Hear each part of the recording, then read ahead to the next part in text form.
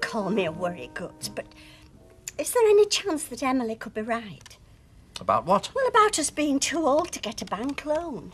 Mavis, just because your friend once did Mike Baldwin's shady books, it doesn't make her a hotshot financial expert. But it is possible. I mean, what will we do if they say no? Go to another bank and another. What we do not do is wring our hands and give up. Oh, Derek, you can be so strong when you want. Well, I've reached a point in life, Mavis, where I will no longer be pushed around. I hope you're not referring to me. No, my mother, Angela, Victor, all of them. No, it's true, I admit it. But I'll be pushed no more. Me neither. I mean, fond as I am of Rita, it'd be wonderful to be my own boss. Our own boss. Oh, yes, I mean that.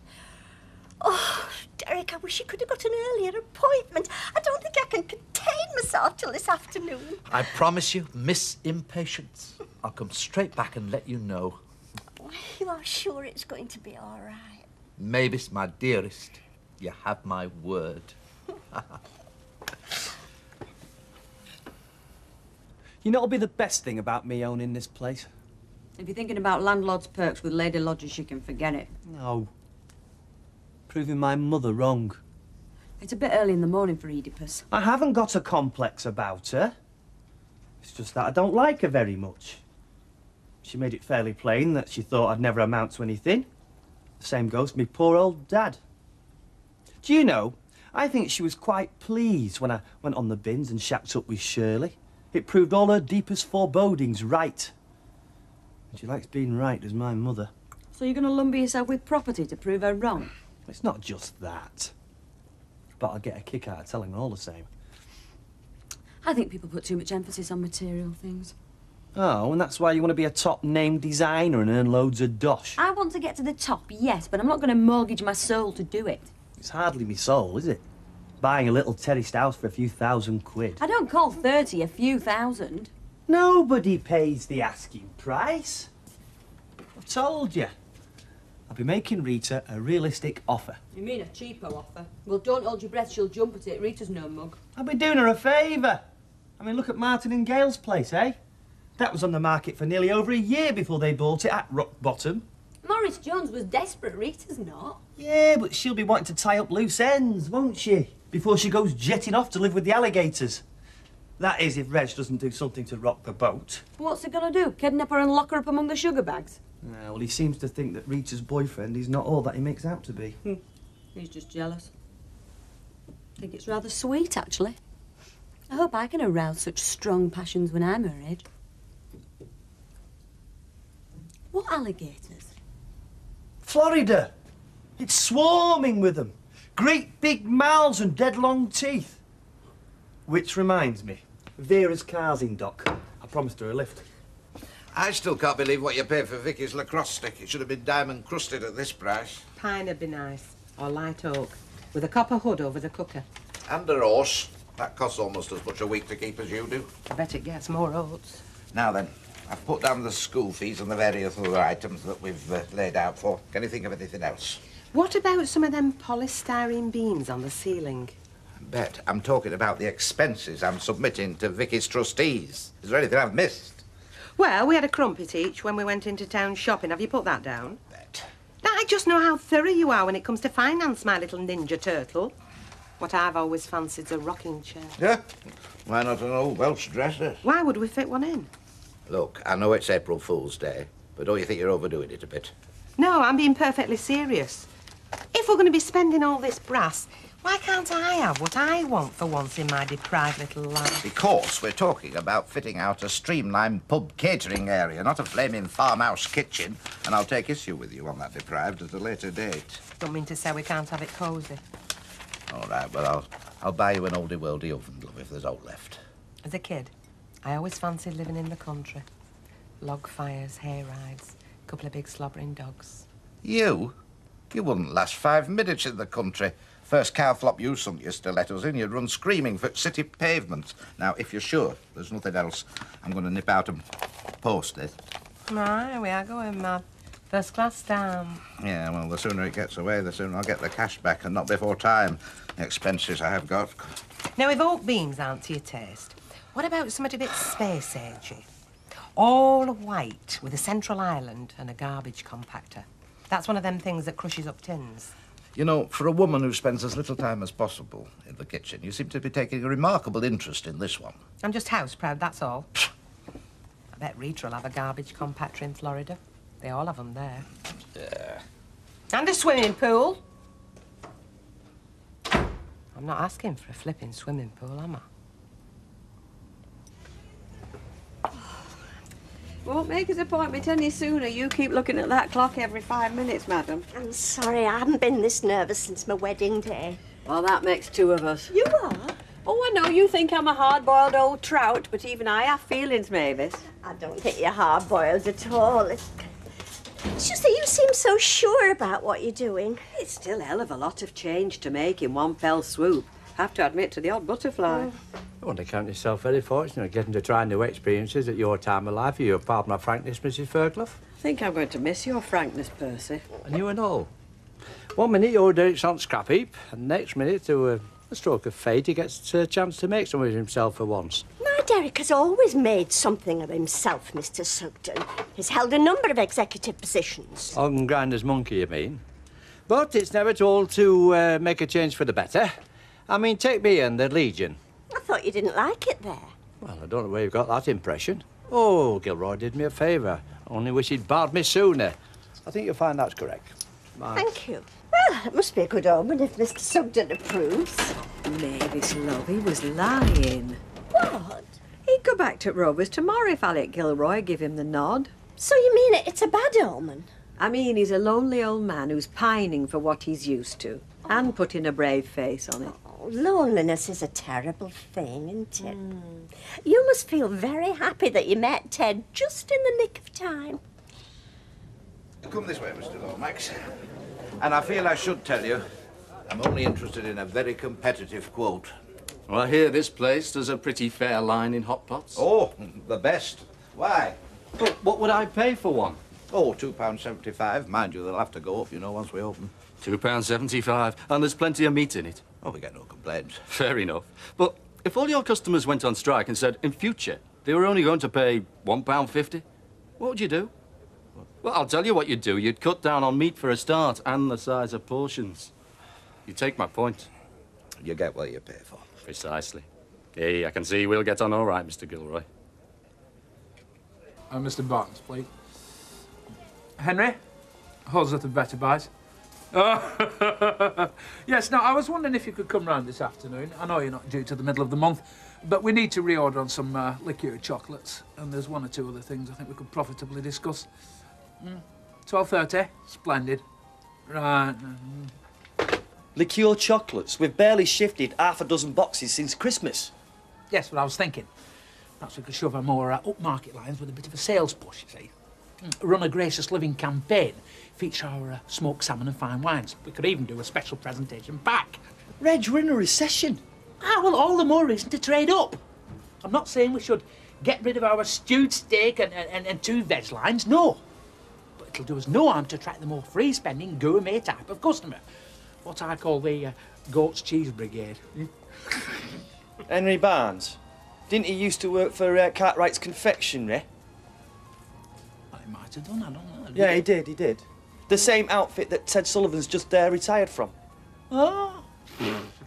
Small world, isn't it? You never know. Well, I don't know. So, what's the bottom line? Well, I'll not beat about the bush with you. There's a lot of work here if you're to bring this place up to the standard required.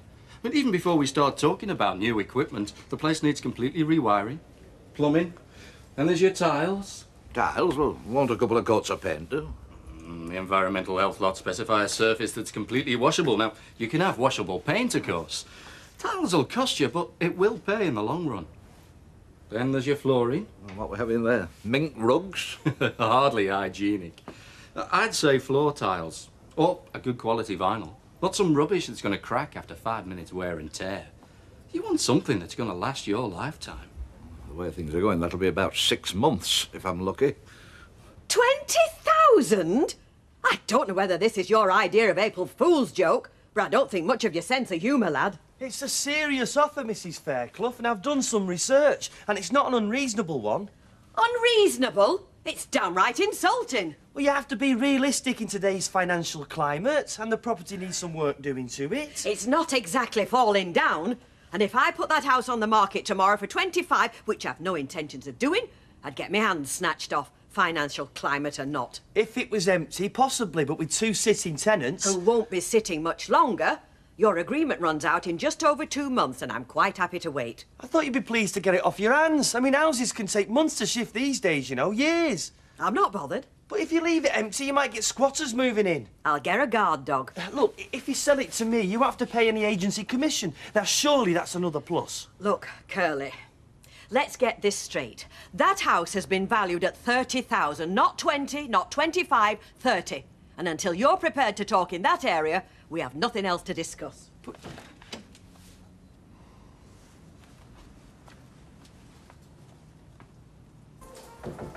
Come in, please. Oh. Maybe remind all our customers. Well, thanks for coming so very promptly, Henry. Not at all, Mr. Holdsworth. It's always a pleasure to do business with Better Buys. May I? Of course, of course. Now, if it's our fine liqueur chocolates that you're particularly interested in, can I recommend that you try our brand new Premier cocktail range? We call that one our Tia Maria Twirl. It's very popular with the ladies. Delicious. Absolutely delicious, Henry. I expect you enjoy merchandise in the more upmarket products, don't you? I don't think you've had the opportunity at Cartwright Confectionery. I think Licorice All Sorts was the top of their range, wasn't it? No, I mean, to be fair, they did do an excellent Nutty Crunch. Nutty Crunch? But Mrs. Fairclough, Rita, surely we can come to a mutually acceptable agreement. Not while you're making threats, we can't. Threats? I will not give in to blackmail, and I won't be exploited. Is that clear? But is that clear? Perfectly. I wasn't making threats. She's got it all wrong. What was all that about? Well, I'm sorry to say, but I think that young man's being influenced far too much by his boss. Oh, yes, I knew Ted Sullivan. He's a good chap. Ah, and his wife, Henry, did you ever meet her? Doris. A couple of times at staff Christmas parties. She seemed a nice woman. It's tragic, that was. What was? Well, the way she died. I always think drowning must be a particularly horrible way to go. What happened there then, Henry? Well, the way I heard it, they were out fishing, somewhere off the coast. A storm came up, the boat capsized. He tried to hold on, but in the end... It must have been awful for him, poor devil.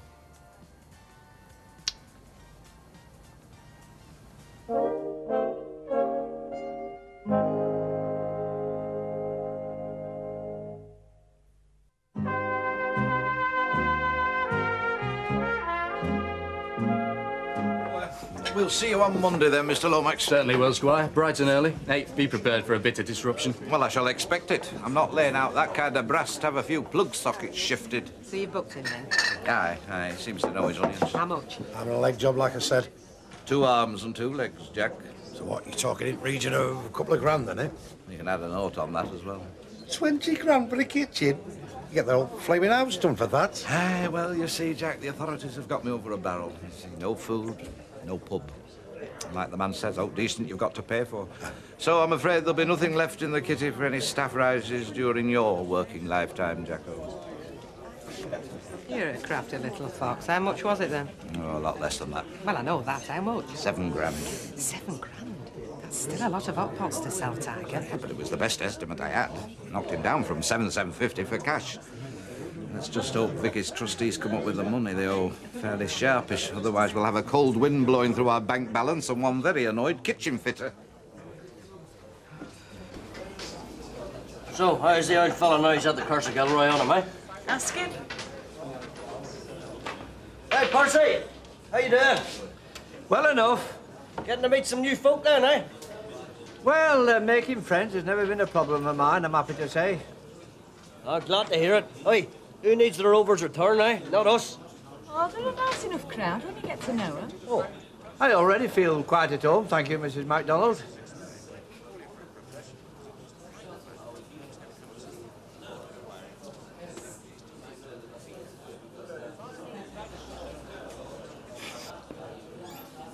What's he doing in my chair? Hello, Josh. Glad to see you back in good health. I'm not in good health. Doctor says I've had to have no stress. Very bad for my asthma. Hey, you, Grandad, you sat in my chair. I don't see any name on it. And I'll thank you not to call me Grandad. Josh does usually sit there, Mr. Sugden. Aye. But this chair down here is just as comfy. I don't care, I'm not moving. It's a matter of principle. I fought for a free country, and that includes the right to sit where I like. You talk to me about fighting for your country, lad. I've got more campaign medals than you've got butties, Grandad. Well, why aren't you wearing them? Did you leave them on your pyjamas? Hey, fellas, come on. It's not worth coming to blows about. I mean, fighting about women's one thing, but fighting about a chair? You're not fighting again over me, are you, Percy? What do you mean, again? I should have warned you, Joss. He gets very possessive. Oh, you know him, do you? Certainly do. I used to meet him at full-time dancing. Do you know he was nearly as light on his feet as you are? You should never have given it up. Hey, Joss, are you getting better, love? Are you still wheezing? He's been proper poorly. Who sent for you, any road? I've come to keep you company, pet. I'm not your flaming pet. Come on, Joss. Sit here and be nice and cosy.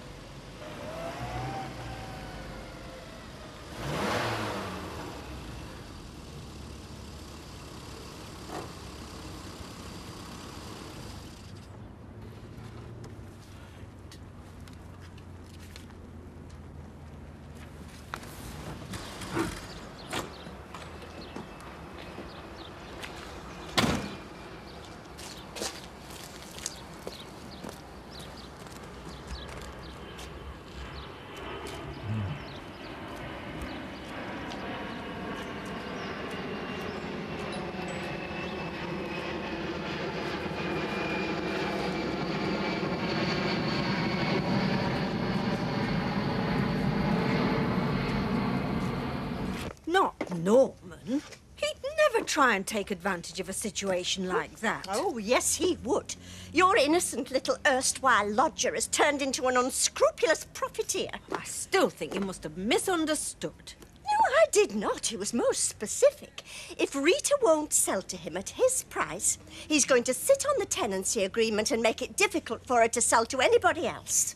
You were there, were you? No, I was not, but I know what Rita told me. Mavis, with all due respect, nobody has quite your impeccable knack of getting hold of the wrong end of the stick. Oh, Emily. Honestly, the way she goes on, you'd think she was his mother. I've come from the bank. I mean, she practically called me a liar, Derek, and poor Rita's had to go upstairs with a migraine because of all the aggravation. Mavis, you told me to report immediately I got back. Oh, yes. How did you get on? They said yes. Oh, Subject to them agreeing the business is a sound proposition, which it is, they see no reason why we can't have the loan. Oh, Derek, just think, in a few weeks, all this will be ours. Heck, between Curly and you two, I know how a carcass feels when a vulture's harboring pick its bones. Of all the stupid things you've ever done, this is about the stupidest one. It was a tactic, that's all. She's a businesswoman. You thought she'd have known that. Some tactic getting us both evicted. With my finals coming up as well. No one's been evicted, so don't dramatise. Well, Rita's hardly going to let us stop on after the lease runs out, not after what you threatened. Will you stop making out I'm Godfather Part 3 or something? I didn't threaten. I merely made a statement of fact. It's all right for you. You can afford a place on your own. I certainly can. Will you stop going on about me, I? I'm upset as well, you know. I set my heart on buying this place. Only so's you could show your nasty mother what a great big rollicking success you are. That's sick. I wish I'd never told you that now. I trusted you. I thought we were friends. I expect Rita thought the same thing. Well, you would be on her side, wouldn't you? I'm on the side of keeping a roof over my head. But I also think that what you did was downright dirty. And to think, I used to say you were the only lad I knew who had any principles. I'm in here, Reg. Come in. You'll have to excuse me because I'm in the middle of packing. Do you know it's a devil to decide what to take with me? I'm not sure what they wear out there, apart from Bermuda shorts. And I certainly shan't be showing off my white legs in them. I want a word with you, Rita. Oh, that sounds serious. About this man, Sullivan. Ted? What about him? Well, I'm beginning to wonder just how much you actually know about this chap. Enough to trust my future to him. Rita, you're a sweet and lovely lady. A romantic at heart like me, which is why I was instantly drawn to you. And for this reason, you need protecting against your impulsive nature. Look, Reg, I've a lot to do. I'm off to Florida tomorrow. I suppose you know about his wife, do you? What about her? Well, she died a few years back. Well, of course I know. Hmm? And did he tell you how she had died? Not that it's remotely any interest of yours, but yes, as a matter of fact, he did. Ah. And might I ask what his story was? His story, as you put it, was that they were at sea in a fishing boat. Somewhere off the coast of Wales, not that that matters. There was a sudden gale, the boat tipped over, and by the time they were rescued, she'd gone. I mean, Ted was devastated for a long time. Why, what story have you come up with? Well, basically the same thing. Well, there you are. But I have been making a few other inquiries. If you've been snooping into his private affairs, I think that's despicable. I want nothing to do with that. I have been very discreet, I can assure you. Rita, I only did this because I've got your best interests at heart. Because I care for you. I wish you'd believe that. Look, I think you'd better go. Right, well, do you want to hear me out just for one moment? And then if you want me to go, I will go. Right. 1 moment. That's what you've got. Well, what it is, apparently the lady had some money of her own. And he took out a life policy on her for a very large amount to boot. Since when has that been a crime? My late husband was insured. You're not suggesting I did him in? No, I'm not suggesting any such thing. I'm merely pointing out that you don't really know this man. And there are things about his past which are open to question, to put it mildly. Look, Reg, I'll tell you one thing. Ted Sullivan has courted me fairly and honourably. He didn't come making up to me when he still had a very much alive wife in the background. No, that was a misunderstanding. I never meant to hurt you. You didn't. Don't flatter yourself. You just made me flaming mad like you've done now. Ted Sullivan respects me, and I respect him, which is a damn sight more than I can say for you. So take your nasty little innuendos and stuff 'em. Oi! Don't expect a postcard.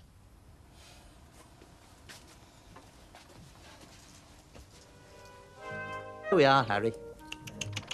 There's your water. The wire on there. There.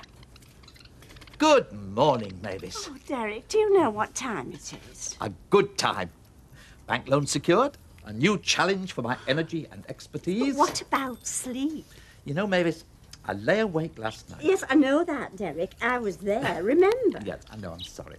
But I lay there thinking, what kind of image should I present? Image?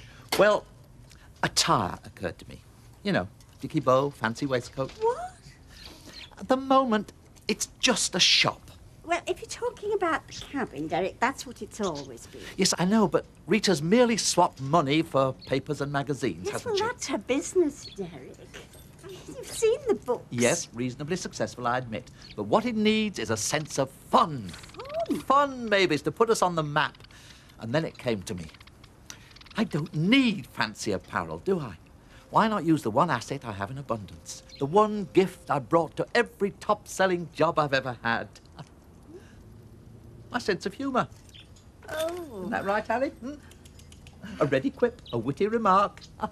What better way to greet the day and a yawning customer? There. And now, tea. Oh, please, yes. Well, Harry's been fed and watered. I don't want you thinking you're number 2 in the pecking order. Pecking order. Peck, peck, peck. Oh. There we are. Oh, dear. Why didn't you just kick her in the teeth and have done with it? It was an initial offer. Rita can take it or leave it. It was an insult. Oh, I'm not questioning your morals. I'm questioning your common sense. I asked you to come in with me, and you refused. We were talking mortgage then, Curly, not smash and grab. Don't exaggerate. Why? Tell me. We've been through all this, Angela. Rita needs a quick sale, I know. Right. But you're not one to take advantage, so why? Because it's a buyer's market. Not good enough. She could put us out, you know that. Be a couple of cardboard boxes for us to when the lease runs out. Do you think I'm stupid? Yes, in a word. Do you think I plucked that figure out of mid-air? Because I didn't. I thought about it, Angela. I took stock. Did you take advice? Well, yeah. Stout fellow was he, old gob and glasses. Thought so. Look, whatever you may think about Reg Holdsworth, he's no mug when it comes to finances. Sit down, Kelly. No, I've got to go to work. Not before I've educated you, you're not. Sit down.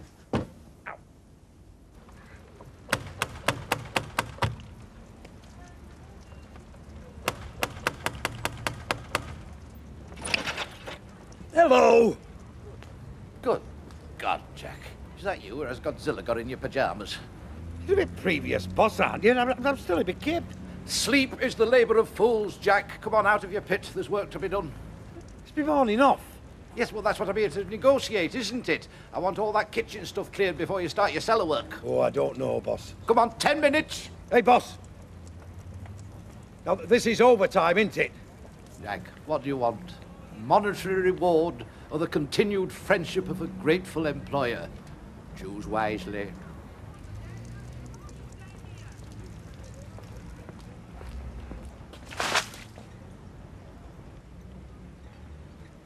I never saw you.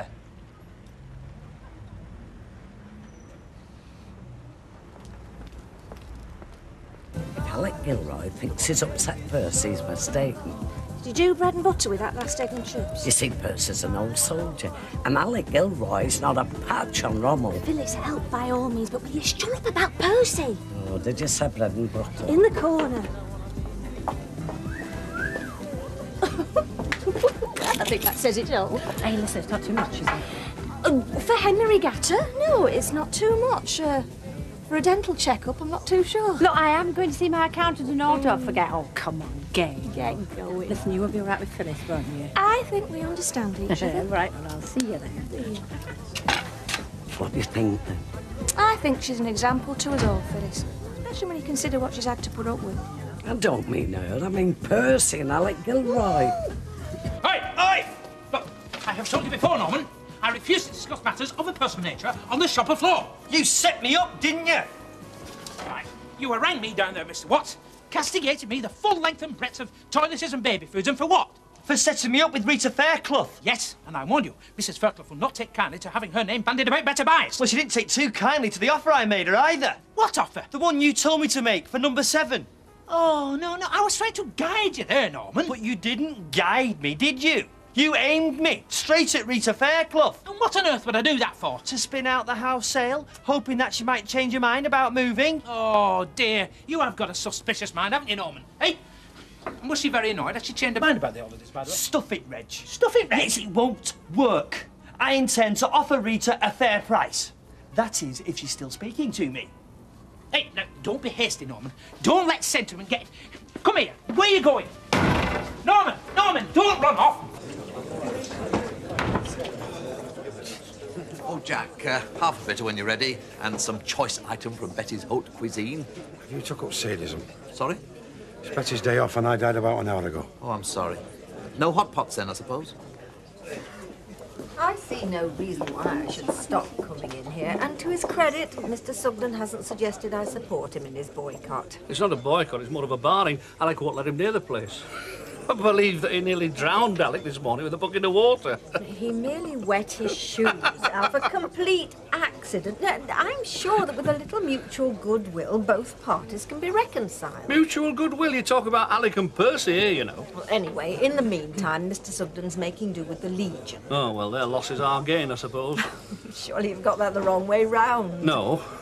Anyway, I better get off. Kitchen's being cleared, Derek, ready for the workmen coming.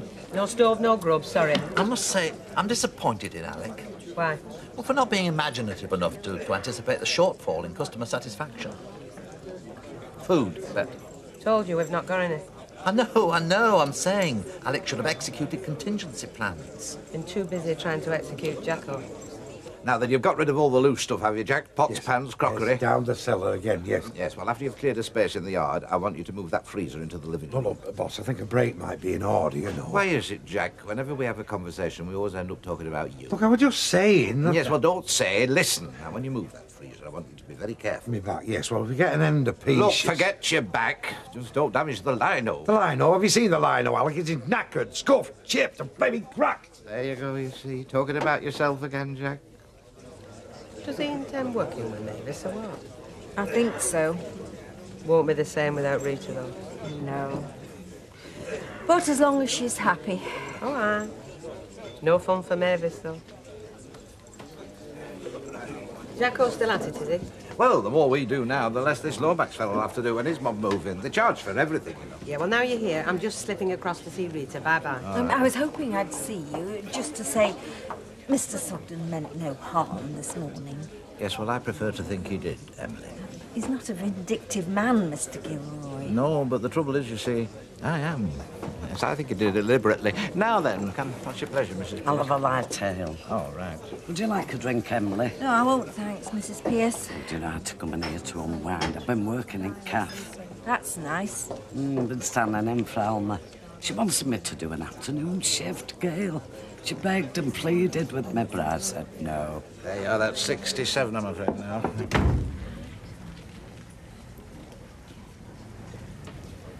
Okay. Busy, but fine. How was the accountant? Oh, do you know, he makes me feel 100 years old. He keeps on about personal pension plans. And the dentist? Oh, Gail, did I tell you? He's French. No, you missed that bit. You know, he just talks, just soothing. I mean, it's about teeth all the time. Oh, it's dead sexy. Who needs anesthetic? And where is Phyllis? Don't ask. Not been trouble, has there? Not since I threw her out. Oh! What else? Percy, nothing but Percy. Oh, dear, anything else? Post. Do you know they've sent us a bill for that freezer repair? Oh, that's all right, really sure for that. No, it's not that simple. I rang the insurers to tell them, and they said we've got to pay for it and then claim it back off them. Big con, if you ask me. I mean, I thought the whole idea was of insurance, well, so you didn't have to fork out in the first place. Hey, listen, Alma. Alma? It's not true. What is it? It's from Jack Ingram's solicitor. It's her divorce petition. I've been named as correspondent.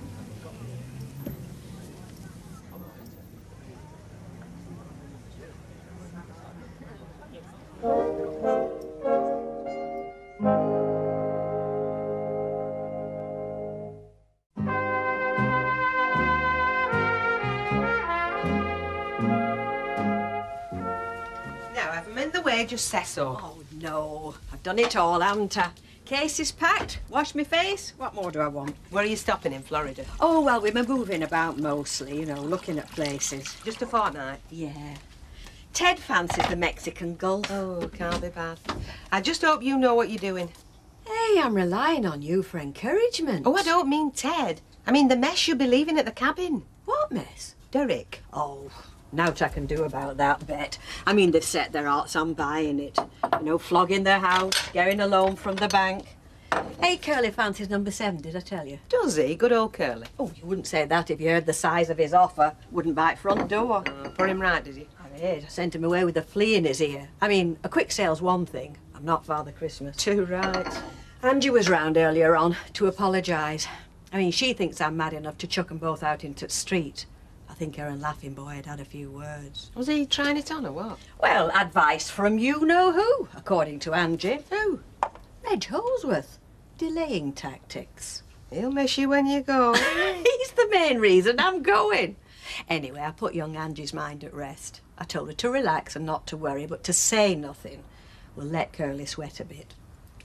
If it's not true, they can't prove it. You know, I never went near Mike Baldwin when he was with Jackie Ingram. Then they can't prove it. It's a trial. They don't write these things on a whim, you know. I mean, I had evidence when I divorced Jim. I mean, they need evidence before they send out one of these damn petitions. Then deny it. What, after I've been to court? I mean, the damage will have been done by then, and mud sticks.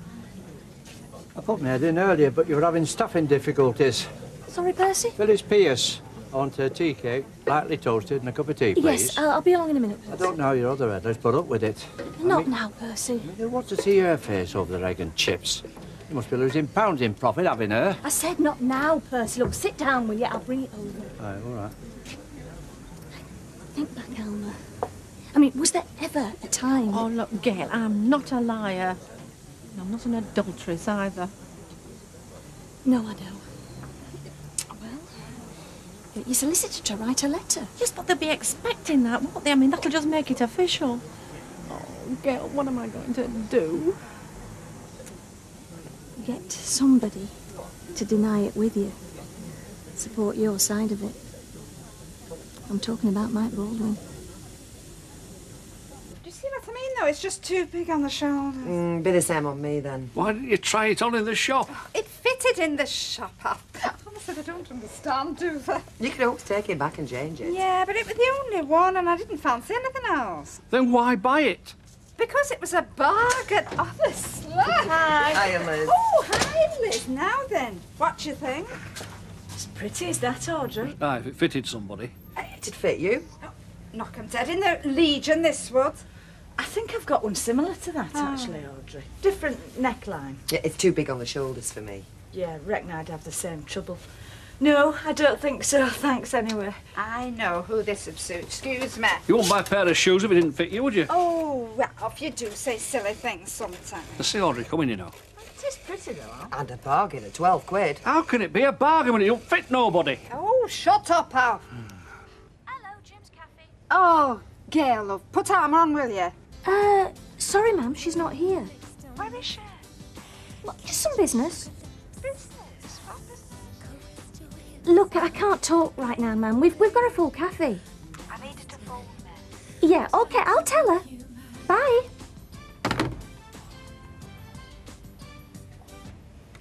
She's not there. The girl's up to her eyes in it. Honestly, she has not got a care in the world, that Alma. I bet she's gone shopping. Oh, hi. And what can I do for you, then? Oh, hi. Actually, it's Mike I'm after. That makes two of us, plus all those who keep ringing him up. Well, is he not about then? Probably in London. Not seen him for days. And he's not home, that's for sure. I keep getting his answer phone. Yeah, well, so do I. Even called at his flat. That important, is it? No! Well, actually, yes, it is. It's very important. So, what if he does get in touch? I'll tell him you're looking for him. Thanks. Well, I'd really rather that people didn't know that I was looking for him. Gotcha.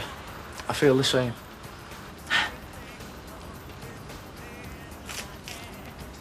I want you to concentrate solely on enjoying yourself. I will. Now be a love and check kitchen window for me, will you? Yes. Now, the cabin's in safe hands, so don't you worry. I won't. Mavis has held the fort before.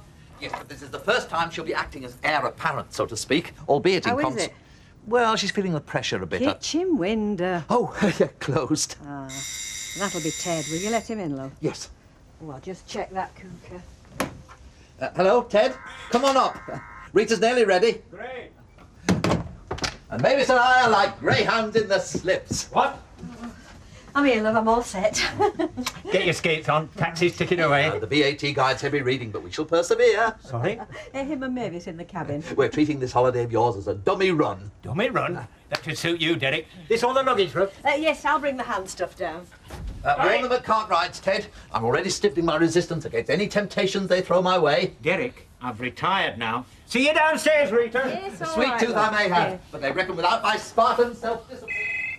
Oh, wait a minute.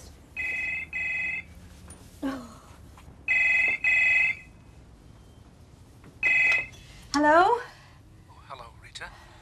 I was hoping to catch you before you left.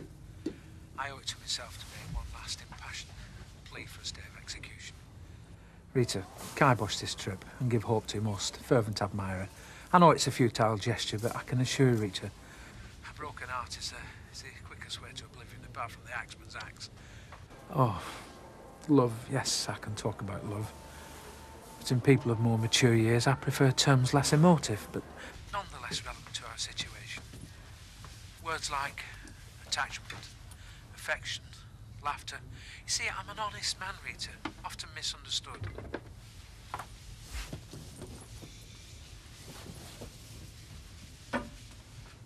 Ardent and passionate. Yes, I plead guilty to all these things.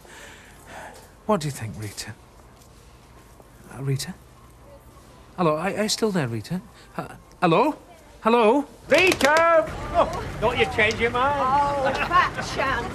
Now, I did give you the spare keys to the flat, didn't I? Derek's got But relax, Rita, you're going on holiday. See you, folks. Have a good time. Safe journey. Have a lovely time. Yeah, watch out for alligators. And give my love to Mickey Mouse. Mickey Mouse.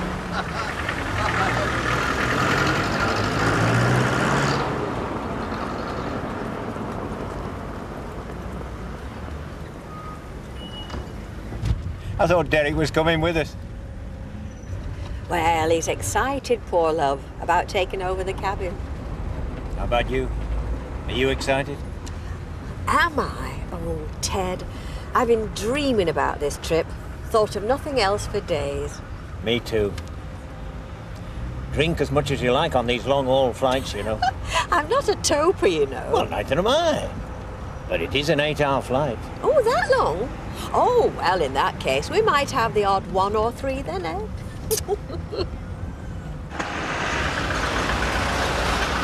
You've got a face like a stop clock. What's up? Oh, nothing. It's just that you're looking at one of life's great manipulated. How do you mean? Well, there are those who do it and those to whom it is done. Well, what we're telling you for, you've done it. Did I enjoy it? Are you surprised he's gone home? No staying power. He's a barman, Alec, not Delaney's donkey. Oh, come on, Betty's playing the old soldier, isn't he? Then why not give him a medal? Tell him it's a job well done. Well, I was going to, but he went. Did you see him? He went down the ginnel on all fours. Listen, do you want your new kitchen doing quick or not? My kitchen? Well, our kitchen. Look, I'll tell you what we'll do. We'll put a plaque on the draining board when it's finished to the memory of Jack Duckworth's back. Yes, Angie? Please. Right. I'll get this. No, you won't. If we're going to go our separate ways, we best start now. Separate ways? When Rita chucks us out. Oh, so you've seen her? I saw her, breathing fire and spitting bullets. You really blew it there, Curly. Want a piece, decider? Yeah, go on then. Suppose we got the flicks, though. All right, what are you going to see? One flew over the cuckoo's nest? Come on, come on. It's all about hospitals, isn't it? Doctors, nurses. You're not psychiatric. I'm studying psychiatric, Kev. If I was, I could stay at home and study you, couldn't I? Don't leave Alf too long, Mum. You know Nicky plays him up. I'll nip over in a minute. Anyway, it'll do him good to do a bit of babysitting. Now, did you find out what Alma's business is? Mum, I know what Alma's business is. I'm not sure she'd want you to know. Did she tell you not to tell me? No, but... No, I think you should. Save me getting embarrassed. You being embarrassed? Yes, I mean, if I don't know, I could put my foot in it, couldn't I? Come on. I've lived long enough to know when folks are trouble. What is it, love? Look, will you just go home, Phyllis? You think I may just have to gossip? No, I'm just after closing up, so will you just go? Do you know, I used to waffle on about Percy and she used to listen. It's not like Gail to be like she was. Well, what does it matter? As she said, I get on her nerves. No, she's just fine. Look, I'd tell you if there was anything wrong, honestly. No. Now, come on. So long as she's all right, love. Good night, love. Night.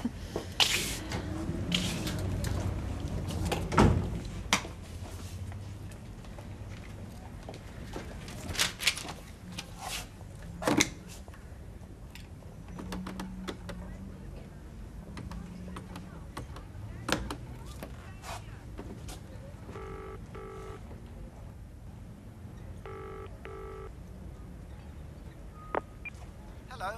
I'm sorry I'm not here at the moment. But if you'd like to leave your name and your number, I'll get back to you. I waited for Phyllis to leave. I've been trying to get to you all day. I know. I've been wanting to see you as well. Look, I'm sorry, Alma. Do you know what Jackie Ingram's done? Yeah, named you. I got one as well. But it's not true. She's got no right. We haven't drawn straws yet as to who does the early shift tomorrow morning. I'll do it. It was to be my turn if Rita had been here. Ah, but Rita's not here, Mavis. This is a brand new ball game. Wilton and Wilton Incorporated. Oh, you haven't told me what Hewitt said when you turned down the job. Ah, well, you see, George Hissett wasn't there when I rang first. I got Terry. And were they disappointed? George is the elder brother. He's Terry's senior. Oh, well, what did they say? But I'm trying to tell you, Mavis. It was George who held the first interview, you see. I wasn't going to leave an important piece of news with a junior, so... You're only turning down a job. Mavis, you're preventing me from making my point. Sorry. So, I ascertained when I could talk to George, and I rang back. And what did George say? He thanked me for letting him know. Was that all? Well, as you say, I was only turning down a job. Well, what was your point then? Satisfaction. I can't say I cared all that much for George. Look, I've been dragged into this and it hurts. I mean, your divorce has got nothing to do with me. No, that's all down to Jackie. Yes, but she's got no right. She's got no evidence either. I mean, it's a damn lie to say that I went to bed with you while While I was with you, well, my conscience is clear. So should yours be. Oh, forget you. I mean, Jackie Ingram's blackening my character. According to that petition, I've committed adultery. Ah, but you haven't. She's blaming me for wrecking her marriage. No, that's my fault. Yes, but you weren't in bed with me at the time. No. Well, then, tell her. Jackie, and do you think she's going to listen? Oh, just get out. No, hang on a minute. Look, we've got to stick together Look, on would this. you just go? I know you're upset. I can see that. And it's all my fault. I mean... You know, the only sin that I ever committed was knowing you, and I'm going to be regretting that for the rest of my life. You don't mean that, Alma. Oh, I do. Look, Jackie is still bitter, right? She's trying to get at me by involving you because she knows how I feel about you. But you're absolutely right. I mean, I can't just stand around and let it happen, can I? But it's not true. I know it. I'm going to do something about it. I'll get your name taken off those divorce papers. I'll sort something out. I'll fix it. Trust me.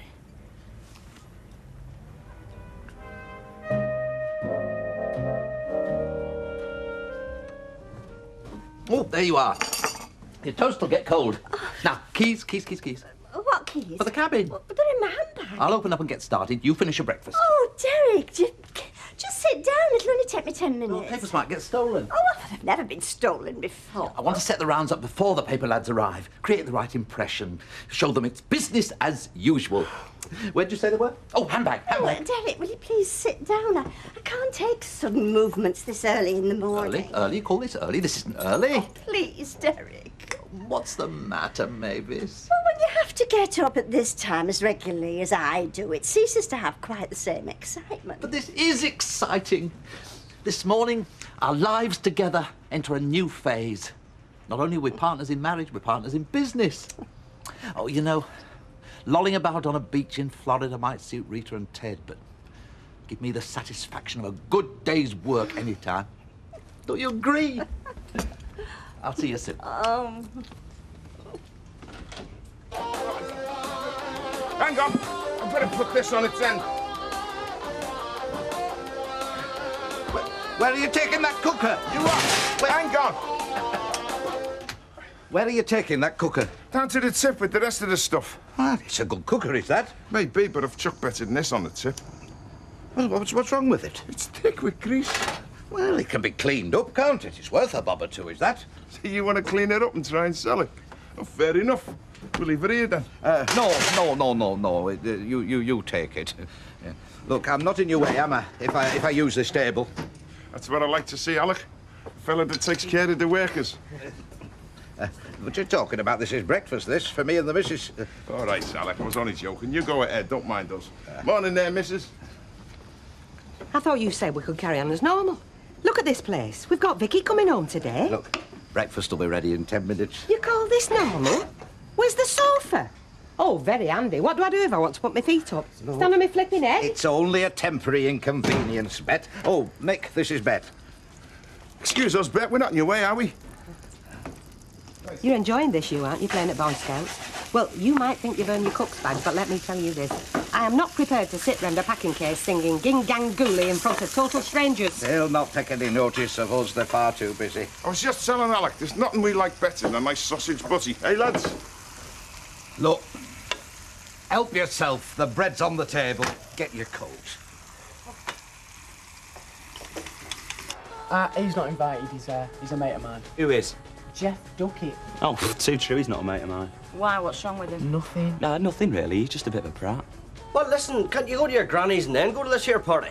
It's in Liverpool. Liverpool? Liverpool? How are you getting there?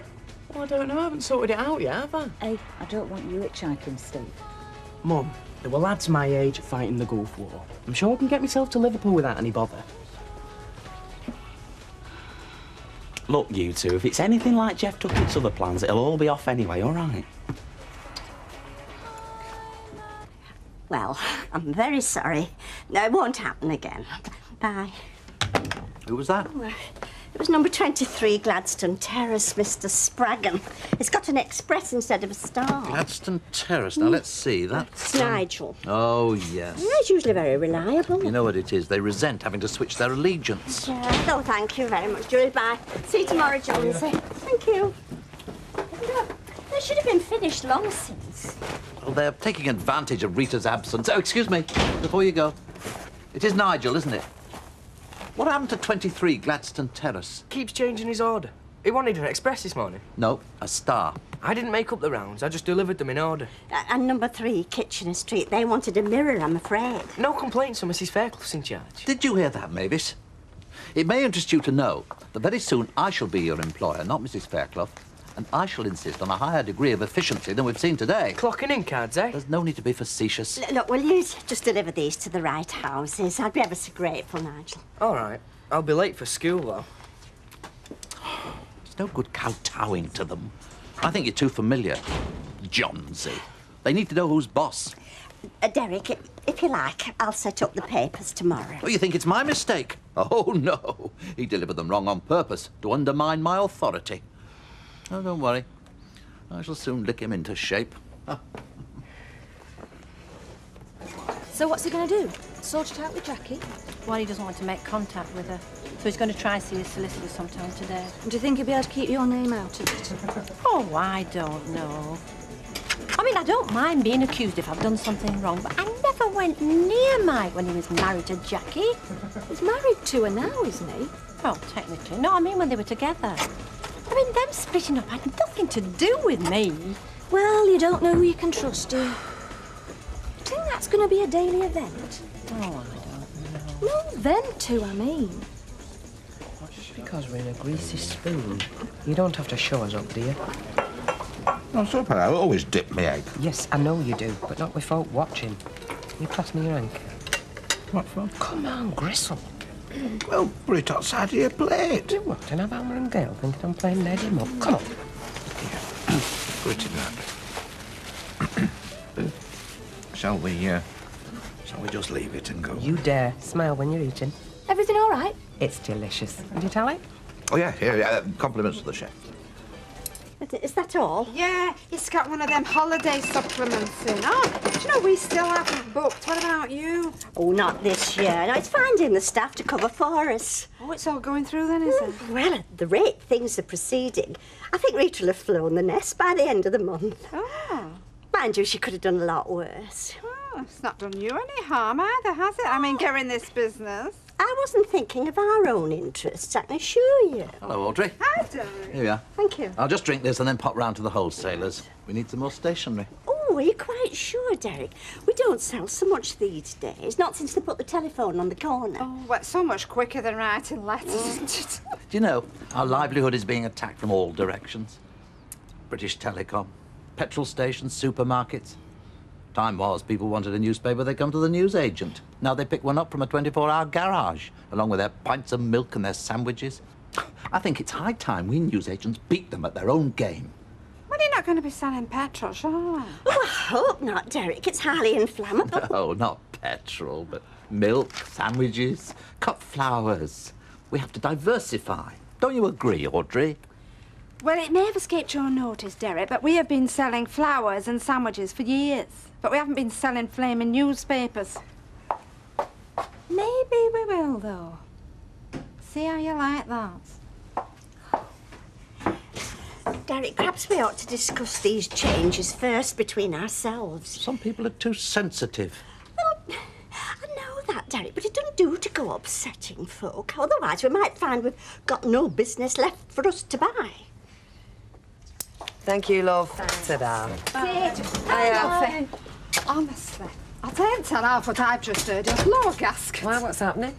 Mr. News over the road is only thinking of turning the cabin into a mini-market. Is that what he said? Well, sandwiches and flowers to start with, but the rest will follow.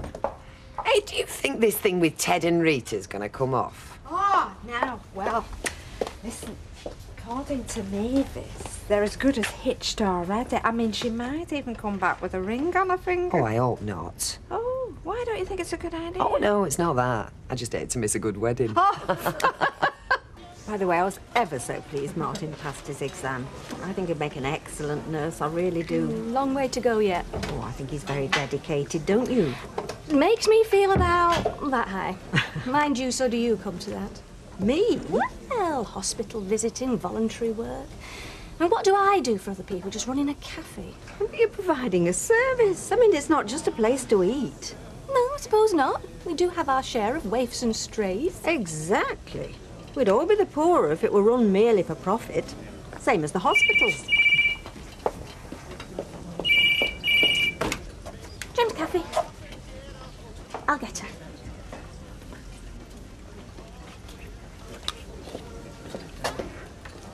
Have you got anywhere? Well, when are you seeing him? No, look, I can't talk now because we rushed off our feet. No, Mike. All right then, yes. Bye. Any luck? He's seeing his solicitor this afternoon. He's going to let me know what happens tonight. He's coming round. No fear. We are meeting on strictly neutral ground. Teacher, what's going on next door to you? What, the Rovers? Oh, Alex got the builders in. It's this new kitchen. Oh, do you know, that's what I'd love, a new kitchen. Same here. Except with all the banging that's involved, I think I'll stick with what I've got. Big job, is it? Oh, it's costing a fortune. 7,000 or 8,000, I've heard. Oh.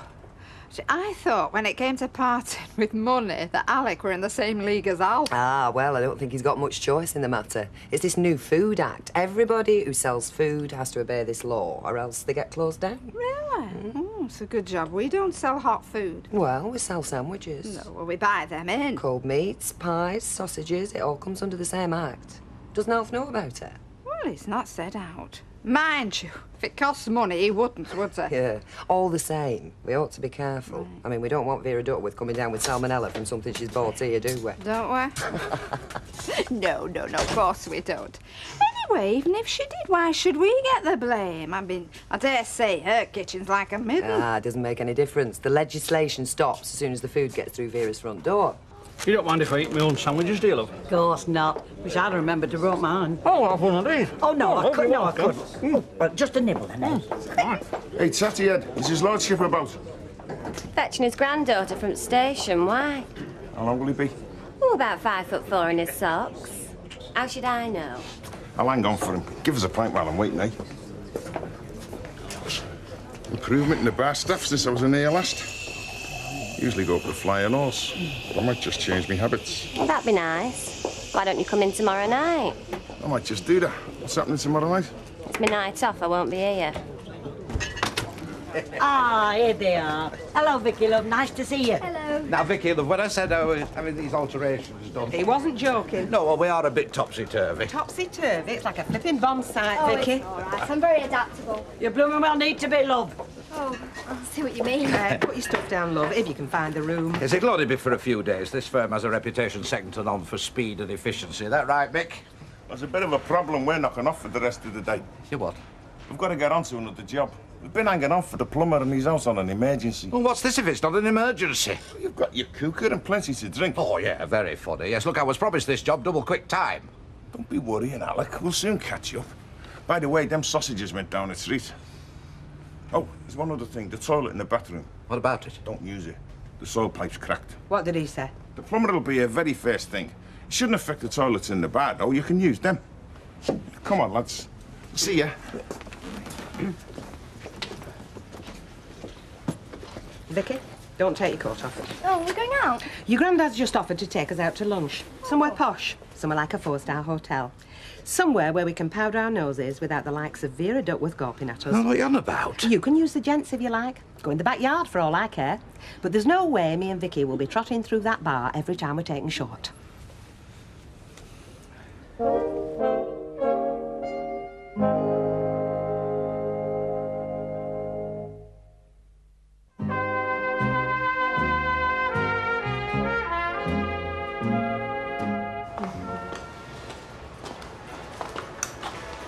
Hiya. How you doing? Fine. How are you? Fine. Did you remember I was coming home today? Of course I did. I've been looking out for you, Anna. We had problems with the builders. Yeah, I heard, yeah. What time did you finish? About 5:30, why? I just wondered. Well, I better not stop you from working. Oh, I'm not that busy. Shall I see you later? We could go to the pictures if you like. Tonight? Shall I call for you? I'll call for you, shall I? No, meet me at the top of Morsley Street about 6 o'clock. What about you, Victoria? So, you on the lookout for a new bike? Or is there some other attraction, eh? It's not funny taking a notice of him. What makes you think I was referring to you? Anyway, welcome back to Coronation Street. Perhaps you can put a smile back in your granddad's face. He's been running around like a giraffe with a sore throat, so he has. I'll see you. Cheerio now. Aye. What's that supposed to mean? What time are you seeing him? 8:30. You know, my life is complicated enough as it is. Well, let's just hope he can sort something out. Yeah, I hope so. You know, trouble is with Mike Baldwin, he doesn't have any conscience. Not even where your feelings are concerned. My feelings? Mike Baldwin doesn't care about my feelings. He doesn't give a damn.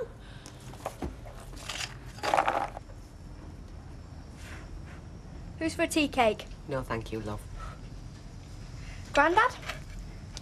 Sorry, it's a bit burnt, but charcoal's supposed to be good for you. Who told you that?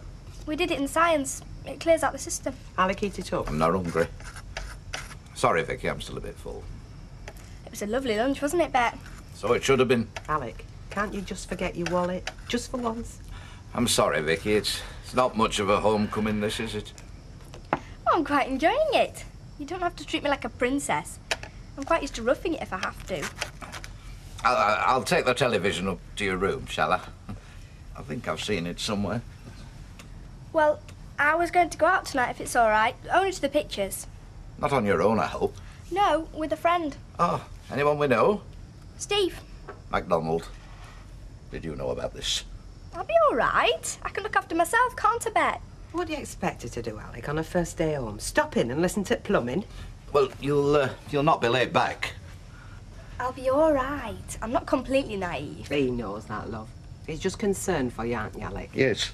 But I mean, if we're prepared to trust you, you're not going to do out silly, are you? Don't worry, Bet. Don't worry, Grandad. Right, see ya. Are you having any pudding? Oh, I'll get some later. I'll have it cold. Mind how you go, then. Oh, and Steve, keep off the booze, please. There's a good lad. I'm just going to the pictures. Will it be all right if I get myself some popcorn and coke? Listen, who you going with? Just a friend. Wouldn't be redhead by any chance. So? So, she's underage. So be careful. Victoria, you're joking. Alec's granddaughter. Are you going to be going on the bus, or are you going to take her in the pushchair? Well, perhaps you'd all like to come with us. Keep us company, eh? No, I don't think so. I prefer the more mature type myself. Well, Mavis, I think we can congratulate ourselves on a highly successful first day. Well, except for the papers getting mixed up. Oh, that won't happen again. Oh, no. So you've no regrets? About turning down the job with Hewitts? None whatsoever. No contest. There's no travelling to work. Besides which, I'm working cheek by jowl with my partner in life. What more could one wish for, eh? Right. Cash, lights, till open and empty. Alarm. I checked the fridge. Front window? Yes, it's locked. Anything else? No, come on, Derek. Back door? Yes, I bolted it. Well, I'll just check. Can't be too Derek, sure. come on. Oh!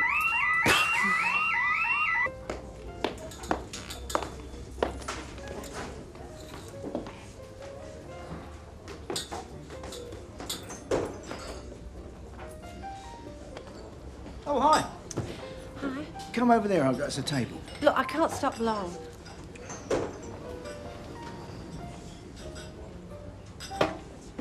Hey, I like that. What? That outfit. I've had it for ages. Yeah, I know, but it suits you. Do you know what?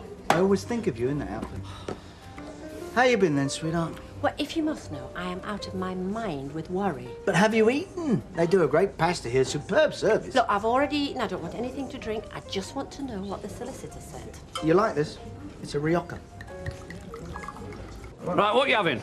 Oh, you've already bought me one. Don't argue. Grab it while you've got the chance. Cashed in your telecom shares, have you? It's an investment, is this? Treat them right, they work all that much harder. You want to tell that to Jack Duckworth. Half a bottle of scotch I bought him at Christmas. Look at the place. Boxes, crates, can't move for rubbish. That means you should have bought him a full bottle. Oh, Emily, now, put your money away. Love this on me. What are you having? Oh, that's very kind. I'll have a tomato juice, please. Right, you are. But what's this in aid of? Why has everybody got suspicious minds? I just feel generous, that's all. You've not told him about Derek's mini market then? I I don't want to upset. Cheers, Alfie. Cheers. Alec, I hope you've not forgotten that solicitor fella's coming in the morning about Vicky's trust fund. No, of course I haven't. Well, don't you think we should tidy up a bit? He'll be thinking she's living in a rubbish tip. Phone for you. Me? No, Bet. Someone called Stella Rigby. Oh, my God, what does she want? Hey, what's up with that? Phone call. Male or female? Female. Someone called Stella Rigby. Stella Rigby. Sounds like trouble. Oh. Should we have another one? No, I've got to do my accounts when I get back. When they wait? No, and I don't have to make excuses either. I've got to go. Look, I'm sorry your name's been dragged into this. I really do apologise. Thought you said it wasn't your fault. It's not. It's all down to my ex-wife and the solicitor, isn't it? But it is my divorce, so I do feel partially responsible. Well, as long as my name isn't mentioned, right? I'm on your side, right? How many times have I heard you say that before? On my mother's memory, will you believe me? I believe you. Well, why don't you trust me? Mind you, we'll have to stick together when they start digging. When who starts digging? The solicitor. I mean, they're going to snoop out everything they can get. Well, like what? I mean, what kind of thing? Past histories. You, me, Ken. Ken? They want to know about Ken? They will if it suits them. But don't worry, we can test it if it means going to court. I mean, you can handle the publicity, can't you?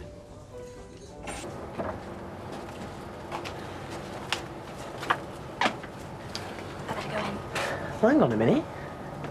Do you want to see me again? Yeah, okay. Steve, you know that Valentine? It was from you, wasn't it? No. What Valentine? Come on, it was, wasn't it? I don't know what you're talking about. Of course it was. Oh, you? Still got it. It's under my pillow. I have been looking forward to seeing you, though. Same here. Nice, Steve. Hang on a minute. Who's there? Oh, you're back. Yes, well, if you've said good night, I think Victoria better come inside now. Catch your death out here. It's not cold. No, but it's late. Come on, inside now, there's a good girl. You can take the smirk off your face and all. Well, when did you need to know by? Right, up to your room. Why? Why? You know very well why. What's going on? Hang on a minute, Stella. What's happened? What do you think? Her and that Steve MacDonald in the backyard. It was only a good-night kiss, Bet. I've never been so embarrassed. Look, I don't want to discuss it. I wish I'd gone to Belinda's for the holidays. At least her parents don't spy on me. Look, talk to her, Bet. I just seem to make it worse. Hello, Stella. I'm sorry about that. The answer's yes. That's right. I'll ring you tomorrow. Bye, love. What does she want? She's booked a holiday in Tenerife with a mate of hers, but her husband's had a heart attack. Not Paul. No, her mate's husband, so she's asked me to go instead. See, any other time you could have gone. What are you going on about? I'm going. You can't. I can't? Why's that, then? Well, we're in turmoil, aren't we? I mean, how am I going to manage on my own, especially with Vicky? I did it at Christmas, Alec, and I had no choice. See how you like it.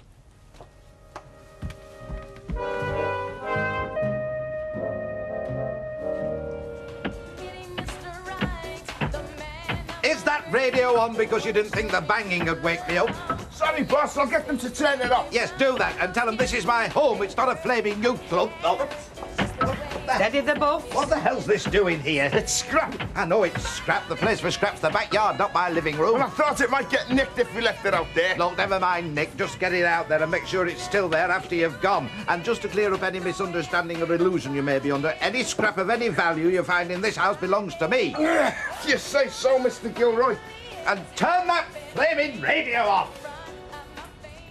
It's like comic cuts in here this morning. Well, I'm glad somebody finds it amusing. There's no point taking your aggro out on the workmen when it's me you want to shout at. And would it make any difference if I did shout at you? If you mean would it stop me going to Tenerife, no. There you are, then. Look, Alec, look on the bright side. I'm still talking to you.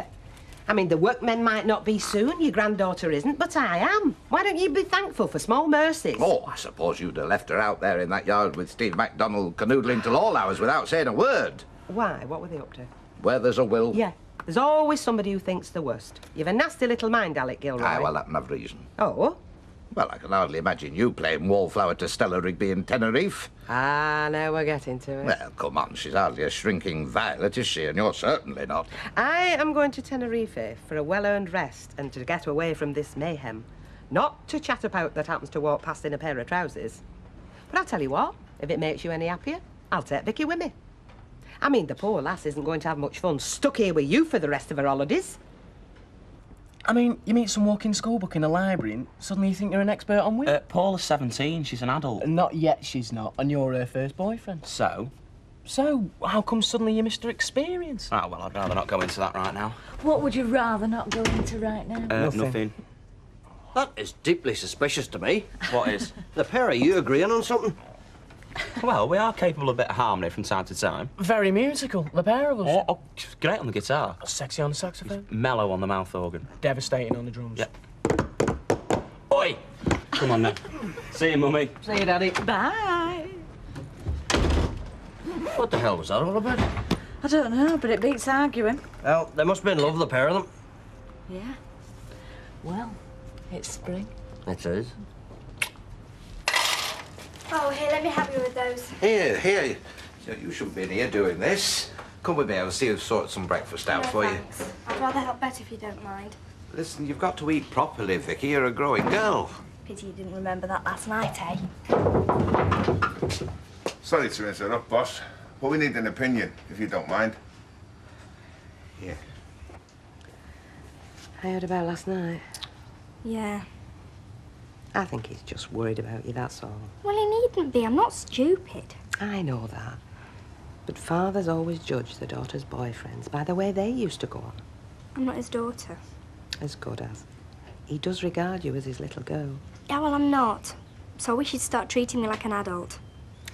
How would you like to get away from here for a few weeks? What, here or him? Both. Stella Rigby from the White Swan has invited me to go to Tenerife with her. We could always run to another ticket. When? Tomorrow. Tomorrow? Yeah, it could be a laugh, all girls together. What do you say? I don't know.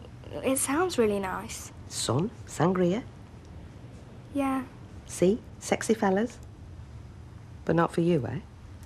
It's Saracen, really. I don't get much chance to see him when I'm away at school. And who needs sexy fellas when you've got Steve MacDonald 6 doors down? I do know what it's like, love, believe you me. Well, you'll have a better time without me anyway. Shh, don't let Alec say that. So you don't mind me going? God, no, of course not. You've got to go. Well, I feel as though I need it. But it means I'll have to leave you with misery guts out there. Oh, I'll handle him, don't worry. After I made him sweat a bit.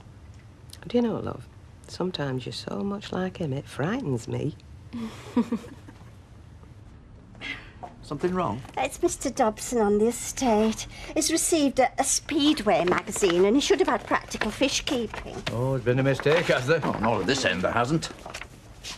Well, there it is in black and white, Mr. Dobson. Practical fish keeping. And what does that tell us? That the correct magazine was sent out. But not delivered. Well, hardly my fault. Well, you're in charge while Mrs. Fairclough's away. Is that correct? Yes.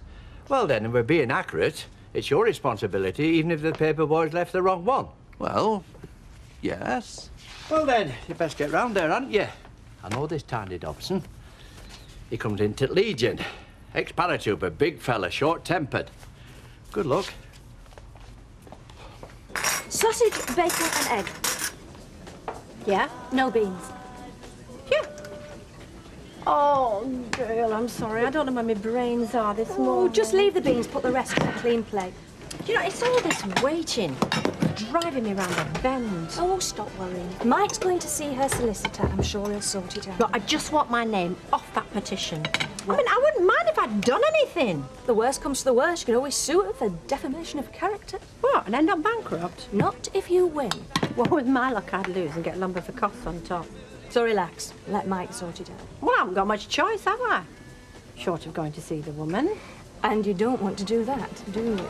No. So let Mike sort it out. He can be very persuasive, as you very well know. That was quick. Well, we don't hang around here, Alec, as you very well know. I know you're making a fortune out of my misfortune. Well, we're not doing too badly, thank you. Aye, we'll make the most of it, because once my place is kitted out, you'll have some real competition on your plate. Cheering you up, is he? He's doing his best. Well, you best get used to it. He'll be paying you a good few visits over the next few weeks, won't you, Tiger? Was there some problem in the new kitchen? No. He's losing his chief cook and bottle washer. I'm off to Tenerife with Stella Rigby. Oh, you lucky devil. How did you manage that? She asked, I said yes. Oh. Is Victoria going? No, there's attractions closer to home for her.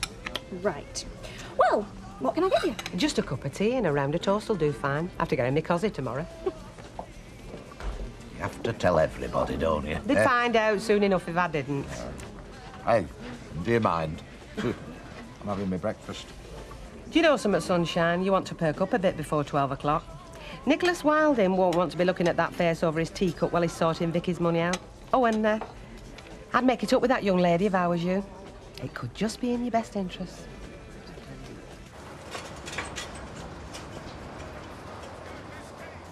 Hi. Now then. Sorry about last night. Doesn't matter. You say anything when you got in? Warn me off. Typical. So? Well, I'm here, aren't I? Yeah. I've got one all-night party next week in Liverpool. Great.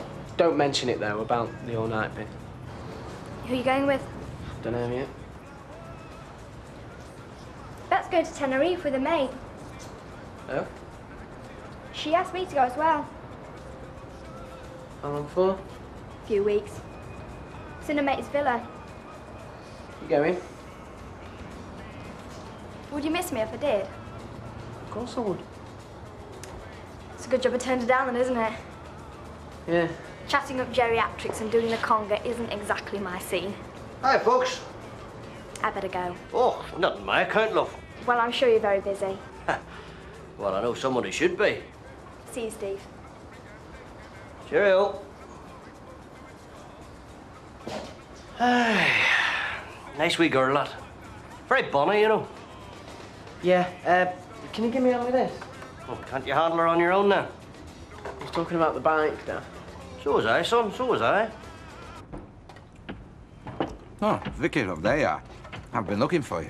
I've been out. Yeah, so I gather. I just wanted a quick word before Uncle Nick got here. It's your house. Yes. Look, Vicky, I know we've had our differences since I, well, took over the reins, so to speak.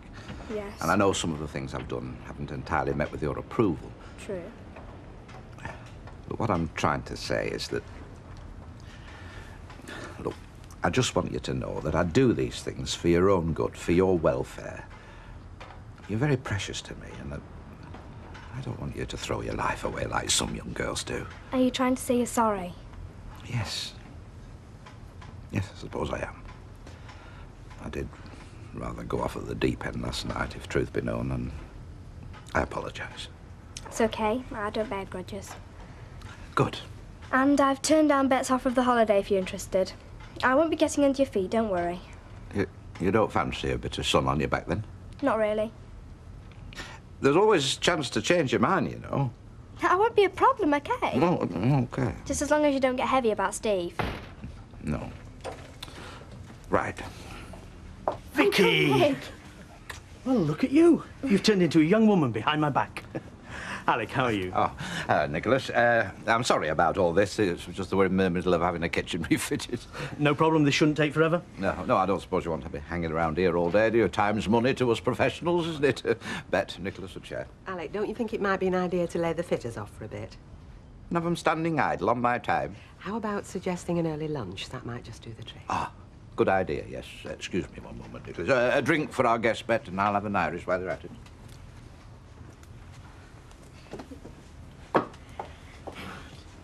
I'm not complaining, you understand, and I know you must be at 6s and 7s with Mrs. Fairclough away, but as far as I can see, my papers have never been delivered. Well, I'll give you another one, Mrs. Stanton, and I'm ever so sorry for any inconvenience it's caused you having to turn out. Well, I thought you'd like to know. I mean, I know you pay these little devils to deliver the papers, but I'm sure they stick half of them in someone else's dustbin. Oh, dear.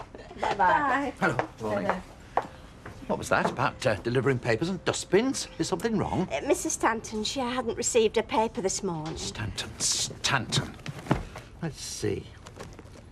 Ah, I thought so. She lives on the housing estate, you see. Nigel Chadwick's round again. Yeah, that's not like Nigel. He's usually very good. He'll be trying it on. New manager, let's see what we can get away with time. Well, I'll tell you something, Mavis. He's just put me to some considerable inconvenience, and I don't intend to let it happen again.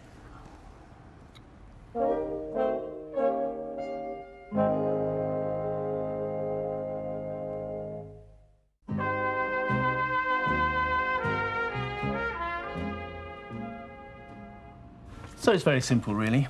After various payments to the Inland Revenue and VAT and so on, the estate amounts to just over £200,000. And until you actually inherit, Vicky, the trustees have made you an allowance of £50 a month. Is that acceptable? Great. And as you are now Vicky's guardian, Alec, you will, of course, receive sufficient funds to pay for all legitimate expenses. Good. Which brings me round to the expenses you've already incurred. I'm glad to say we're now in a position to release all the money owing to you, Alec, as a result of your guardianship. Oh, well, that's all we needed to know, Nicholas. And we were only too pleased to help out in a time of need, weren't we, Bet? Of course we were. After all, family's family, isn't it? Yes. Well, I've checked through the various receipts you've given me, Alec, and there doesn't seem to be a problem. Just a matter of Saracen. Saracen? Don't worry, we're not going to take him off you. It's just that various trustees did seem to think that some of the expenses were on the high side. Well, if they can do any better, they're welcome to try. I mean, 50 quid a week I've shelled out, to stable that horse. Plus new shoes, vet bills, all on top of that. And tack? Oh, and we had to get a new bridle too, didn't we, Grandad? Yeah. And a new saddle too. Oh, no. The saddle was a Christmas present, Alex, surely. Yes, Grandad brought it me when he got back off the cruise. Ah. Well, that's odd, because it's down here as an expense. One saddle, 16-inch, £200. So, how do we explain that? What time did he say? Oh, I don't know. Look, just take no notice of me again. I know I'm getting on your wick. Oh. Look, I'm sorry I haven't been in touch before, but I've had a hell of a job trying to pin her bloke down. Well, what did he say? I mean, will he take my name off it?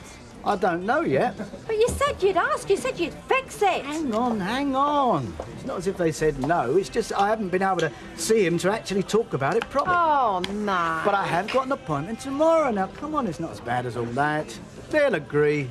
But did he say anything at all? I mean, did you ask him why she was doing all this? Yeah, of course I did. And? Well, he wouldn't tell me. But I've got it on good authority via the old grapevine that Jackie's got herself a new fellow and she's anxious to get a quick divorce. So leave it till tomorrow and I'll fix it. OK? How you could have done that to your own kith and kin is beyond me. It really is. Wilding accepted my explanation, didn't he? He gave me the cheque. Aye. And what amounted to a ticking off for both of us. Look, I did nothing illegal. That was Vicky's Christmas present, Alec. You can't claim back for money you've spent on Christmas presents. Well, I didn't. I only claimed part of it, I told you. Look, if you couldn't afford to pay for the whole saddle yourself, you should never have bought it. It's what she wanted. Then you should have shelled out the whole 300. 300 quid on a Christmas present for an horse? You must be joking. Have you any idea what that man must be thinking now? Or Vicky come to that? That she's got a conniving old Scrooge for a grandad. But because he wants to look big, pays 300 quid for a saddle. And then because he's too mean, he charges 200 quid of that back to her own estate. That means that she's paid more for it than you have. I still shelled out 100 quid of my own money. That's not the act of a miser. That child is family, Alec. And God help her, we're all she's got. Where is she? Do you know? No, I don't. But after the way you've treated her, I wouldn't blame her if she never came back. Are you going to look for her? No. I'm going to Stella's to sort out this holiday. You want Vicky? You go and find her. Tenerife with Stella Rigby. Oh, well, I mean, they blow hot and cold, them two. 1 minute they're bosom pals, next minute they're scratching one another's eyes out. Don't think Alec's too pleased being left here with young madam, you know. Well, she's no trouble, is she? Oh, no, she's a nice enough girl, but it's all extra work, you know. Yeah. Oh, Alec, have you finished in there, Doc? Yes. It's all right, then, if I go and get the pies for the lads. No, it isn't. They've got work to do, Betty. Oh. Come on. With a name like Raquel, there's got to be a bit of Welsh in you. Well, I go to chapel with my mother twice on Sundays. Don't tell me. You sing in the choir. How did you guess? A pair of lungs like that needs all the exercise you can get. Yes, and talking of exercise, there's a kitchen wants fitting back Oh, there. you've finished then, have you? Yes, so there's nothing to hold you up now. Aye, we'll get right back as soon as we've had these. Now. Otherwise, I'm on to your boss about certain items of scrap metal. Fair enough. Don't you be encouraging them in future either. Thank you, Dean. Thank you, Julie. Everything go off all right tonight, did it? Yeah, it was all right. Yeah, before you go. Oh, Derek, I don't think we need to keep Dean and Julie. We've had no complaints about either of their rounds. Leave it with me, Mavis. Well, Derek, I think the mothers will be expecting them home. We don't want to worry people unduly, do we, Derek? Won't take long. Ah. Somehow. I was going to ask you the same thing. I'm all right. I wouldn't keep these hanging about. The mothers get worried. I was just telling Mr. Wilton that, Nigel. Mavis. Now, listen to what I have to say and listen carefully. In the past few days, certain papers and magazines have been delivered to the wrong addresses, and in some cases not been delivered at all. Now, I'm sure you can appreciate that this can't go on, and as the fault lies with you lot, I intend to bring certain measures to bear that will put an end to this sloppiness. Now hang on. No, you hang on. Because it so happens you're the main culprit here. I deliver what you give me. Then what happened to Mr. Dobson's practical fish keeping? I don't know. That's your job. Oh, no. No, definitely no. And to prove it, I've devised a scheme that will ensure the correct delivery of each and every order from this shop. You will pay the exact cost of every paper misdelivered or lost. And by my reckoning, you, Nigel, owe me £1.20 for the magazine and 55p for the paper. Total fine, £1.75. Fine? Yes, fine. The money will be deducted from your wages at the end of the week. That's more than a day's pay. Congratulations, you're getting the message. But that's not fair. Nigel, I'm not running a charity here, I'm running a business. Yeah. Well, you can just stuff your business then. I beg your pardon? I said you can stuff it. I quit. Well, that's all right by me. I'm sure we can find somebody reliable to replace you, and in the meantime, we'll share your round amongst the others. Yeah. Well, dream on, Carpethead, because you'll be lucky if anyone turns into work tomorrow. And I mean anyone. A pint and a medium sherry, please, Raquel. Kitchen sorted yet? Oh, you must be joking. I was just telling Emily. This is third night in a row they've promised to get the gas back on before they leave, and we're still waiting. What with interruptions and, well, rate these blokes work. We'll be lucky to have it finished for Christmas. Oh, come on, now don't start talking about Christmas, love. I haven't had my summer holiday shopping. Ah, you're just in time. What can I get you? Ken, no, that's very kind. I'll have a gin and tonic, please. Elma? Oh, yeah, well, I'll have the same, please, thanks. Oh, you look as if you've had a good time. Not as good as I intend to have over the next few weeks, Betty, love. Everything sorted? Well, on the holiday front, I don't know about here. Is Vicky in? Well, she is and she isn't. She's round the back with young Steve MacDonald, and I'm keeping it a bit quiet in case Alec overhears. Where is the little tow rag? Down the cellar, putting a new barrel on. Right. How did she look, Vicky? Bit quiet. Look, don't tell Alec I'm back yet, right? OK, Doc. OK. Oh, Mavis. It's been a long and difficult day. That's certainly been difficult, Derek. Do I detect a note of criticism in your tone? Well, I have to say I think you were a mite hasty with Nigel. A mite hasty? I've been insulted and threatened by some opinionated ex-paratrooper because of what Nigel Chadwick did. Well, we've never had any trouble from him in the past. No, we won't in the future either. Did you hear what he called me? Carpet head. Now, where does that come from, But pray? as in Wilton, the style of carpet. Very plain, very simple. Well, there you are, then. Just underlines what I've been saying, doesn't it? We're well rid of him. Well, I'm not so sure we are, Derek. He can be very persuasive, can Nigel. I mean, he's worked for us for a long time, and he has a bit of seniority over the other children. Seniority? The only person with seniority in that shop, Mavis, is me, and I'm not prepared to bandy words with a spotty yob. Anyway, you'll be there with the rest of them tomorrow. You see. It's all bravado, all empty threats. We'll get to work. They'll all be there as usual.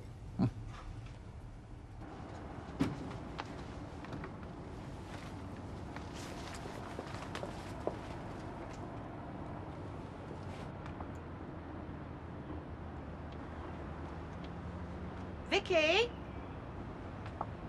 Oh, there you are, love. What do you want? I just wanted a quick word. Sorry about this, Steve. Oh, it's all right. I've got to go anyway. What is it? I was just a bit worried, the way you went off like that. What did you expect? I don't know. But I did want you to know I had naught to do with that business at dinner time with Alec. Didn't you? If I'd have known, love, I'd have stopped him. Yeah, well, it doesn't really matter, does it? Look, I don't blame you for feeling bitter, love. It was a really stupid thing he did. But 300 quid is a lot of money.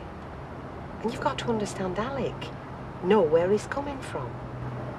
He had a very hard childhood. Not like yours. He didn't have a pony or go to a posh school. He was away from school by the time he was 14 and grafting. Everything he's got is down to hard work. And cheating. I know what he did wasn't right, and I'm not condoning it. He just can't pass up a chance to make a bit of money.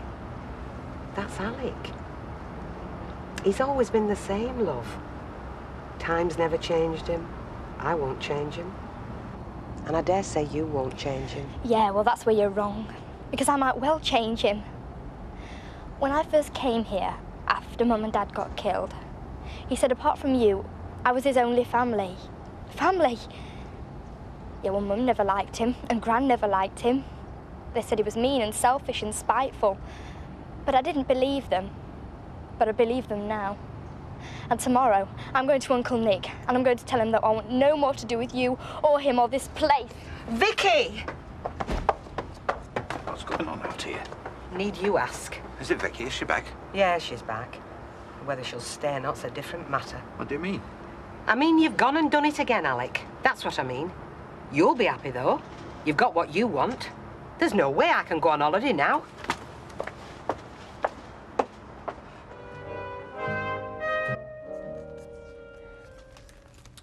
This is outrageous. It's 7 o'clock. Yes, well, when one's late, they're all late. They tend to walk down together. Can you pass me the sellotape? Thank you. I mean, what's the point in running deliveries if people don't get their papers until gone 8? You should never have threatened to fine the kids for wrongly delivered papers. Spending money's sacred. Well, what are they, 14, 15? They've got to learn. We all have to answer to somebody. Otherwise, there'd be anarchy. Yes, Martin? Give us a fresh dummy, will you? Oh, Mavis. Are you on the list for deliveries, Martin? You should know he's not. No, thank God. Beg your pardon? Well, I'd hate to be called a scab, eh? Riding roughshod over exploited workers, especially workers that age. Scab? Yeah, that lot out there. Just give us this. Have you not seen them? I don't believe it. Oh, come on, support the strike! Support their case! Support strike! Julie! Nigel, what do you think you're playing at? We're on strike. I did warn you. What about the papers? What about our money? You'll get what money you deserve. Less deductions for cock-ups. That's fair. Your cock-ups. What's it all about, anyway? Eh? He messes the addresses up. We stick the papers through the wrong doors. Is that our fault? Well, no, not on the face of it, Derek. Thank you to keep out of this, Martin. OK, fine. Thanks, Mavis. It never happened when Mrs. Fairclough was in charge. Now, look, this is no way to settle an argument. We tried negotiation, but it didn't sink in because he's thick. You may run rings round the teaching fraternity. You may run rings round Mrs. Fairclough. But I think you'll find you've met your match here. I'm management trained. Is that your last word? No, you're fired. What? You're all fired. That's my last You word. can't do that. You can't do that. You can't do that. Don't believe.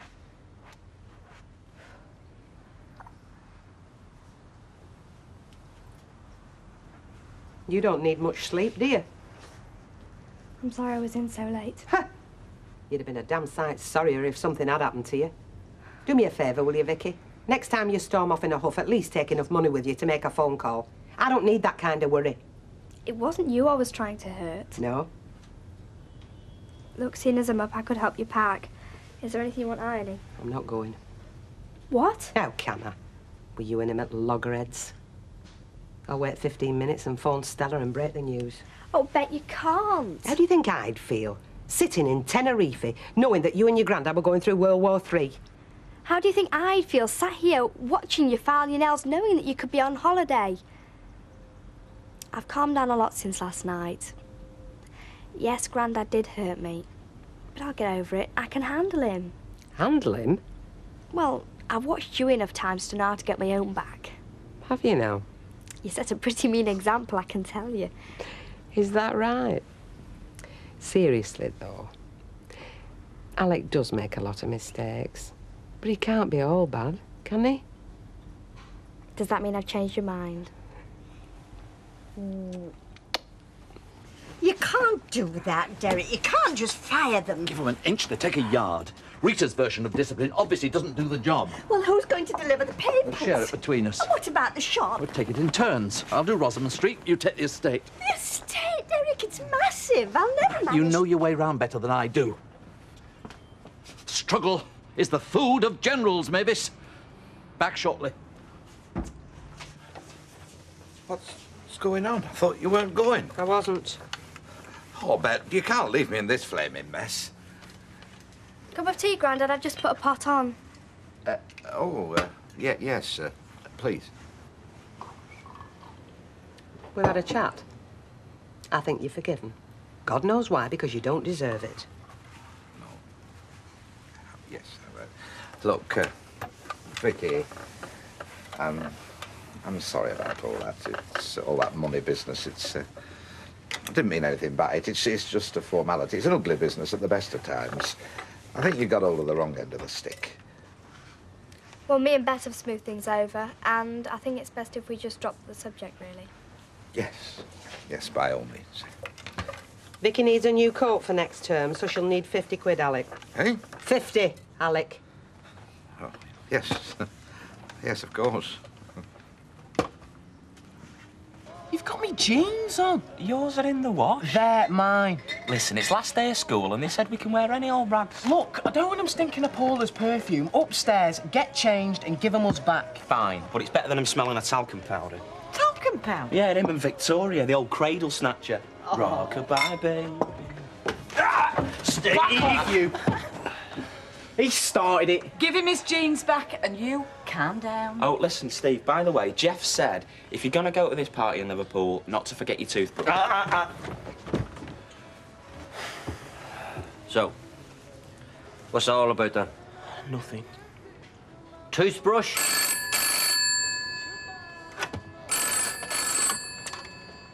Hello?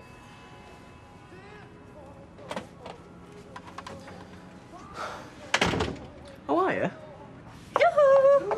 It's only me. I've come to wish you bon voyage, you lucky woman. Are you all set? Well, you know what it's like last minute, Audrey. I think the only thing I'm certain I've not forgotten to lose is a couple of stone before takeoff. Oh. Bet you work out, don't you? About 14 hours a day. Look at them muscles. Bet, your taxi's here. Come in, love. Audrey, don't, love. Brick dust in your bed sheets. You'd never get away with it. Honestly, what's she like? Listen, I've got some guttering that needs seeing to if you're free after this. It's your choice, love. But we're not the cheapest around. Ask Alec. Oh, no, I wouldn't risk cowboys. I mean, they're all talk, aren't they? That's right. Oi, I thought you'd come to see better. Yeah, I'm coming better. Ta-ra, love.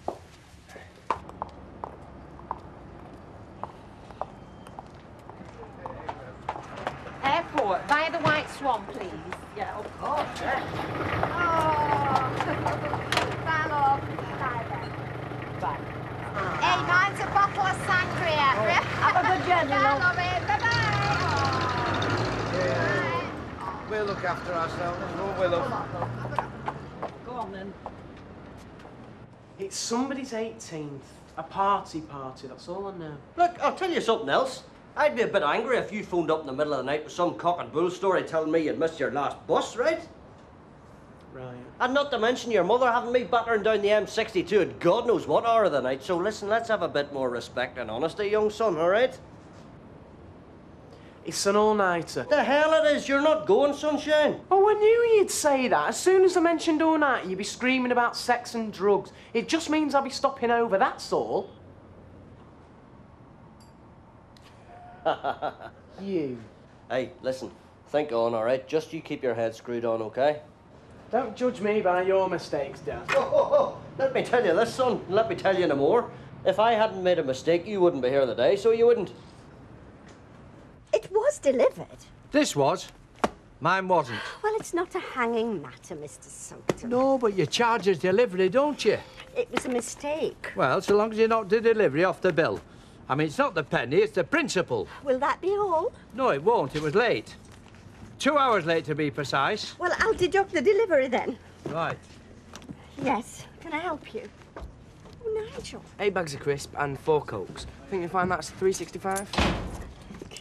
Ha! What's this? The militant pedal with his tail between his legs. Early too. All right, grab your bags, hit the road, and we'll say no more about it. Not unless you drop in the fines. I beg your pardon? I've not come to surrender. I broke up for Easter. Unless it's escaped your notice, we're managing admirably without you. Not what old Sugden says. What's Percy got to do with it? Oh, you ready? You'll have to give me a minute to get my code. Oh, if you don't mind, whilst we're in town, there's a couple of shops I won't mind visiting myself. She's going for a school blazer, you know, not a boob tube. A boob tube? God, what's she like? You're only jealous because I've got afternoon off. If Beth had any sense, she'd ask me to go with her. Oh, yeah, you'd have come back with a duffel coat and mittens. Well, actually, I don't need an escort. Oh, you see, Bet specifically asked me. Yeah, well, she specifically forgot to ask me. She must be picking up bad habits from Grandad. Anyway, I've got a good idea what suits me, thanks. See ya. Well, I like that. Yeah, me no. She's very wise, though. Raquel, listen. I want you to get Vicky back here by 4 o'clock because in time to get bathed and changed. I'm taking her out tonight for dinner. Smooth things over, you know. Well, Mark, it's Alma. It's 12:30 and you haven't got back to me after that last message. I mean, you will call me, won't you? Bye. Don't get your hopes up, Alma. Oh, God, don't take hope away, Gail. I'd have got a fool without it, believe me. Jackie Ingram cited you in a divorce case for a reason. She's not going to withdraw it because Mike asked her to. Least of all because Mike asked her to. You're a tough woman, you said so yourself. Yeah, but she's not a liar, well, as far as I can gather. I had no part in her divorce, and she knows it. She's playing legal games to get at Mike. Either way, she's not going to throw the towel in easily. Just don't rely on Mike to sort it out. Anyway, he sounded like he might have a few cards up his sleeve. When didn't he? No, but you know, for once, Gail, I trust him. Well, I have to, haven't I? But I really think he sounded genuine. Oh. Yes, Phyllis. Pie and peas, please. Do sit down. Thanks. Where's Jackie, then? Busy. You said you'd be here. I said we'd listen to what you had to say. By we, I meant the firm. Now, what was so urgent? I want Alma Sedgwick's name taken off that divorce petition. Why? Because she had nothing to do with that divorce, never had. I want her name clear. But you led us to believe... Now, look, Sunshine, I'd rather be talking to Jackie, to tell you the truth. Mrs. Ingram didn't want to see you. She was invited. I see. Well, I don't. It was you who suggested all this as a way of speeding up the divorce. You named Alma Sedgwick as correspondent, not us. That's right. And now I'm retracting it because it's all a pack of lies.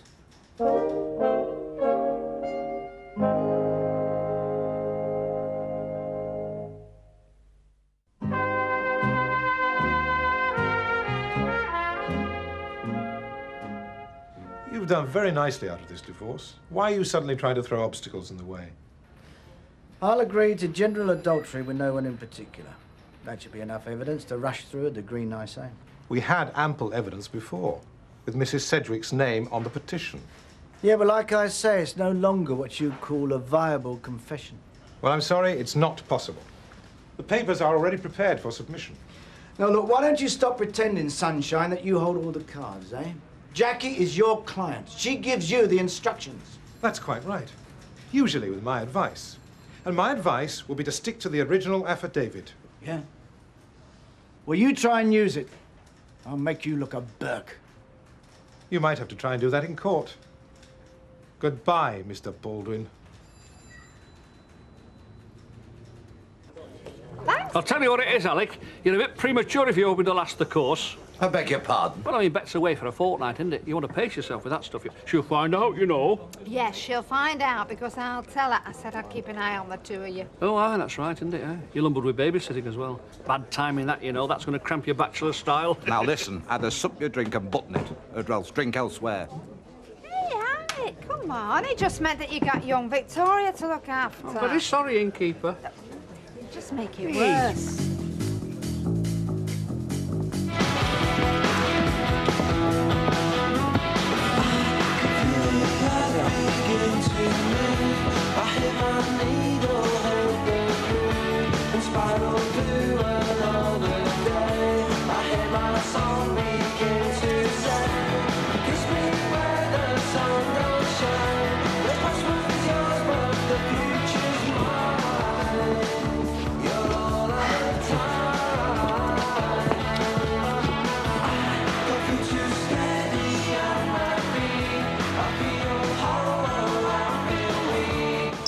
You decent?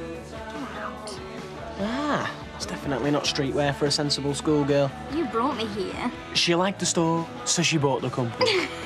What's old Gilroy gonna say anyway when he finds out you haven't spent 50 quid on a brand new blazer? It's not gonna go away, you know. Yeah, love. What's that? What time have you got to be at the supermarket? Well, earlier o'clock on, the more I can earn. I'm hoping to save a bit, really, over Easter. Me and Paul are thinking of going camping this summer. Just the two of you? Yeah. I see. Andy. Mum, I don't need a lecture. I got an A for biology, remember? Big deal. The answer is no. While you live under this roof, you go by our rules, right? What about you? Just the man I wanted to see. Do you think when you finish that, you could give me a hand? Come over and help me get the Kawasaki engine out. I want to get it back to the blokes tonight. Yeah, well, I'm a bit busy. Can't the cradle snatcher sort it out? I know he can't actually. I've given him the afternoon off. Well, that's not very fair, is it? Well, that'll teach you to grass him up, eh? Grass him up? About what? Well, this party. Steve neglected to mention that it's an all-nighter. So I've said he can go as long as he promises to keep the morals of a saint. Jim? Oh, come on, lovey. He's 17. I mean, he's old enough to know how to behave himself. My point exactly. We were living in Osnabrück in Germany for a while, just before we moved close to the Dutch border. I've forgotten what it felt like. My dad went out on manoeuvres and we just had our mum to look after us. Just kids, but it sticks, that kind of thing, you know. It never really bothered me, but Andy never really settled down, you know, changing schools. Your dad was a soldier. Royal Engineers. Is, was, and always will be. I had to trust Bess and Alec when I didn't have a choice. I worked really hard to feel something for them. Grandad filled in a massive hole. Then he goes and ruins it all by making me feel like a lodger. Everything I do is put on account. Everything he spends on me is written down somewhere. Oh, come on, that's a bit tight. He's all over you. He thinks the world of you. That's what Bet always says. He has a funny way of showing it. Oh, part of the course. You're telling me you never had a bust-up with your own mum and dad? This party we're talking about. In Liverpool, yeah? Are you going on your own? God. And you say Alec takes advantage of a situation? Well, are you taking anyone? Mr. Wilson's knackered, we're getting on his nerves. Who'll win? We'll win! All right. Carry on, Nigel. Voted on a spokesperson, did you? Yeah, we did. Or did Nigel just elect himself, eh? I'm saving myself a fortune while I'm not paying your wages. Come weekend, when you're down the youth club, down the football match, be a bit of a shock when you're £5 down on your spending money, eh? Think about it. Nigel's doing you no favours. Ha! You all right, Nick? Just sit down and tell him what you told me. He'll have to listen. Grandad doesn't listen. He just takes time to think of his next excuse.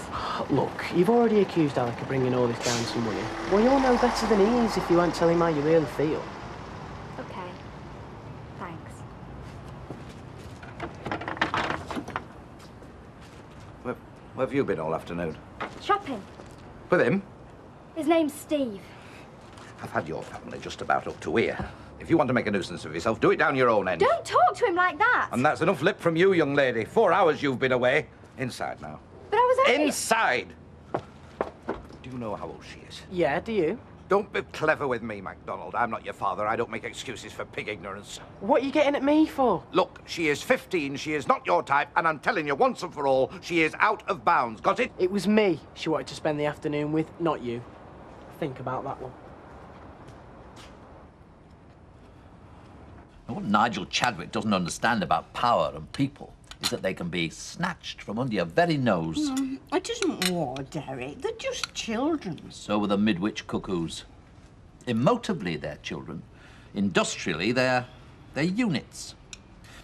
If we want to neutralise an obstructive unit, we must first take away its power to influence the other units. And the best way to do that is isolation.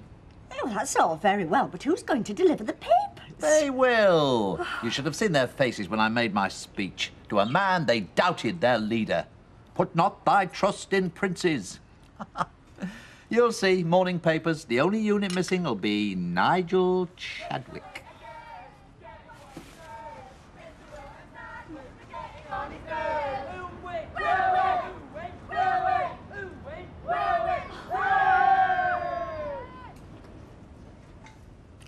Derek, look what you've done.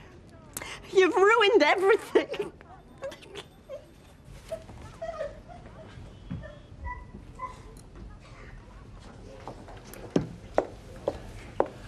Alec, don't mind me saying, will you, love? Look, the more you push, the more she's going to pull. Why don't you try and calm down a bit? I made one mistake, Betty.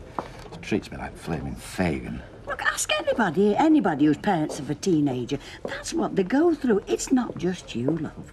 No? No. The best thing you can do, love, is to talk to her. Admit that you make mistakes and, well, give her a little cuddle. You both look as if you need one, lovey. Aye.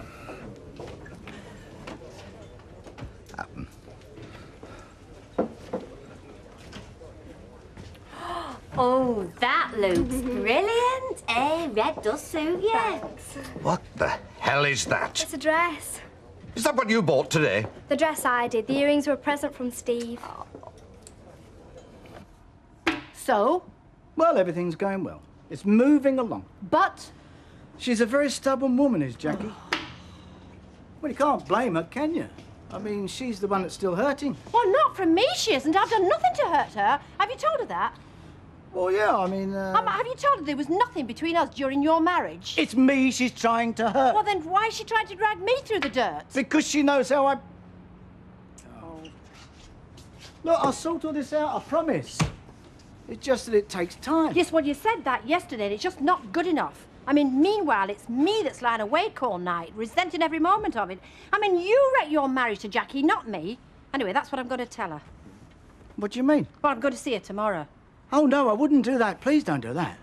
Well, I mean, she obviously doesn't believe you.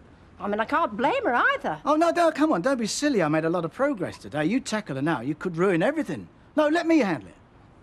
I'll go and see her personally. Yeah, well, you'd better. Of course it has something to do with me. I'm family, and I'm telling you now, you are not going out in that. Family? I don't know much about your family, but in my family, we treat people with respect. Not like blank cheques. I thought we agreed to drop that, you said. If I hadn't, then Bet would have cancelled the holiday, and that wouldn't have been fair considering this is all your fault. Now, you just wait a minute. I think you forget what I've done for you, lady. We made space. We put our lives on one side to take you on board because we wanted to. Can you imagine for one moment what that involved? No. No, because sometimes you're a very selfish, stubborn little girl. I can have only picked that up from you. Right, up to your room now. My pleasure.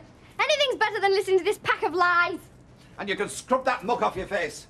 And you can take that dress back and all. I'm not having you wandering around in something the wide boy thinks you should wear. I didn't buy it for you, and you didn't pay for it. No doubt it'll all go down to your guardian's expenses, like my Christmas present did.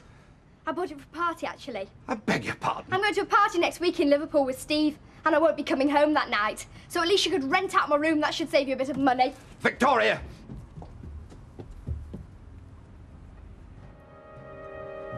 Thank you. Thanks very much.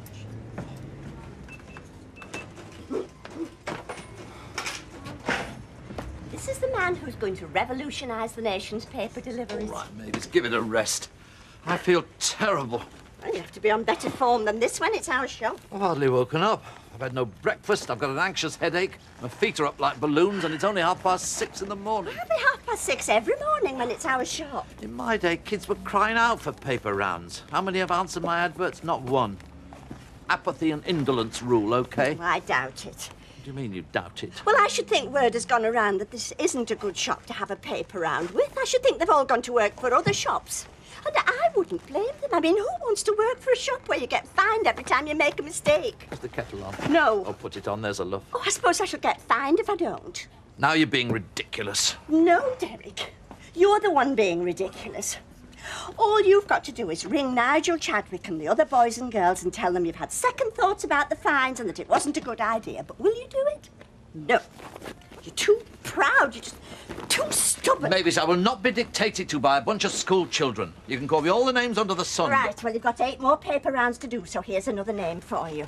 Packhorse. Oh. So what's your accommodation like? A B-day? Oh, very good. Yeah. Yeah, well, just you remember, sun and alcohol are a very dangerous combination. Me? Oh, I'm all right. Vicky, yes, she's all right, too. We're fine, both of us. Oh, she's just here. Would you like a word? Aye, all right, then. Well, I'll say goodbye and have a nice time, love. It's Bet in Tenerife. Would you have a word? Yeah, okay. Hi. Fine. Good. I'm okay. I am, I'm all right. Oh, okay then. Bye. She ran out of money. Could have shown a bit of enthusiasm. Why? Well, she's halfway around the world. You spoke as though she'd just told you to tidy your room. I can't do anything right, can I? Look, I didn't say that, did I? Look, I tell you what. Shall we sit down to a prince of a breakfast in the cafe and chat this whole thing through? I'm not hungry, thanks. Well, we have something to please me. I don't particularly want to please you, actually. I don't think that's what I was placed on this earth for. Now, look, Vicky, I know you're disappointed, but you're too young to go to an all-night party. So you keep saying. Far too young. And I'm your guardian, and I'm required by law to... Oh, it's by law now, is it? Well, not just the law, but by the love I hold for you, to see that you come to no harm. Harm. It's only a party. Yes. Well, I happen to know what only a party can mean. And to be honest, I'm a bit fed up with that Steve MacDonald for suggesting it to you in the first place. Oh, that's it. Blame Steve. Blame anyone who's friends with me. His parents say it's all right. You what? Mind you, they didn't grow up in the Victorian times, did they? Look, Vicky, you're not going. I am. I'm sorry, Vicky. I can't let you. OK, then. Try and stop me.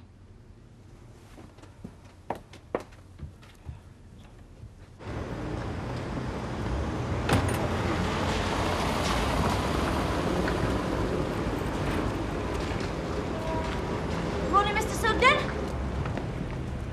Out shopping then? Me? No, going into college. Just need sellotape. Oh, I thought college had packed in for Easter. Oh, it has. We can still use the library. Oh, I see. Ta-ra, then. I suppose you must be hard at it then. Always am, Percy. Ta-ra. Yeah. Do you walk in or do you catch a bus? Why? Oh, no reason. No, just wondering. I suppose it'd be nice to walk in sometimes. Well, yes, I suppose it must. I mean, a walk does you good. Are you all right, Percy? Yeah, I'm all right. Yes, I take life as it comes. Well, must get on. Yeah, oh yes, you must. Don't let me hold you up, love. Oh, no, you're not. It's okay. I'll see you. Ah, Percy. Just a chat. How'd you like to earn £1 or 2 and get yourself fit for the bargain, eh? Oh, paper rounds. No, just thinking of having a walk up to the park and sit there for a while. Well, you could do that any time. Be another £5 on your pension. Yes, that's no good to me. Oh, I haven't have to spend it on. No, I'll stick to my plan if you don't. Bye-bye. Good morning. Hi. Oh, Angie, just the person. Oh, why? What have I done? How'd you like to earn £1 or 2 and get yourself fit into the bargain? Oh, I see. Paper rounds. Sorry, Derek. Busy. And I don't fancy getting mugged on the Crossfields estate. You should have asked Percy. He was saying it felt like a walk.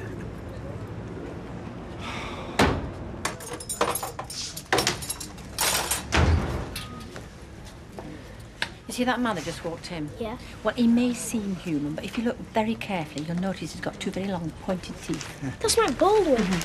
And, how may I help you? I don't want anything. I just want you to promise me you're not going to do anything stupid. Such as? Well, if we're going to get your name off that divorce petition, we've got to tread carefully. Now, promise, just leave everything to me. To do what? Well, I'm trying to get in touch with Jackie for a start, aren't I? Now, whether I do and she cooperates, I don't know. And the point is, we don't want you getting in touch with her and lousing everything up. Hey, listen. No, you listen to me. Now, it's for your own good. Give me a couple of days at least. I am nearing the end of my tether. Well, how do you think I feel? I'm going to get named whatever happened. I've admitted adultery. My name's going to get dragged through it. Look, I mean, can we... Nicky, would you mind going wiping them tables, please? Nicky, please. Where is Gail, anyway? Well, she's gone for some tea. Look, why is this woman doing this to me? I mean, why is she naming me? She knows it's not true. No, come on. To be fair, she doesn't know that. Well, she should do. I mean, she's nothing but a vindictive cow. Exactly, which is why you shouldn't get involved. You see her and start calling her names like that, we're going to get nowhere. Now, promise me that you'll give me another couple of days, eh? No. You promise me. I don't care what you do. I don't care what it takes. Just get my name off it.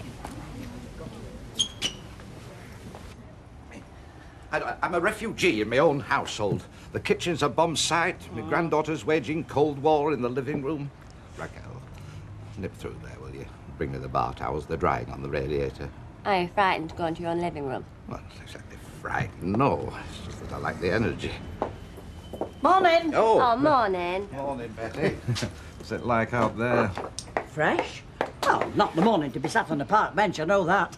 Park bench? What's the on Well, about? just seen Percy Sugden sat like a little waif and stray. Oh, not again. What do you mean, not again? Well, it's what he did last time he was barred, isn't it? You see, he sits around looking glum, hoping that folk will come and tell me he's suffering. And then I say, oh, come back, all is forgiven. Well, I'm not doing it this time. I don't miss him or his custom. He's cost me thousands. He seems very low, Alec. Ah, well, that's his lookout. I have other things to think about, Betty. Oh, is she still there? Yeah. And? Well, she's a madam, isn't she? Oh, haven't you got your hands full? Oh. Yeah, all right, before you say anything, Mavis, don't. Not a word. Because, as always, you were right, I was wrong. What's it like being right all the time? It'd be wonderful. It'd be absolutely blinking marvellous. I'm not saying anything. Remind me never to do a paper round in the school holidays again. They were all there on the Crossfields estate, jeering and mocking. I didn't actually see Nigel Chadwick, but I bet he was behind it. Felt like organised ribaldry. Anyway, that's it. Never again. Well, some people just have to learn the hard way. Mavis. What? Don't. Oh, I've nothing to say. Except that I hope you don't expect me to deliver papers again. Nope. And I don't think Rita will be keen. I won't be asking Rita. I won't be asking anybody. Oh, you're cancelling the deliveries? No. I'm going to apologise, just like you suggested. I'm going to apologise and ask them to come back so we can carry on having branch meetings of the Hitler Youth every morning at 6:30. Well, not before time. Rita's just phoned. She's due back tomorrow.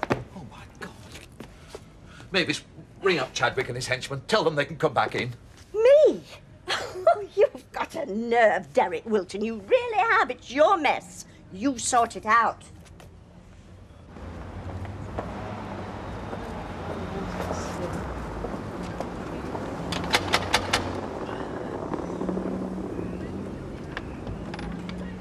Oh, hello, Liz.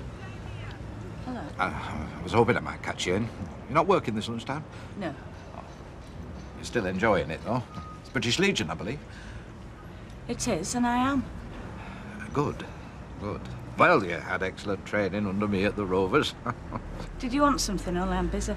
Well, I did, as a matter of fact. It's a bit difficult to broach. It's about Victoria. What about her? Well, this party. This all-night party with your lad, Steve. What? I'm very annoyed about it, Liz. In fact, I'm more than annoyed. She's too young, and she's not going. Now, it's not open for discussion. She's underage, and quite frankly, I'm surprised at you. Alec, hold on. Look, you don't know what it's like. I mean, I'm totally responsible for her. You're saying Steve's invited her to this party? Yes, I am. And according to her, you've agreed to it. Now, just tell him to keep off. You've got to keep him off her. Listen, Alec, there's nothing wrong in them being friends. Nothing wrong? She's just 15. What's he? He's 17. Well, there's a hell of a lot wrong with a 17-year-old taking a girl of her age to an all-night party. Anyway, it's not going to happen because I'll lock her in a room if I have to. I'm not getting into this. I'll talk to Steve about it. And if there's something you need to hear, you'll hear it. And you can do us all a favour. Lock him in too.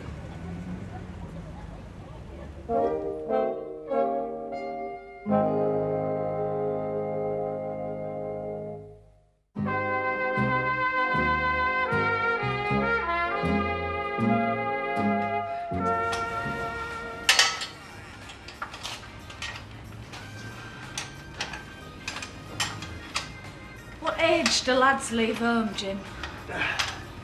What about you, love? You're creeping up on me now, are you, eh? Sorry.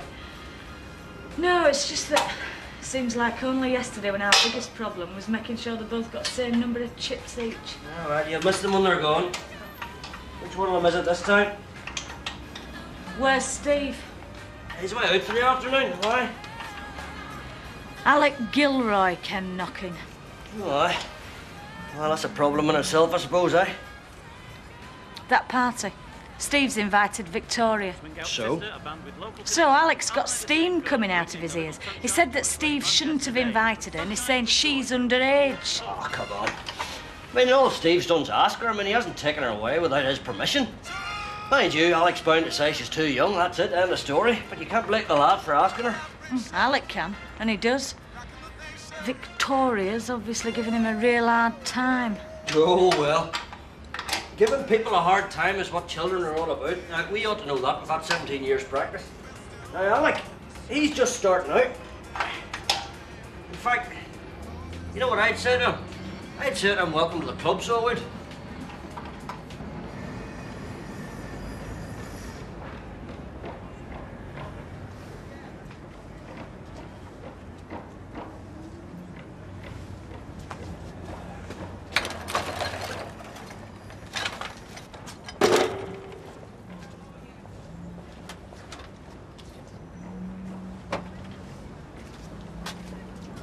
Do you need a hand? I need more than a hand. I need a fairy godmother. Here, let me. No, you'll mess your jacket. That's what jackets are for. Are you shifting this lot from here to there? Yes. Right.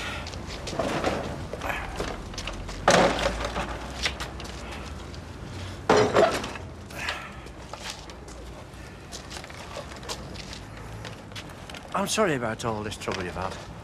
I'm very sorry about the misunderstanding. It's a bit flaming late for that, isn't it? But I acted in good faith. It smelled like bureaucracy against a small man, and I spoke for the small man. I should have known. Because the small man never wins. The bureaucrats have them tied up in knots whichever way they turn. Yes, you should have known. Well, if there's anything I can do to make it up to you. Well, short of paying for the new kitchen, what do you suggest, Percy? I don't know. It cost me thousands. But I accept your apology. I appreciate that. I suppose you'll be wanting to come back in the pub again. Oh, well, that's not the reason I apologised. But if and when you feel it, I'd be glad to come back. Till then, I'll accept your rooming. Well, look in tonight, Percy. But don't expect the fatted calf. And if you've any more ideas for helping the small man... Yes? Swallow them. Right, take care now. Oh, that's 4 on the road. Still no sign of Chadwick. Still, if he doesn't turn up, I, for one, will be putting the flags out. Oh, I suppose you'd call that a victory. Slightly hollow, I would say. You should have heard him on the phone. Well, I might turn up. I might be watching snooker this afternoon. Hello, Nigel. Hello. Dee. Nigel, managed to tear yourself away from the snooker, did you? Looks like it, doesn't it? Well, your bags are all ready for you. Raring to go, are we? That depends. On what? I said on the phone, no penalties. You can chuck all the papers in the cut if you like. Oh, I couldn't do anything that about we'd it. expect to do that. Mr. Wilton was only joking. Yes, only joking. So what's your problem? My problem is, we've lost 2.5 days' paper rounds. That's half a week, through no fault of our own. Is that right, Dean? That's right. Do we get reimbursed for the rounds we've missed? Do you want me to tell you something, Nigel? Yes, Nigel, you do get reimbursed. Mr. Wilton was just going to tell you that, and we're very sorry for any misunderstanding. Right, there's your bags. Off you go. When you come back, it'll be Easter eggs all round. Maybe a free trip to Alton Towers. Derek, you've suffered a defeat. Don't humiliate yourself any further.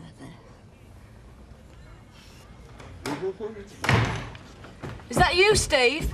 Yes. Here a minute. Hey, well done, love. I never heard him, you know. Hi, love. Hiya. All right, son. Yep. Did you get them spares then? All except the cables, they were out of stock. That's typical, isn't it? Just the one we're desperate for. Well, they'll be in tomorrow. Are you cooking? You will be delighted to know that I am, son, yes. That means it's pasta. Well, what's wrong with pasta? Did I say anything? Steve.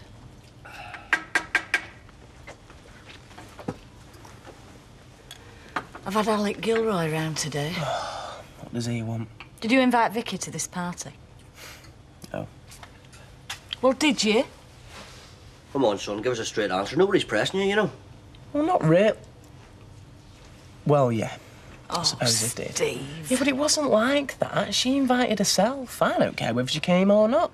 I didn't think Alec would let her, but she seemed to reckon that he would. So I said, OK, yeah, I'll take you. But it was her idea, not mine. Oh, so she reckoned Alec wouldn't mind, then? That's what she said. Well, he does mind. He minds very much, and you're getting the blame for it. Surprise, surprise. Look, son, don't worry about it. If you're telling the truth, you've nothing to be ashamed of, you. Just get it out your head that you're taking Victoria to this here hoolie. Right. And I should keep your head down where Gilroy's concerned. OK. Good man. A pasta, pasta, pasta. Hi.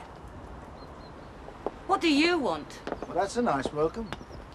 Anything you've got to say, you say through my solicitor. I don't want to speak to you. And you're trespassing. All right, message taken. The point is I've tried to speak to your solicitor. He just won't listen. Fine. Then nor will I. Well, what's the point? I need to talk to you. It's a problem I've got. It won't affect you, but I want you to smooth something over for me. Why the hell should I smooth anything for you? Well, to put it bluntly, because if you don't, I could be difficult. Now, I don't want to be, but I'd have no choice. God, here we go again. Blackmail. What is it this time? Can't we go inside? You must be joking. I wouldn't have you in my house if it was on fire. All right, well, we'll stay here. I don't care. And I'm meeting someone. Oh, who's the lucky one, then? Tall, dark, handsome? Taller than you. And younger. Now, if you don't mind... No. 5 minutes, that's all. What is it? It's simple. I want you to take Alma Sedgwick's name off the divorce petition. Oh, can I have a vodka, please, love? You really? Oh, I know. I had the choice. At home on my own or here on my own. Maybe I made the wrong choice. You know, sometimes I half expect to open a drawer in here and there'll be a body with a label tied to its toe. You're surprised with a landlord who bars his best customers. Oh, I'm not with you. Take no notice of her, Alma. She's still on about Percy. Oh, just leave me out of it. How would you like it? Can I just say, Betty, that some people should learn to keep their noses out, and I don't just mean Percy in that. Going in the back. Talking to you makes me feel I should go back in and shower. You know, some people could find that offensive. I know it's a game you're playing, though I can't for the life of me see what. You said you were naming Alma Sedgwick as... what do you call it? Co-respondent. So the divorce would go through quicker. Now you say you won't. But nobody asked you to in the first place. What the hell are you up to? I'm not up to anything. I just want to protect Alma's name. You weren't bothered about her name before. Things change. That poor woman. Why? If you're concerned about her, she's in trouble. You've got a terrible opinion about me, haven't you? I wonder why. Yes, so do I. Look, I'm late as it is. What does my solicitor say about it? Oh, he's doing what solicitors always do, talking a lot and saying nothing. But I don't think he trusts me. He said you'd be better off waiting 2 years. You're just saying that. I said I'd admit to adultery, but not naming Alma. But you wouldn't listen, Jackie. I don't know why. Maybe you reckon the longer we argue, the fatter his cheque will be. I just don't know. I don't want to talk about this. I don't even want to think about it. Do us a favour, will you? Won't do you any favours. Well, do yourself a favour. Tell your solicitor you don't mind about Alma's name coming off that petition, because you don't, do you? You don't want to hurt her, do you? No. I'm sure you'll do that for me. Jackie, listen to me. Do you or do you not object to Alma's name being taken off that divorce petition? No, I don't. At last. Then tell your solicitor. I might. When I get round to it. Oh, good. Great. Well, the sooner you do that, the sooner you get a divorce. Have a good night. Give him my regards. If he's worried about you being married before, he shouldn't be. Third time lucky.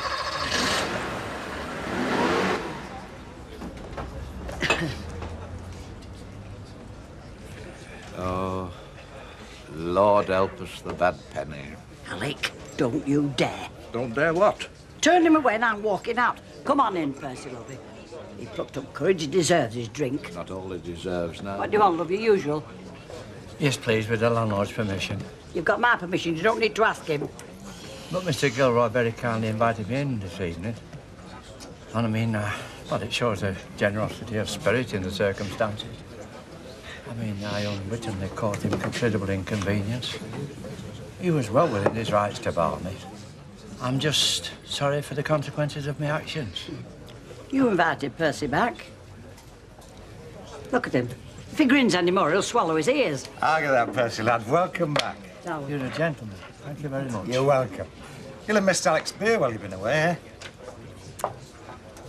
I don't like saying this, but when did you last clean your pumps out, landlord? Yes. Can I help you? Yes, a sweet sherry and a half, please, Alec, and a vodka for Alma. Yes, and if you should suddenly get the urge to pour them over that little bald chap in the cab there, feel absolutely free. I don't like to see you drinking alone. Oh, I'm used to it, Mavis. Oh, well, I think that's a shame that you have to. I mean, well, I don't think you're at all over the hill. I really don't. Oh, well, thank you. Are you waiting for Ken Barlow? No, not tonight, no. Well, that's a shame, because I've seen you together lately once or twice, and I just think you look very good together. You make a nice couple. Oh, there we are. Sorry to spoil the party, but I've got to have a word with you. Oh, what is it? Can you come outside a minute? Mike. Come outside, will you? It's not for public consumption. Would you excuse me? Yes, of course. Yep.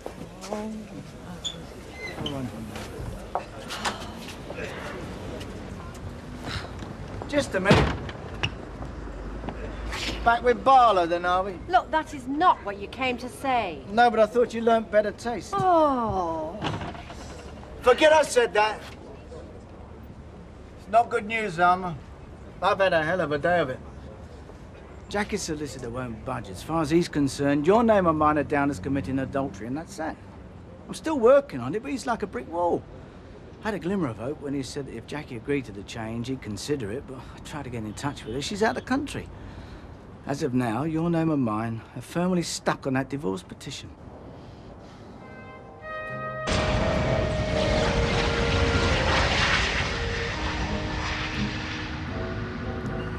Do you know, Ted, my head thinks it's supper time. I don't know about breakfast time. With jet lag, love. What are you going to do? Get your head down for a couple of hours? Oh, no, if I do that, I'll never be right. No, I'll soldier on till tonight and try and get in step with the rest of Weatherfield. Right. Well, I'll drop you off at the cabin, then I'll go on home. But I'd like to see you this evening. There are things we need to sort out. OK. You look terrible. Oh, thank you. No, come on. You look as though you're really ill. I'm not ill. I just didn't sleep a wink last night. I couldn't. This divorce thing, I take it. Couldn't Mike sort it out? No, well, he thought he was going to be able to, but he can't. I mean, Jackie is set on blaming me for the breakup. She's determined to drag me through the courts. Well, if you want my advice, forget it. Just let her get on with it. But I can't do that, can I? I mean, I'm going to have all sorts of muck thrown at me. I should be in all them rubbishy newspapers. I mean, I was lying in bed last night. I could just imagine them headlines. Newlywed tycoon secret sin. Cast-off mistress strikes back on bride's honeymoon. Oh, come on, Alma. No, yes, but I mean, that's the sort of thing they put in them papers, isn't it? I mean, she's young, she's an heiress, they'd only just got married. Oh, no, I can't just bury my head in the sand here. I'm going to have to do something. Well, in that case, the first thing you do is get yourself a solicitor. When I say that, Alma, I don't think sisters start work as early as Kaffees. I don't think they roll in till about 9:30, so there's no point ringing till then. No, I'm ringing Mike. What for? You said yourself he tried to sort it out. He couldn't. No, I know. It's just I thought that you might, you know. Oh, come on, Mike, answer the phone.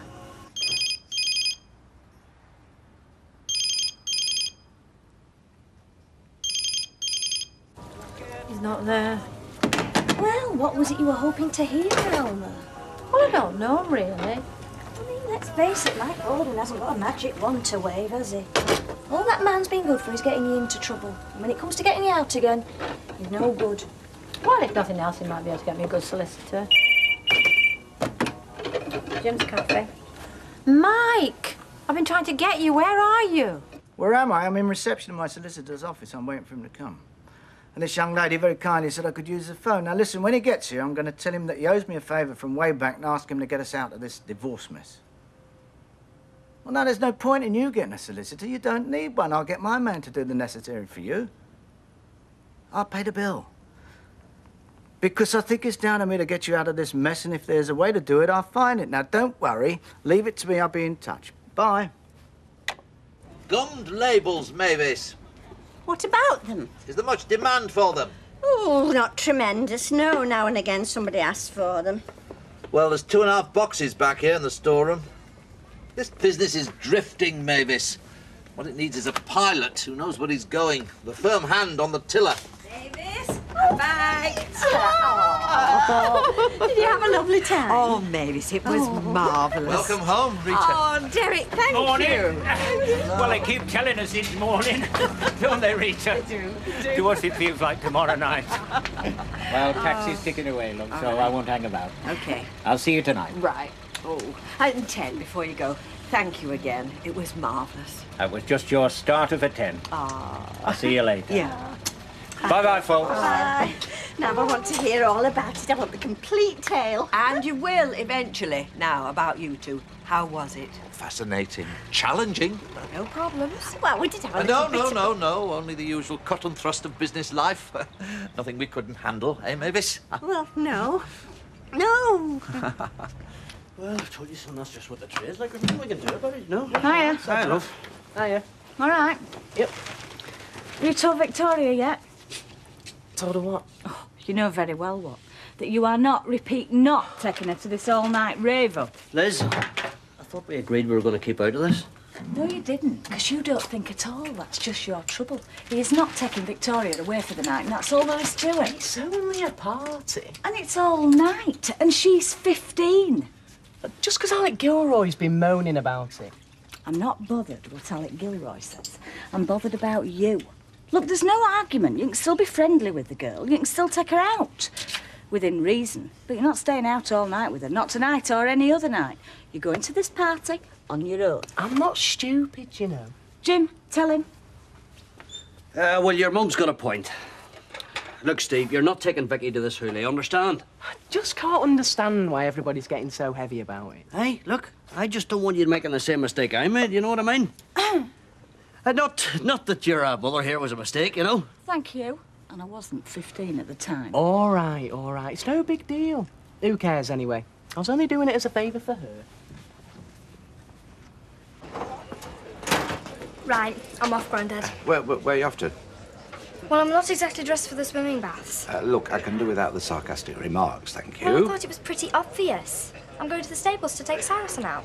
Now, look, I want you back here, Victoria. You think on? I don't want you sneaking off with that Steve MacDonald. That's not till tonight. But I'm definitely going. Look, I don't like you going anywhere with that young fella. I don't trust him. And you don't trust me either. No, that's not true. I do trust you. Well, if you did trust me, you wouldn't be making all this fuss. I'm still going. Vicky. But I'm coming back here to get changed first.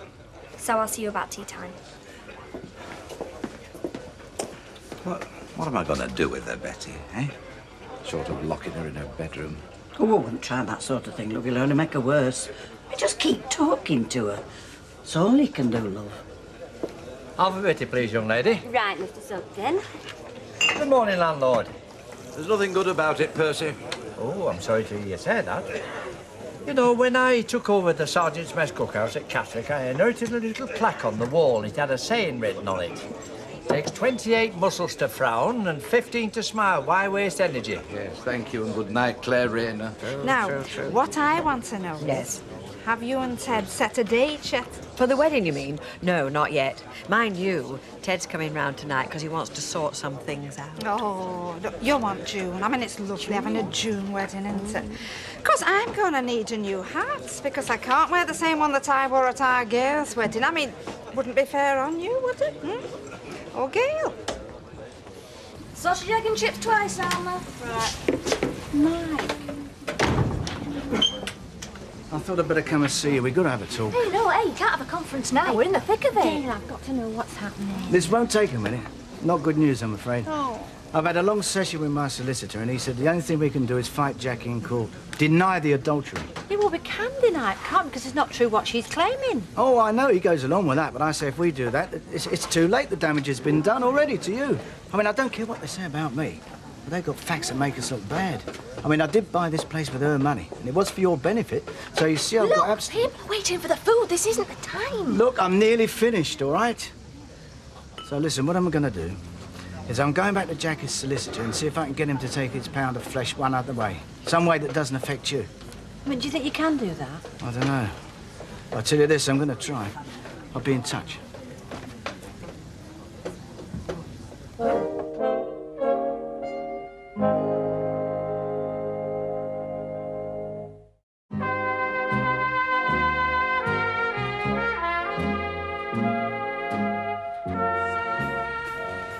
Right, well, I'm calling it a day. The boozer will soon be open. I'm way down the Flying Horse for a pint. Lock up, son, will you? Yeah, okay. Ah. Hey, Steve, you have a visitor here? Hey, Vicky. Hello. Hey, no. What time are we setting off? Steve? What time are we going? Look, there's a problem. What kind of problem? Same as always. My mum and dad are giving me hassle. No, that's not fair. It's not me dad, it's me mum.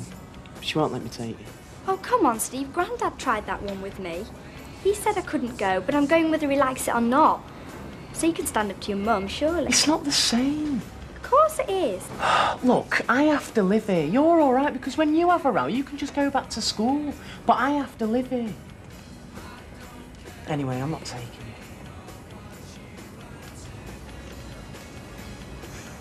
I wish you'd calm down, Alma. There's no point in getting yourself in a state. Yeah, well, that's easy to say, girl. Yeah, well, I'm wasting my breath, so I'm going home. Right, see you. Good night. Good night.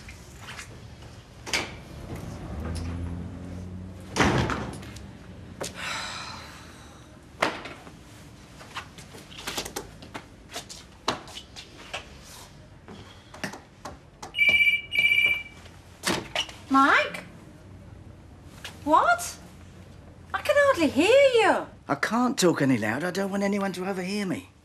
I'm at Jackie's solicitors. Jackie's here as well. I'm trying to get him to be a bit more reasonable. How am I doing? Oh, not too good at the moment, to tell you the truth, but I'm still in there. I'll be with you in a minute. Look, I've got to go. Stay by the phone. I'll be in touch. Bye.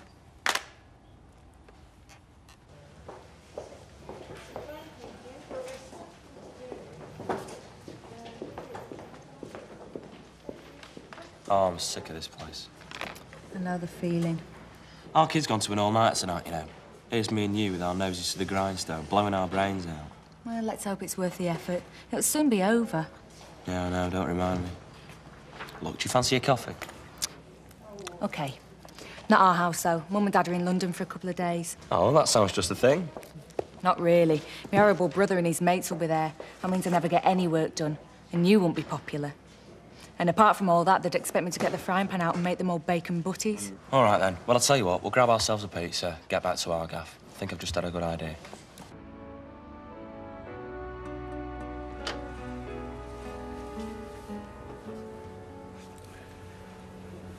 What time does this party start?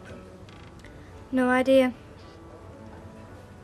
Look, Vicky, I know you think I'm some kind of silly old fusspot, and maybe I am, but I can't help worrying about you. And there's some very nasty people about, you know, and you go off to some strange house, there could be drunks, layabouts, drug addicts, for Oh, all you've I no know. need to worry. Now, hang on. Now, look, suppose I get the car out and I run you and young MacDonald to this party, and then later, say 11 o'clock, I'll come and pick you up. No, Well, there's midnight no- then. I mean, I can't just let you go off to God knows where. This is what I'm trying to tell you. I'm not going. You're not. Steve's mum told him not to be a naughty boy. So that was that.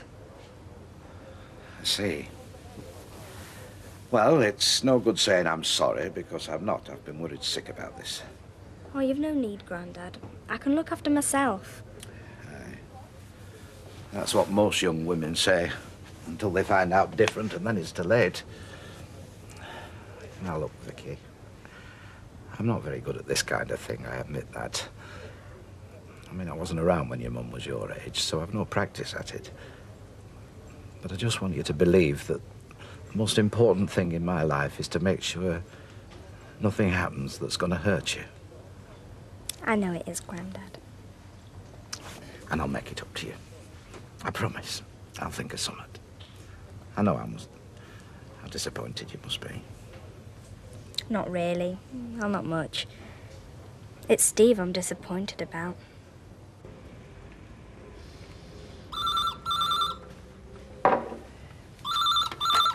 Mike? Well, what's happening? I think I found a way out to shift them. Well, it's worth a shot anyway. Look, I've no idea how long this is going to drag on, so could you meet me at the flat at, say, 10 o'clock? Oh, good. Well, one way or another, it'll be win or bust by then. See you then. Bye.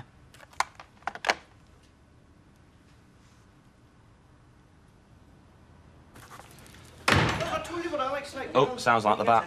We all know. Hiya. Hello. All right, Paula. What a bit, you lovely. Fine, thanks, Mr. MacDonald. Grand. Did you manage to get some work done? Yes, thanks. Quite enough for tonight. Right, will you not mind me putting the telly on then? No, go ahead. Listen, Mum, is it all right if we put Paula up for tonight? I mean, she can have our room and I'll get down here on the settee. What about your mum? She's away. Mum and Dad are in London for a couple of days. It's okay with us, isn't it, Jim? Dead on. Right. I'll change the bed then, but still. Right, listen, do you fancy a beer then, or what? Yeah, sure, won't say no. Well, go and grab yourselves one then. So how's the studying going then, Paula, eh? Not too bad. Oh, it's all right for her. She's brilliant. Oh, graft from me, I'm afraid. Good stuff. Keep him hard at it, and we're relying on you to get this lad of mine somewhere in this world, eh?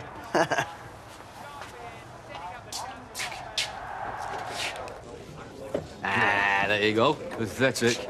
Right, come on. Let someone who's can throw get to the board. Who's winning? I do believe it's me, actually, Raquel. You see, Desi's past it. He's an old man now, you see. 28 next week, you know. Oh, it's next week, is it your birthday?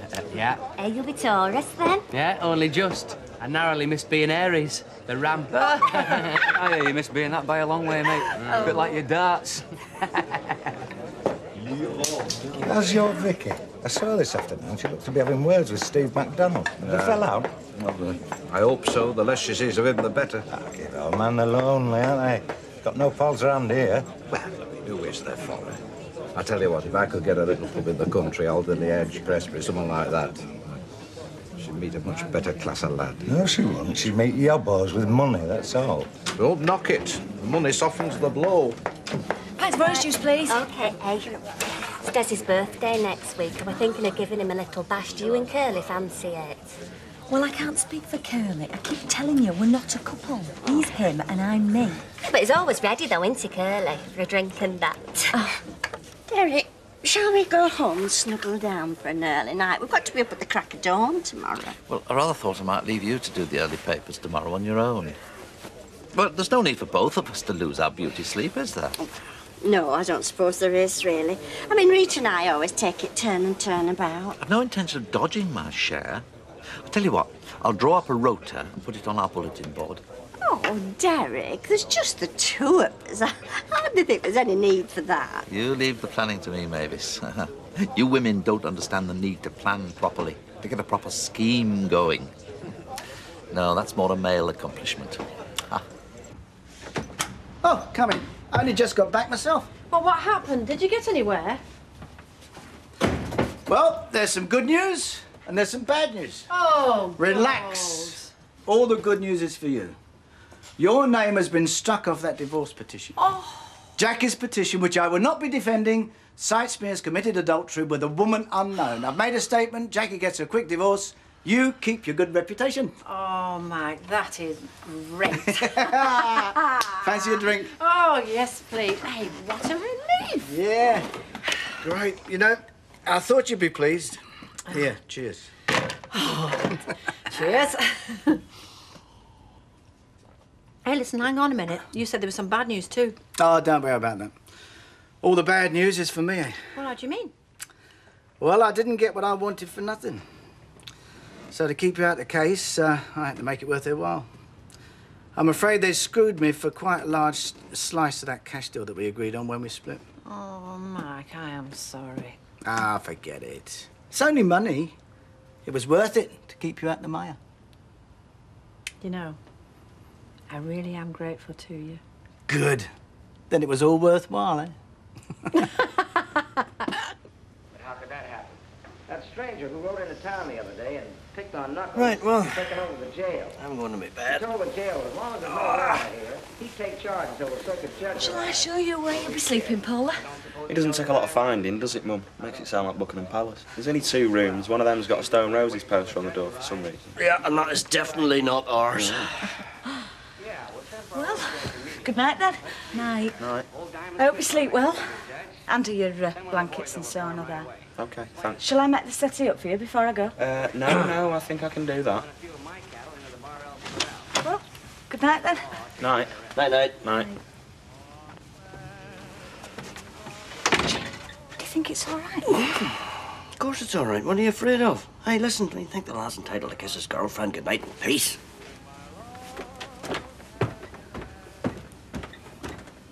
Will you tell me something? Uh-huh. Did Jackie really believe that you and me were sleeping together when you and Eridon just got married? I honestly don't know. I think she would have liked to have believed it. Well, why would she want to believe it? Well, I can answer you that because I only understood that myself when we were arguing. Just how jealous that she is of you. Jealous of me? Yeah, honest, yeah. Do you know what she said to me? She said, our marriage never stood a chance because you'll always be in love with Alma. So getting back to what you said, yeah. Yeah, I think she wanted to drag you into that divorce court to hurt you, knowing that way she'd hurt me. Is that why you think that your marriage never stood a chance? I told you at Christmas. Should have stayed with you, you know. I wasn't thinking straight when I married that Jackie. Oh, well, in a few weeks' time, you'll be a free man again. Yeah, but I don't want that, do I? I want to be married to you. Oh, Mike. Because I love you. I mean, I've tried everything I know to make you believe that. I do believe you. I think you do love me. In your own way. It's the only way I've got. I mean, I am what I am. A devious sort of bloke, yeah. Admit that. I tell lies. But not about the way I feel about you. That is God's honest truth. So does it matter if I lie about other little things? I mean, the point is that nobody, but nobody, cares about you the way I care about you. I thought I'd prove that to you today. Yeah, you have. Well, I ask you again, then why don't you marry me? I mean, I'm not short of a few bob right. and everything. Yeah, hang on, what did you say? Hey, did you say all right? Does that mean yes? Hey. Yes. Is that enough? That is fantastic. It is terrific. You'll never regret this, you know. I will. I'm just beginning to get the feeling that I'm back home again. Feet back on the ground. Didn't you want to sort something out tonight? Was it the wedding arrangements? Well, of course, there is that to sort out. Not change your mind, I hope. Not gone off me after our trip to Florida. You know I haven't. It were a marvellous trip, weren't it? Perfect. You know, Rita, being together with you, that were a wonderful time for me. And for me. If I were to be run over by a bus on my way home tonight, my last thought would be, it's been great. Well, yes, but I'd soon you look both ways before you cross road. The point I'm making is, it's the quality of the happiness that counts, not how long it lasts.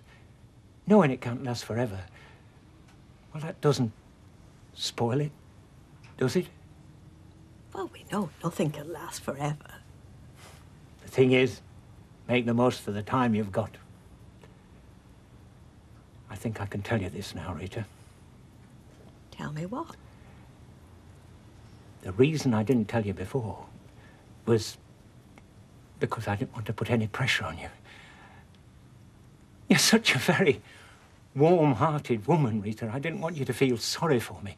I wanted you to make your choice free of all that. I'm not with you, Ted. You've lost me. A few years ago, I had a serious operation. A brain tumor. Oh, anyway, the operation went fine. Oh, thank God for that. I thought for a minute you were But going to it's say... an operation. They can only do the once. If you develop another tumor, which can sometimes happen, they can't operate again. At least, that's what they told me, and they seem to know their business, these surgeons. Ted? Well, what they said could happen has happened. What I'm trying to tell you, Rita, is that I might have a couple of years. It might be less. Not as long as you'd normally hope for if you were getting wet. We've all got to go sometime. But I've got to go fairly soon. But whatever time I've got left, Rita, I want to spend that with you. And knowing there's a time limit, well, for me, anyway, it makes the time we have together all the sweeter. If you can understand that, I hope you can.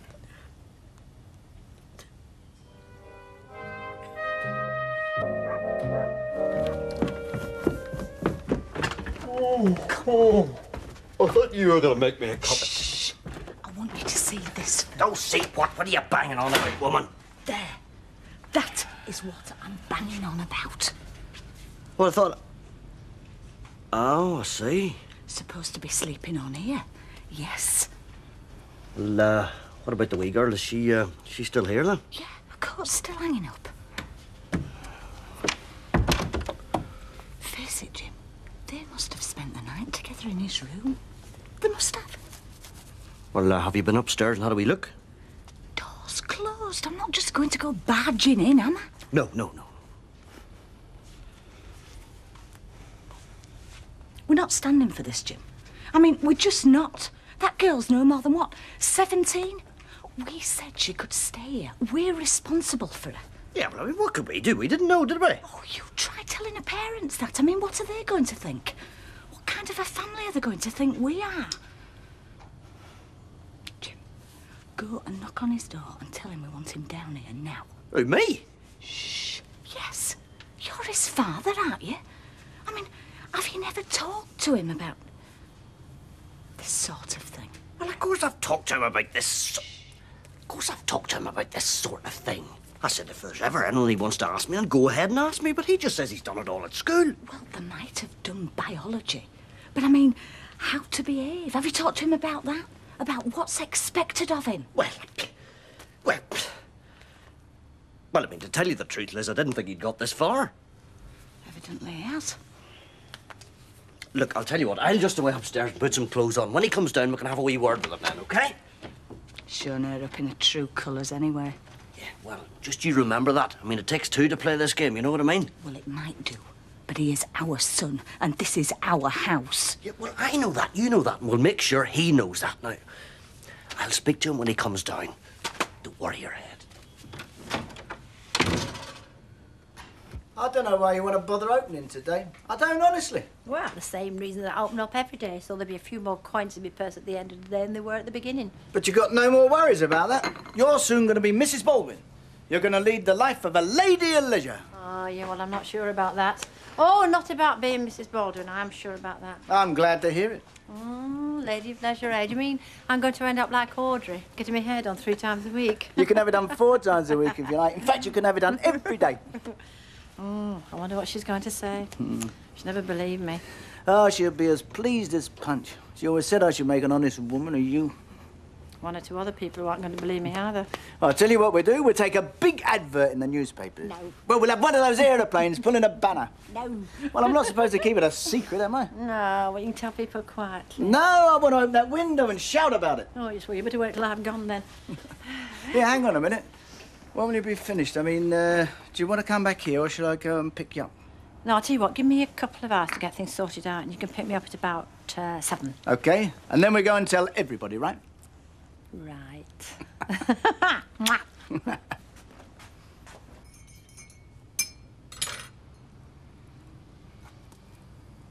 Don't see what there is to smile about. What? Or is it that you're secretly proud of him? This is your idea of how lads should carry on in their own house, is it? No, it is not.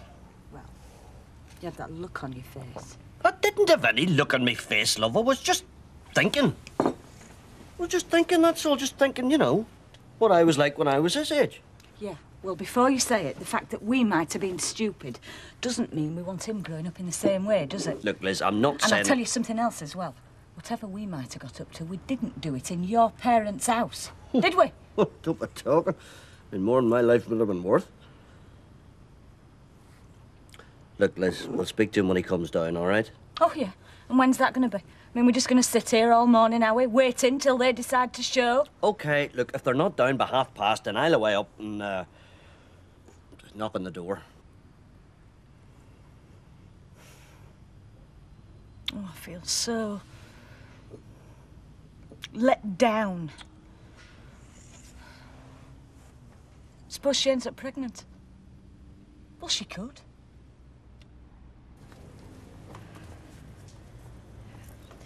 I'm going to phone Ted. Oh, well, I won't listen. No, tell truth, there's something I want to talk to him about. Look, would you be all right down here on your own if I ask him over? Of course I'll be all right. Anyway, you don't have to ask. It's your shop.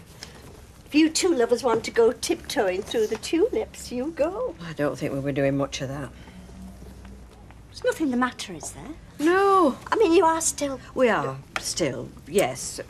No, there's just something I want to talk to him about. Oh, I am pleased for you, Rita. You've no idea just how pleased I am. Well, you just ring him if you want to take the whole day off. You just go. Oh, I remember what it was like when I was courting Derek. There were just some times when I couldn't stand being away from him. Anyway, he's going to give Jackie her divorce, and my name is not going to be mentioned. Oh, I am glad. Oh, so am I. In fact... Oh, so you're open then? We never close. Oh, you do very well in the licence trade. Now then, what are we having? A full breakfast? Eggs, bacon, sausage, mushrooms, no beans? Well, just toast for me, please. And you should have toast ready too. I should. Well, Grandad, you're very nice, but you're the shape of an Easter egg. Hey, it's not our breakfast that have done that to him. No, but they're not helping. You really ought to think of losing some weight. Yes, all right, all right. Tea and toast for two. Coming up. Anyway... Isn't that kid? Oh, yes, she's lovely. Hey, listen. Anyway, after we'd sorted things out about the divorce, things went on from there, and, well, Mike asked me to marry him, and I said yes. What? Oh, I mean, I know I said I never would, but, well, I mean, it'd be a boring old world if we all did what we said we were going to do, wouldn't it? Oh, girl, say you please. Say you just be just a little tiny bit. Well, I'm delighted. I mean, if that's what you want, it's wonderful. Right, it is what I want. It really is. It's obviously what Mike wants. I mean, he's tried hard enough. Oh, yes, he has, and I've tried to. Tried saying no. I've heard you. Oh, well, why fight it? I mean, they say these things are arranged in heaven. Well, I think somebody up there had me and Mike lined up, and they just weren't going to let go. I said I'd go to Carol's, but I suppose I should call home first. Yeah, sure. Well, I'll walk you around there, all right? Right, well, I'm popping down to the garage for an hour or two. You what? Just for a wee while, then I'll be back. You're not going anywhere till we've had this out with him. Liz, I thought we agreed we weren't going to sail until she'd gone home. Yeah, well, she's going now. And he's away with her, you heard him. And when he comes back, I'll be here, and then we can get this squared away once and for all, OK? If you let me down on this, Jim. Look, I'm not going to let you down. Sure, I feel the same way you do, lovey. Do you, though? Bye, Andy. Bye, Paula. Bye. Bye.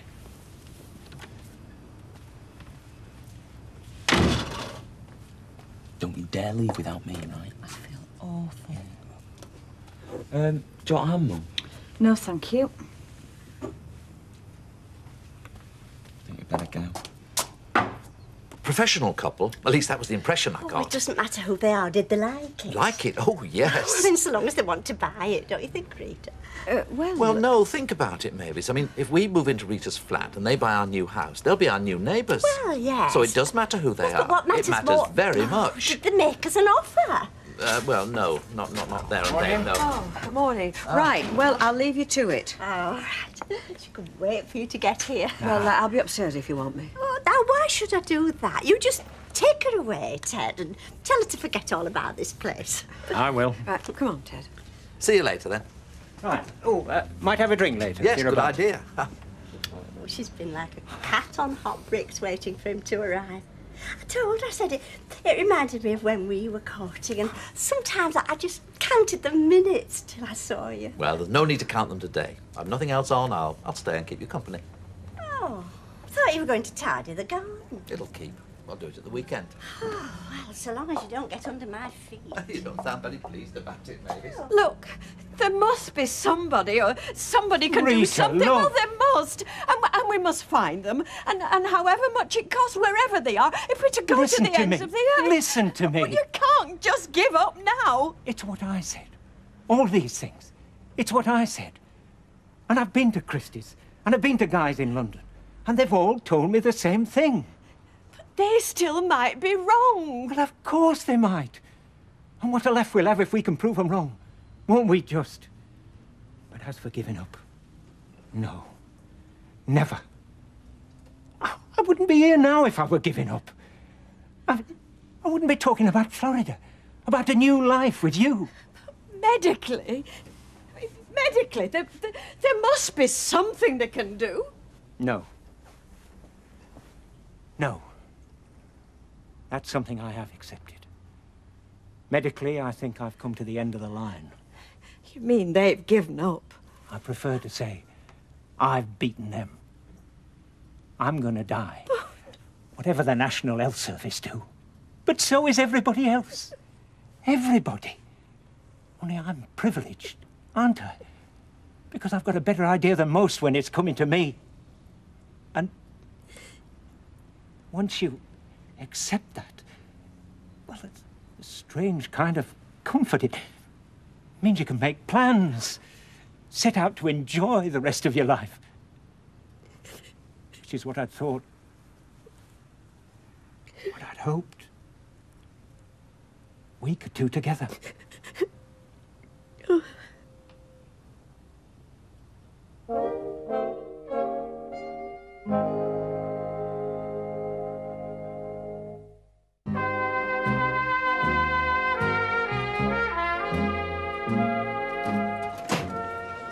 Should be in your new kitchen next week, Betty.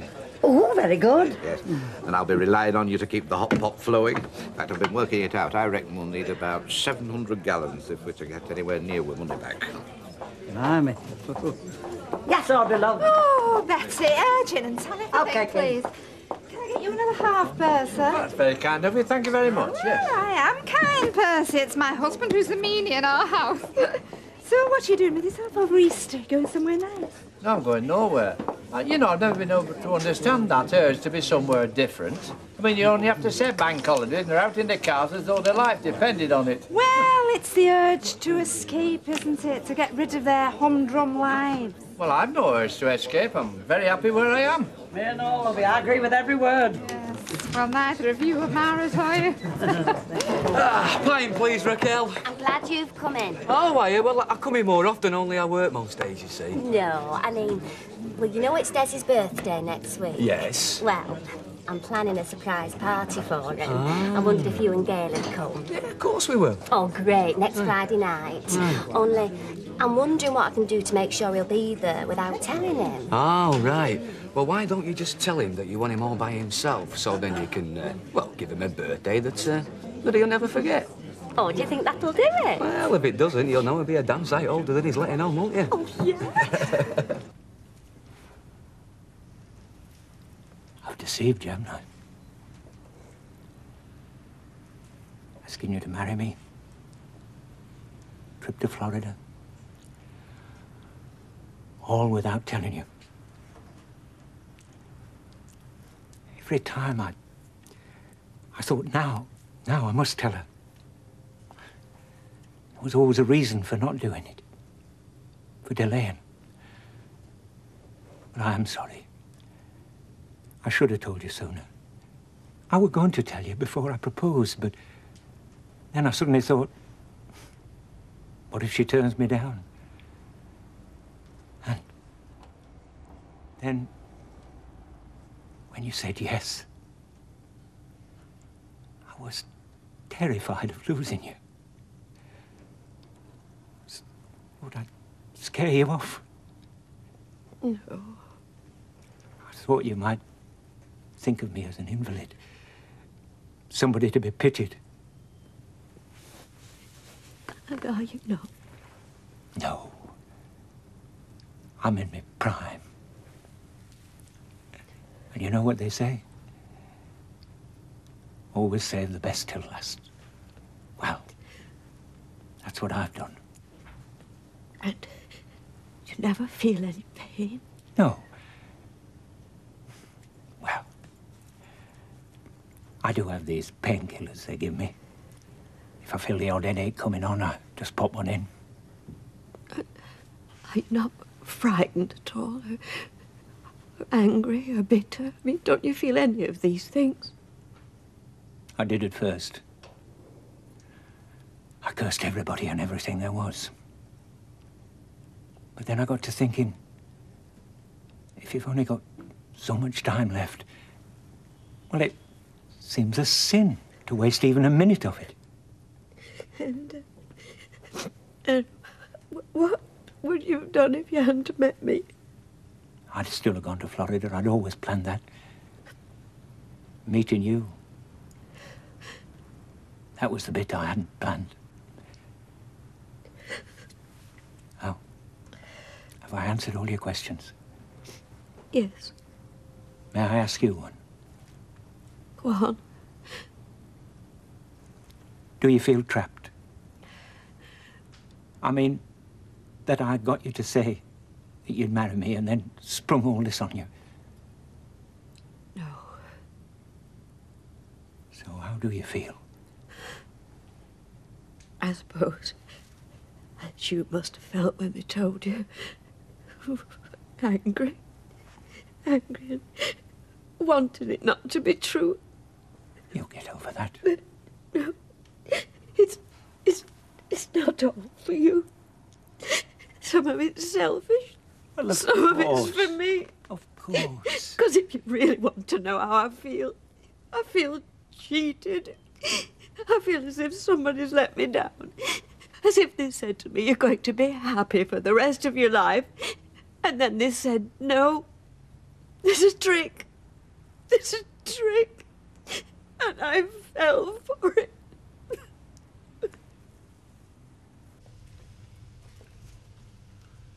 Are you sure he said he was coming? I am, yes. We can't start without him? Nope. Ah.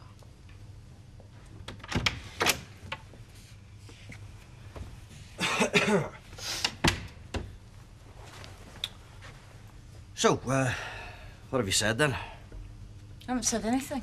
Look, I'll say it all for you if you want. No, you won't. You can just sit there and listen. Your dad and I were very upset and very, very disappointed at what went on in this house last night. Weren't we? Yes, yes. We both feel that you've let us down and that you've deceived us, and you showed not the slightest bit of concern or respect for our feelings. In fact, you acted as though we might not have been here at all. Look, son, all we're saying is we're not against you having some sort of relationship with this wee girl, right? Just try and keep it within the limits of decency. Though a girl who'd behave like that, well, she can't have much respect for herself, never mind anybody else. Can we leave Paula out of this, please? I'd say she was very much in it. Mum, she's not even here. I invited her to stay, so I'm responsible for anything that happened. Fair enough, love. I still say you should think very carefully about what sort of girl she is. Yeah, well, if I do, I don't think I'll be discussing it with you two. Oi, oi! Enough of that tone, please. You were bang out of order last night, Sonny Jim. Yeah, I know. I'm sorry. I apologise, OK? Yeah, right. Let's just not have any repetition of that kind of behaviour then, that's all. And believe it or not, it wasn't planned, it just sort of happened. And as far as I can gather, we're not the only people in history it's just happened to, mentioning no names. And what's that supposed to mean? Oh, look, never mind all that, love. Look, your mother and I are dead glad that you're sorry, right? And we're also pleased that this wasn't something you planned between you. What do you think her parents would say if they knew? Well, they'd kill her. Why, are you going to tell them? No, I'm not. But have you thought that she might tell him herself? That she might have to? What are you on about? Well, I mean, if she was to sort of find out that there were, you know, consequences. Babies. Oh, come on, you two. I'm not that stupid. Oh, I'm glad to hear it. Because it's not obvious from the way you've been acting. Look, Andy, all we're saying, son, is this here's our home, right? Now, when you've a home of your own, you can do whatever the hell you like. But when you're in our home, we'd be grateful if you respected our wishes and our feelings. Yes. Right, well, I will. Is that it, then? Well, yeah, it is as far as I'm concerned, aye. For the time being. So listen, if Des comes in, don't mention the surprise party. What surprise party? Hey, very good, I'm impressed. Yeah, but is there a surprise party? Ah, you'd better take everything too far, haven't you? No, no great announcements. What, you saying I can't tell anyone? Well, you can tell them, but I just don't want you standing on the bar making a great fuss. I want to make a great fuss. It's the most wonderful thing that's ever happened to me. Of course I want to make a big fuss. Another one, Des, is it? Huh? Go on then, yeah, Tam. Right, so who's looking after the nippers tonight then? Ivy. Hey, that woman's a saint, you know. I've always said that. Dry white wine and large scotch, please, Annie. Right you are, mate. Oh, hang on a minute. I'll see what these got. What would you like to drink? Well, just half a bitter and gin and tonic. Right, because we are celebrating. And if you want to know why, I'll let my fiancée tell you. Oh. You know what? Just call you. Well, he's called me a lot worse. Hey, well, no holiday for us. One of the busiest weekends of the year. Oh, yeah, I know. It's a shame, innit, eh? These poor bookies. Shouldn't be allowed. No. Right, well, that's 274. 274? Right. Can you say that again? Nice and loud, but only when I give you the nod, all right? Yeah. Mike, congratulations, mate. Gail's just been telling me about you and Alma. Yeah. We're very pleased. Oh, thank you very much. Thank you. Right, well, that's 274, please. Right, 270 what? That's all right. Put these on mine, will you, Alec? All right. Oh, thanks, mate. All the best. My pleasure. Cheers. You've got yourself. That's a question of survival, isn't it? Can't all be bookies, can we? I'm sorry. I've made this a very hard day for you, haven't I? Oh, come on. What are you talking about? Well, when I phoned you, I thought it'd give you a chance to talk about things. Tell me how it's been for you. And all that's happened is that I've gone on, and you've had to listen to me. As if it's me that's not well. You've had a shock. It's only natural. Whereas me, I've had plenty of time to get used to it. Well, I don't know how. Evening. Hello, Mary. Hiya, Derek's just getting some drinks. Can we get you any? No, thanks. But we're planning on going after we've finished these, thank you. Are you sure? Yeah, thanks. Right. You don't mind, dear Ted. I don't think I can face anything else today. Of course not. Whatever you like. Well, that's very kind, but I was getting one for Ted and Rita, too. Oh, that's all right. I'll get theirs as well. No, they don't want anything. They said just go in. I don't care what they said. What are they drinking, Alec? It was half a lager vodka and tonic. Right, 2 more of those and... Well, a pint and a sweet sherry, then. Thank you. Yeah, I'm getting married. I'm marrying Alma. Really? Yeah, good, isn't it? Half a bitter, is it, Mr. Sugden? Yes, please, young lady. It's all right. I'll get that, Percy. Put it on my bill, will you, Alec? Thank you. Yes, it's 50 He's getting married. Again? Yeah. Really? Keeps trying. I'll give him that. So you're back in here again, are you? Oh, hello. Yeah. There's me been going down to Legion looking for you. You might have told me. Look, it's a free country. I can drink where I like without having to make a public announcement about it. What's this about somebody getting married? Mr. Baldwin, so that's another one you've missed. Oh, I've never fancied him. He's a cockney. I don't understand what they're saying. I'm just going to drag my fiancée away for a minute. Oh, now you like saying that, don't you? Yeah, I do. I'm going to have a word with Rita and Ted. Oh, the other engaged couple. Hey, we're going to have a spate of weddings around here. Yep, but ours will be the biggest. Oh, no, it won't. It'll seem like it to me. Come on. Oh, Mike, it's £14.28. And yourself, Alec. Oh, call it 15. And, All right. may I say congratulations to Oh, both of you? thank you, Alex. Cheers. Here she is, the lady that's agreed to be my wife. Well, only because he wouldn't take no for an answer. Oh, I think not. It was seeing you two that gave us the idea. I thought they looked well enough on it, so I'll have a bit of that myself. Well, if you're as happy as we are, you're not doing too badly, are they, Rita? Right. Cheers, everybody. Cheers.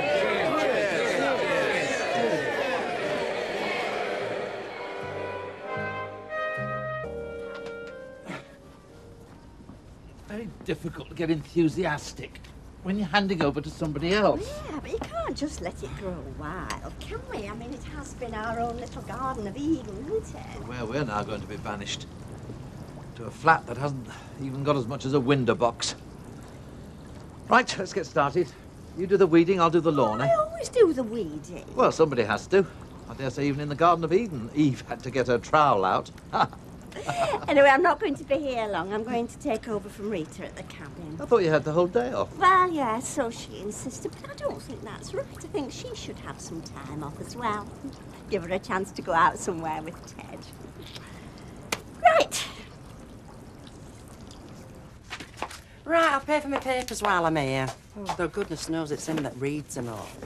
I mean, they're written for men, aren't the newspapers? It's all politics, sex and sport. I mean, what do we want with any of that? Right, to the end at week, Vera. Yeah, go on. Morning. Morning, love. Oh, so when are you going to Florida then, you two? Oh, as soon as I can persuade this one to get out from behind the counter and start packing her bags. Well, if she won't go, I will, all right. All right, I'll put you down as first reserve. Well, you know where I live. Yes. Right, well, it's £6.50 to the end at week, Vera. And what about staying behind the counter? All day. Oh, no. Oh, well, I did warn you. You see? £6.50. You've been better off with me all round, wouldn't you? Got a day off. Could have gone to Southport for a paddle. We could. Right, well, I live at number 9 if you think Oh, all right. Bye. Ta-ra, Vera. Rita, can't you ask Mavis to step in? Oh, it's a day off. I've got to be fair to her, haven't I? Ah, sure she'd do it as a favour. Oh, you don't know Mavis. She's a stickler for her rights. She'd have me up before the European Court of Human Whatnots if I tried to drag her in here today. All right. What about shutting up shop? Well, we can't, because we're not a bank, we're a newsagent. We have papers in All the right, morning, all right, papers in all the right. afternoon. I'll give in. Look, why don't you take yourself off for a nice walk? I'll be here when you get back. That is, if you're coming back. Eh? Well, I thought you might be taking up Vera's offer.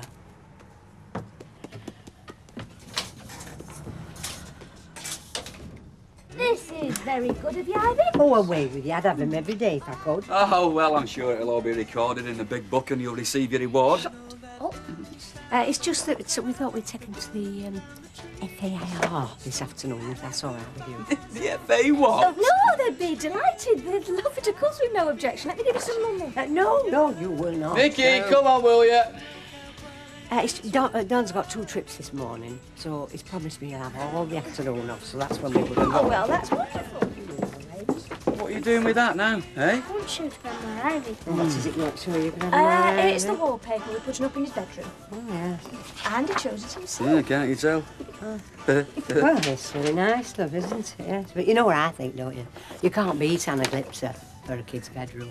I mean, put a little mark on and you can paint it over. To be honest, Gail, he's going to have grown out of this in 12 Yes, months. well... Yes, well, we said he could choose it himself. And that's what he's chosen. Well, take no notice of me. I mean, what do I know? What do I know? Hey, come on, love. Open the door for me. Yes, bye, Ivy. Bye. See you now. And be good. Oh, I'm sure they will be. Thank you. Bye. Bye-bye, love. Off you go, darling. See you later. Mwah, mwah, mwah. Bye. Come here, get out of me way. Look, Ivy, if you want Anaglypsa, you can come and put it up. If you want the bedroom painted, come and flaming paint it. Right? You got that? Right, that's that out of my system, OK? Oh, yeah, she's wonderful. What would we do without her? Hey? Don't tempt me. Come on. Well, here we are. Only God knows what you wanted to come back here for. Well, I live here, don't I? Anyway, you girls change your clothes every now and again. Well, I don't know why you didn't bring them with you. In fact, bring them all with you now. Save us trooping backwards and forwards, that will. Are you serious? Yeah, of course I am. Look, I've got to meet a bloke, do a bit of business. Well, I'll come back here lunchtime, give you time to chuck a few things in a suitcase. Then we go back to the flat. What do you mean, move in? Yeah, that's right. Look, gotta go. See you later, all right? Yeah. Yeah.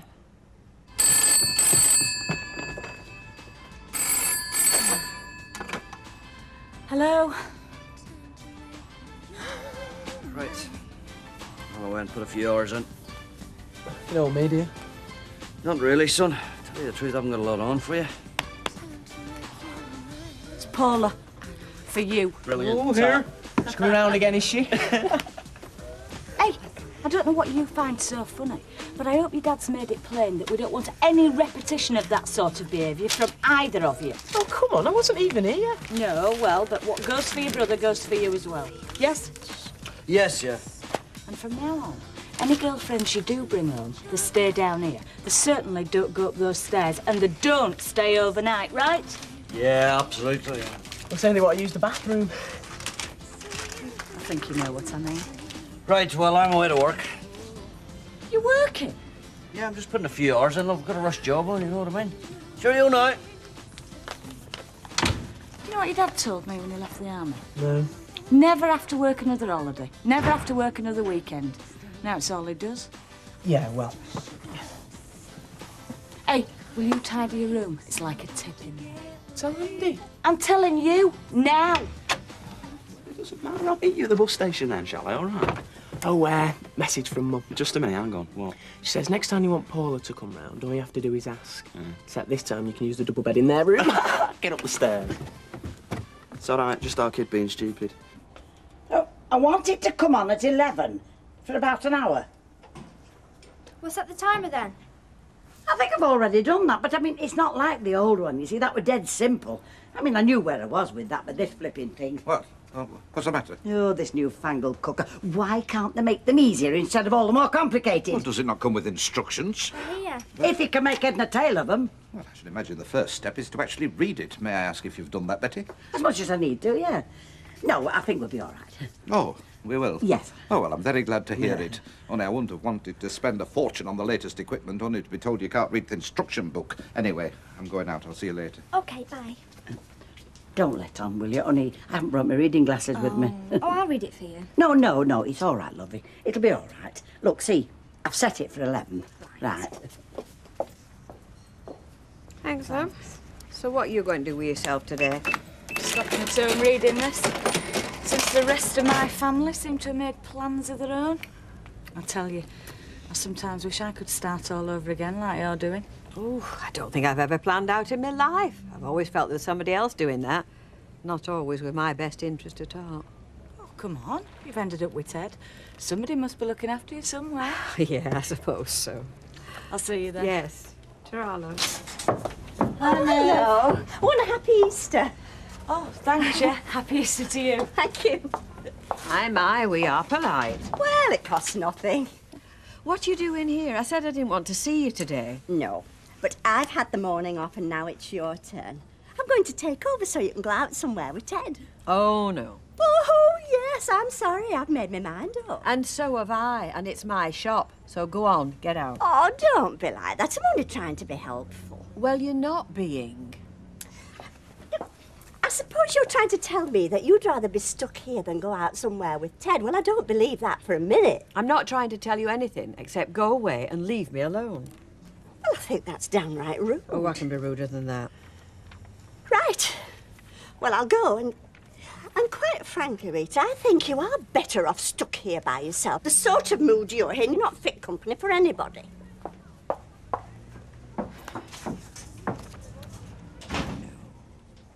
Hey, a gin and tonic, lovely. Right, Audrey. Hey, did I tell you I'm doing a surprise party for Des? What are you doing that for? Because it's his birthday this Friday. Right, well, I won't be able to be there all night, but I'll try and make it after I've finished here, you know. 1:37, Oh, Audrey. 5 of us. All right. It's for young people, Jack. Do what? The only reason I'm asking is, well, do you think Alec will let me have some cheap booze? Gilroy, cheap booze. Yeah. on account that I work here? Darling, not only must you be very young, you must be very innocent asking a question like that, because Gilroy wouldn't provide cheap booze at his own party, no mind somebody else's. Oh, he might if I ask him. Oh, that flaming cooker. Hey, they're still waiting for hot pot down there, you They're know. going to have a long wait, aren't they? It didn't come on. I mean, the hot pot's as cold now as it was when I put it in 2 hours ago. Nay, that's had that do, Bessie. Ooh, I hate the thing, all them knobs and dads. I can't make any sense of any of them. 2 hot pots, please, Betty. Oh, I'm sorry, love, but we've had what you might call technical difficulties. What? No hot pots? No, I'm ever so sorry, love. Betty, we're starving. Look, I can make you some sandwiches. I can make you corned beef, cheese, cheese. I'll have a cheese and all, Betty. Okay, kid. Cheers, love. Talking about the lengths that some women will go to. Eh?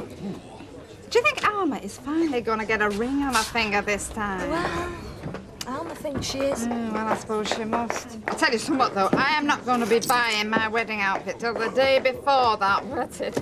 Even then, I shall keep the receipts.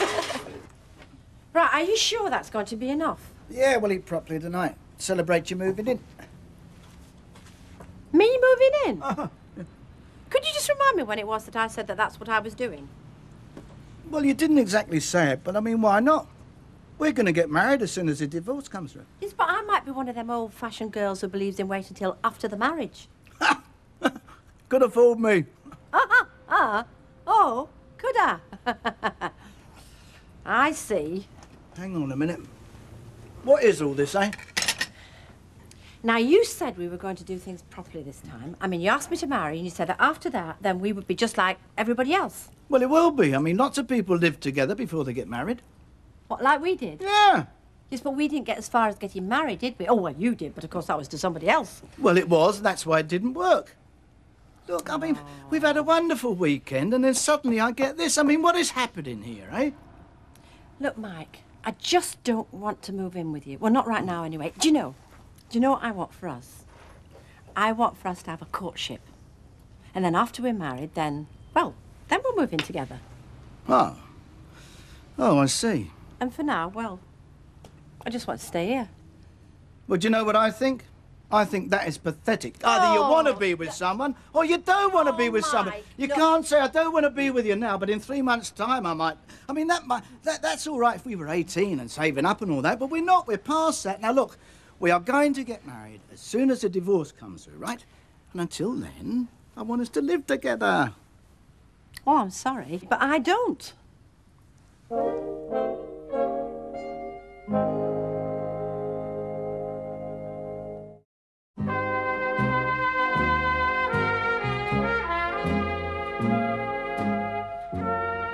Look, I still want to marry you. I'm not saying I've changed or anything. Oh, I'm very glad to hear it. Well, then why are you behaving like this? You want to stay here in your flat? OK. You don't want me moving in? No, of course not. Well, that's fine. I mean, you want to stay here alone and you want me living 5 miles away? Well, that's fine, that's fine. No, it is not fine, because all you're doing is bullying me. You're trying to make me move in with you. Well, I'm not going to be bullied. I'm sorry, I'm just not. Thank you very much for the meal. You are welcome. I'll tell you what, I'll give you a ring sometime, invite you out. That's what you want, isn't it? Oh, Mike, please. What? Come on, let's not fall out. We are not falling out. You have made it perfectly clear how you feel. Goodbye. Do you think that's it? Well, I've looked through this manual and I can't see that it can be anything else. You put the timings in. Yeah. But then you forgot to switch that main control from manual to automatic. Oh, I'm a dozy old woman, aren't I? Oh, it was a mistake anyone could make. Betty? What? Betty! I've just been told there's no hot pot.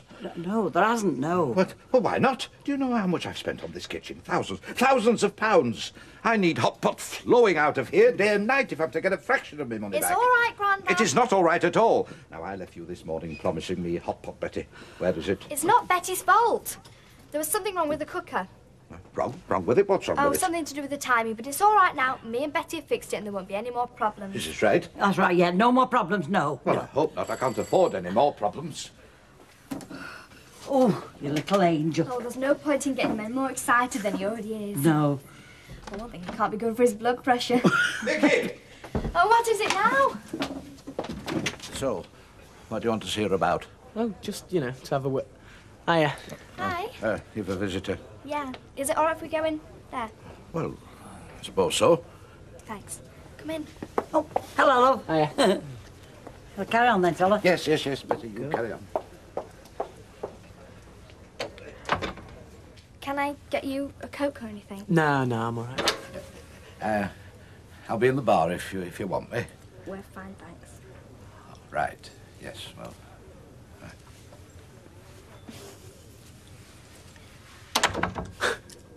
Right. Well, I thought I'd better just come round and apologise for not taking you to the party the other night. Oh, that's all right. It probably saved a lot of hassle anyway. Not that you miss much. I mean, sounds good all-night party and everything, but you don't half get tired, you know? Yeah, I'm sure. So, I was wondering whether we could go out some other time. Yeah. I'm sorry to interrupt again, but I just wondered if I'd left something here. No, it must be somewhere else. Yes, sorry to interrupt. It's okay. He's not very subtle, is he? He's worse than me, Dad. I think granddads usually are. So, when are you going back to school? Oh, not till a week on Friday. I'd call for you, but... It's probably best if you ring first. Yeah. Tomorrow morning, will you be in there? Yeah. Thanks very much, Draw. So, where did you get to today? Anywhere interesting? No, I pottered about for a bit, cleaned the windows, tidied up. So when's closing time? Well, I've still to wait for a couple of the young lads to get back. Oh, hello, Ted. Hello, Mavis. Happy Easter. Oh, thank you, and the same to you. Thank you. Well, I've been thrown out of here once today, but I thought I'd risk it again. Thrown out? I came round to take over so Rita could go out with you, but no. She wouldn't have any of it. She got quite obstreperous. I see. I didn't want to take advantage. Oh, you wouldn't have been doing, Rita. I thought I made that clear. I'd have been delighted to take All right, we don't want an inquest. You see the sort of mood she's in. Yes. So, what do you want now, love? Well, I saw Ted arrive and I thought, despite your bad mood and despite the rude things you said to me before... You want to take over, do you? Well, only if it's not going to start you off. Okay, it's all yours. Right, thank you. Right. Ted, we'll go up to the flat. Right. Oh, sorry if I've been the cause of ructions. That's all right. I'm used to it. Hiya. Hi, can I have a gin and tonic, please, love? Yeah. So where's your fiancé tonight, then? Do you know, I'm not sure where he is, Vera. Yeah, I'm sure it's there now. I can't see anybody else fancy him, can you? Hey, is this ball we were on about? They reckon they're engaged. Engaged? Crikey, that's a new one, isn't it? Only thing he's ever been faithful to is that car of his. Sticks to that all right. Yeah. Changes his women like he needs a new car every year. It's 137, Alma. So I'll get them, love. A large scotch, please. Corcher. I wasn't running away. I know, but I went to your flat, you weren't there. You see, that's what you get when you're not living together. No, it's all right. Listen, I've been thinking about what happened earlier and I was in the wrong. I apologise. You don't hear that often, so I make the most of it if I was you. Hey, listen, I just want our marriage to be something special. I know. That's why I had to think about it. Right, so that's, 137 and 184, so that's... 321? Right. Have one yourself. Anyway, separate addresses, that's quite romantic. Might keep this relationship on its toes. Oh, Alec, can I ask you a favour? What? Well, you know I'm doing this surprise party for Des, and I was wondering, you know, seeing as I'm staff here and everything, well, if I were to buy some drink from you, do you think there might be any chance of a discount? There would not. Oh. I'm sorry, it's not policy. Yeah, you say that for Alec. You know where you are with him. Yeah, well, just wait till he wants a favour, then I'll find out where he stands with me. You change. Oh, thanks. Shall we, sit down? Right. Oh, just a second. Oh, Vera, you were right. Right? Well, he did turn up my fiancé, but I just wouldn't want you worrying, that's all. Cheeky cow. You all right, you ladies? No, we're not. Get us another couple in. Hey, hang on, I'll tell you something that'll amuse you now. Madam over there is sulking because Gilroy won't give her any cheap booze to take to this party. Oh, why? Why should it amuse us? Well, I just thought it... Yeah, you just think we're a couple of old gossips with no better to do. Go on. Who has a lager? No, a garden's a mixed blessing, I always think. But ours has given us a lot of pleasure. And a lot of hard work. No, our flat's got a lot to commend it. Oh, a pint of bitter and a sweet sherry, please. Did Rita mention anything about a date yet? Oh, she hasn't mentioned anything today that's been worth passing on. She's been in a right mood.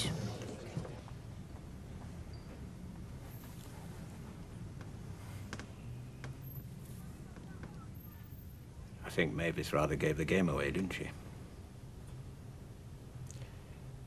You saying you had to be in the shop all day, while she was more than willing to come in and be there so we could be together. I'm sorry, Dad. No. You had your reasons. You couldn't face me, could you? I just wanted time. I know. I went through the same thing when they first told me. I didn't want to see anybody. I didn't want to talk to anybody. It all seems so unfair. Why you? Why now when I've just found you? No answer. Well, I want an answer. No. You just have to accept it. And I've been unfair to you, too. Asking you to share my life when all the time I knew what you didn't. So, what I'm gonna do is take myself off. No. Oh, yes. You don't want me here, and I know you don't. So it's no use saying otherwise. So, well, I'll take myself off. And I want you to forget you ever said you'd marry me. Any promises we made to each other, forget them. You won't hear from me. I shan't call, I shan't ring. Unless you want me to. If you want me to. You've only to say so, and I'll be back like a shot. If you don't, well then, that's it. Finished. I can't just let you go like this. You can't stop me, Rita. Because this is my decision, this is not yours. Well, I'll go.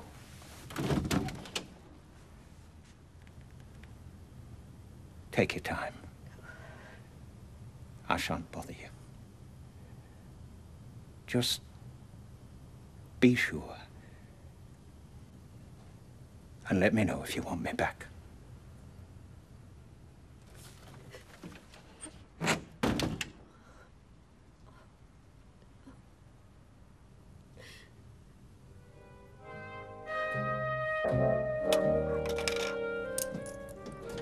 Thanks very much, Mrs. Gibbons. Thank you. Take care now. Yes. I'll go and put kettle on. Mavis. About yesterday.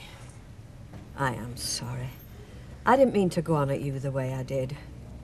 Just had a lot on my mind. Nothing wrong, is there? No. Well, is there anything I can do? Just a lot on my mind. Well, you're not the only one, you know. Sorry. To be going through what you're going through now. I mean, I was exactly the same when I was getting married to Derek, so...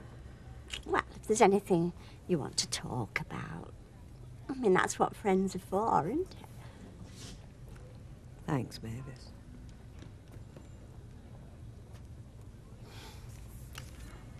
Put the kettle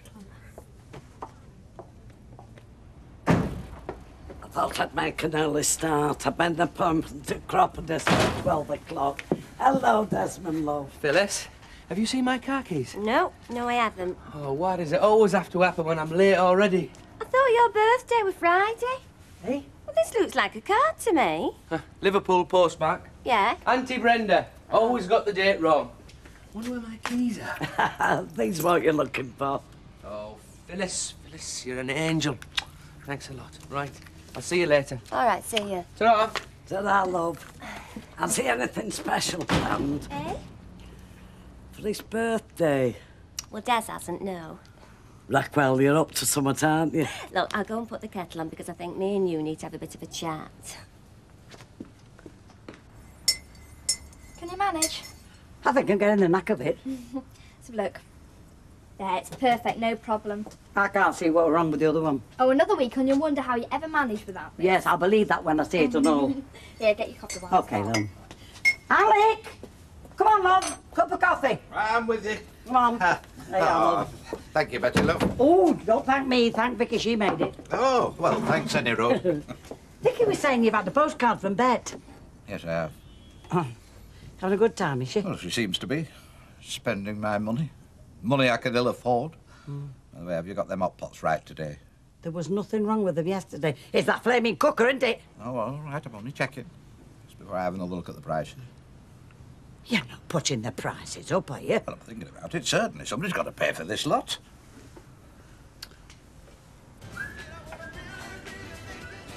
Anyone home? Hey, yeah. Hi, Jim. Just put these back for you. God knows where mine are. Put them down somewhere, I suppose. Right, I'll send you the bill. Cheers. Hey? I had me flyers for what? An hour? 15 quid. Oh, mind you, very reasonable. Let's see. Last job I did was worth a tenner. Do you know, that means I've only lost a fiver so far today. Still quiet then, eh? Oh, it's like a grave. Well, nothing better to do. Go and brew up. Now you're sucking diesel, son. Hiya. I mean, what is it about this place here? Every time you think about brewing up, the place suddenly becomes swarming with tourists. Oh, don't bother for me. I'm on my way to work. I just want a quick word. Oh, well, listen here. If you two want a wee private conversation, don't let me interrupt you now, is it? No, we're both off. Yeah. Friday night. What about it? Oh, have you got anything on? Right, 2 teas for Gert and Daisy over there. Right.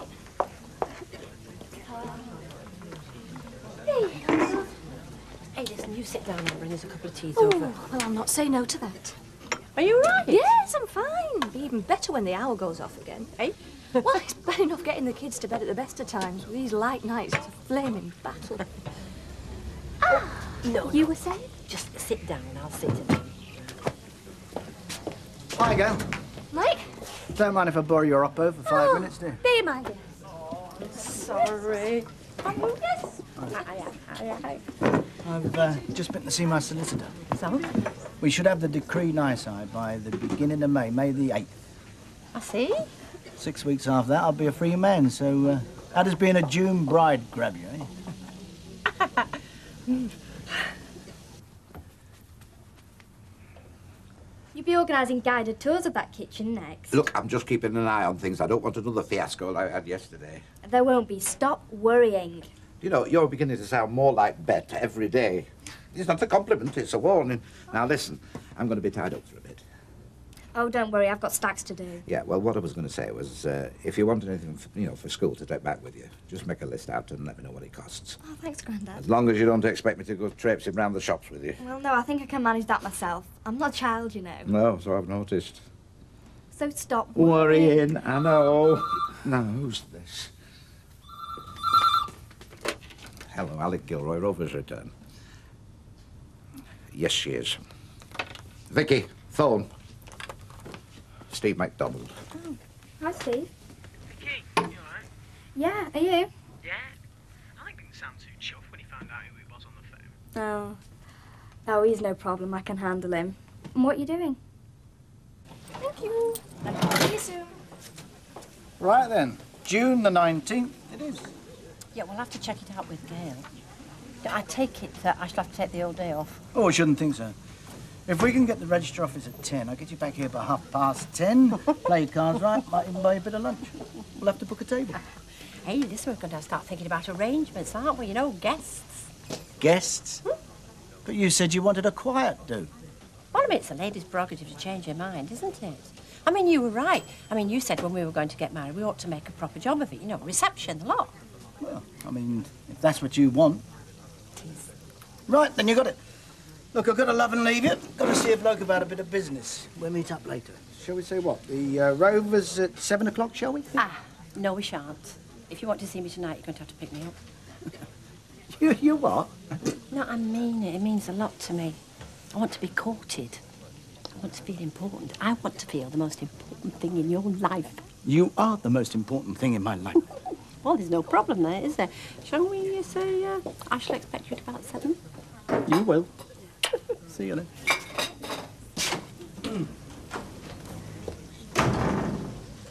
June the 19th. What about it?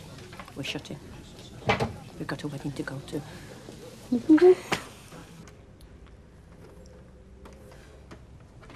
Thank you very much, Mr. Jackson. Bye now. Hello, Rita. Derek, is it that time already? No, it's not. No, I'm not coming to take you to lunch. I've had a phone call. Phone call? From the estate agent. You know the couple that came to see the house last week? Well, they've put in an offer. And it's only £1,000 less than we asked. Derek, what did you tell them? Well, I said I'd have to consult you first. I'm ringing them back. Oh, you've no need to consult me, Derek. It's what we agreed we'd be happy with. I know, but we bought the house together, and in my old-fashioned way, I thought it'd be fitting if we made this decision together. Derek, you can be so romantic at times. Oh, Rita, isn't that Wonderful. It's like a dream come true. It's all our prayers answered. All answered. Oh, I can't believe it.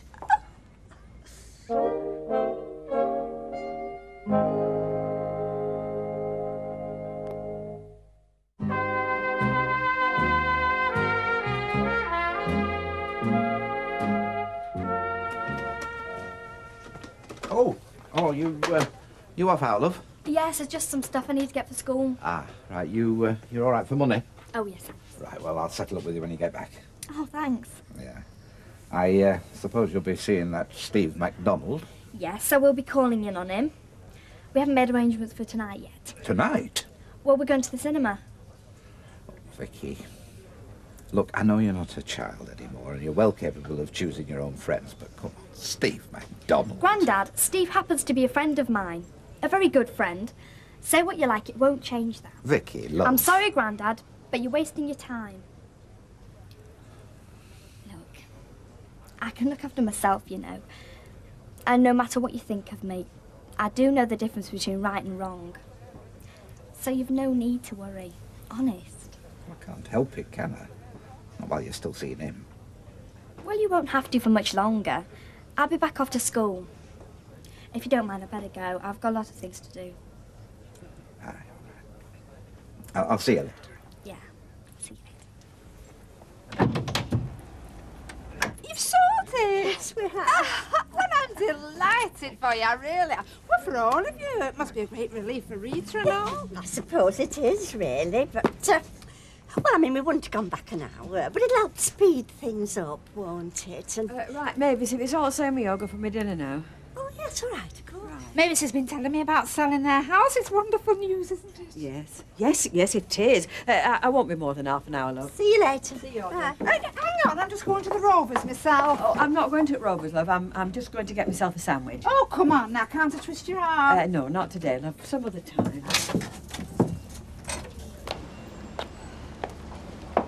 Rita, are you sure you won't change your mind? I mean, you look as if you could do with cheer and all. No, thanks. I just want half an hour on my own. I happen to have a lot on my mind at the moment. I know. Now, I've been through the same thing, remember? I mean, there are so many unanswered questions, aren't there?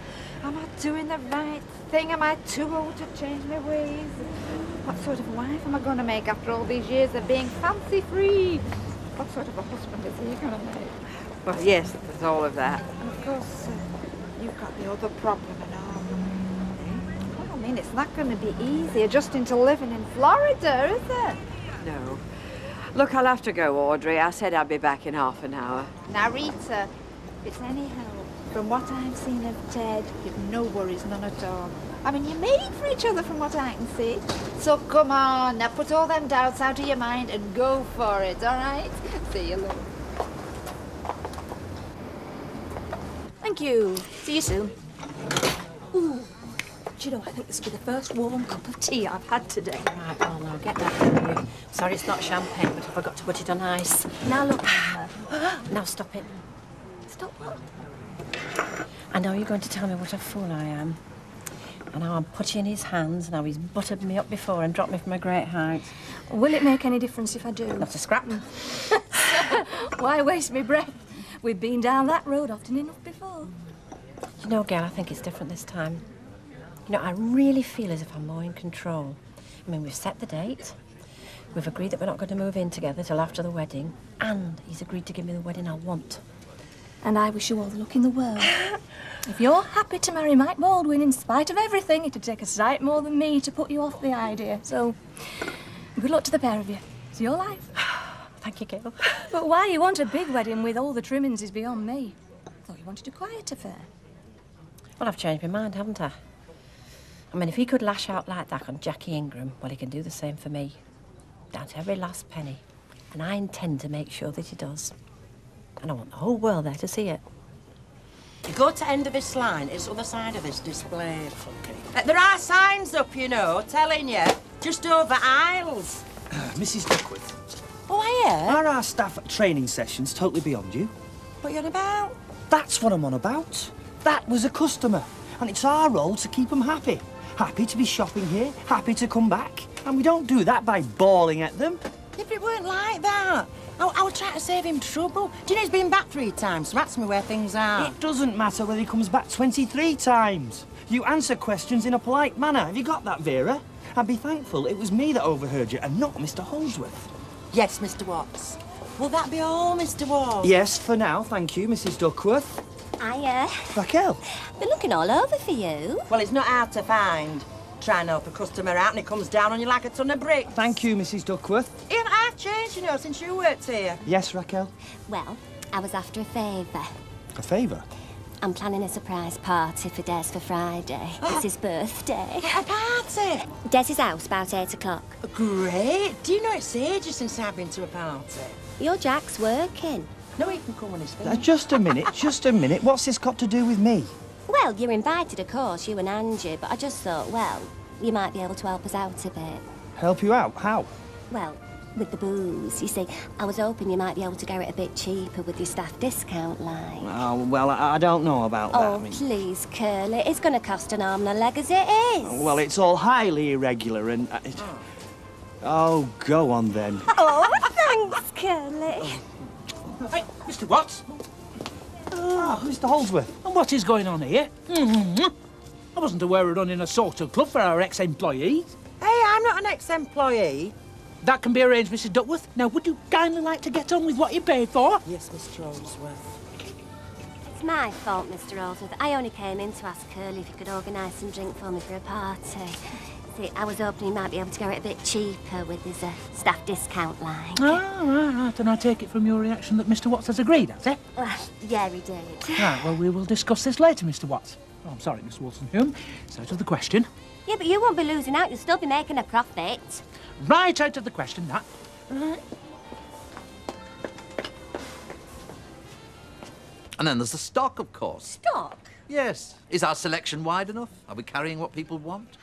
Is there anything missing that would increase our turnover? I think we've got everything that anybody wants, Derek, and if we haven't, we can get it quickly enough from the wholesalers. It's always worked well in the past. We're not looking to the past, Mavis. We're looking to the future. Our future. I'm sure Rita won't be unreasonable about it. Rita won't be unreasonable about what? Well, Derek was just saying that when we take over, there are 1 or 2 changes we might like to make. And I was thinking that the transition period might be as good a time as any to make a start. Oh, nothing drastic, of course, just building on the firm foundations that you've established during the years. Look, Derry, when the cabin's yours, you can do what you like with it. You can give fish and mushy peas with every copy at the Evening News. But till then, just leave well alone, eh? I mean, the last thing I want is problems with this place. I've got quite enough on my mind at the moment. Thank you very much.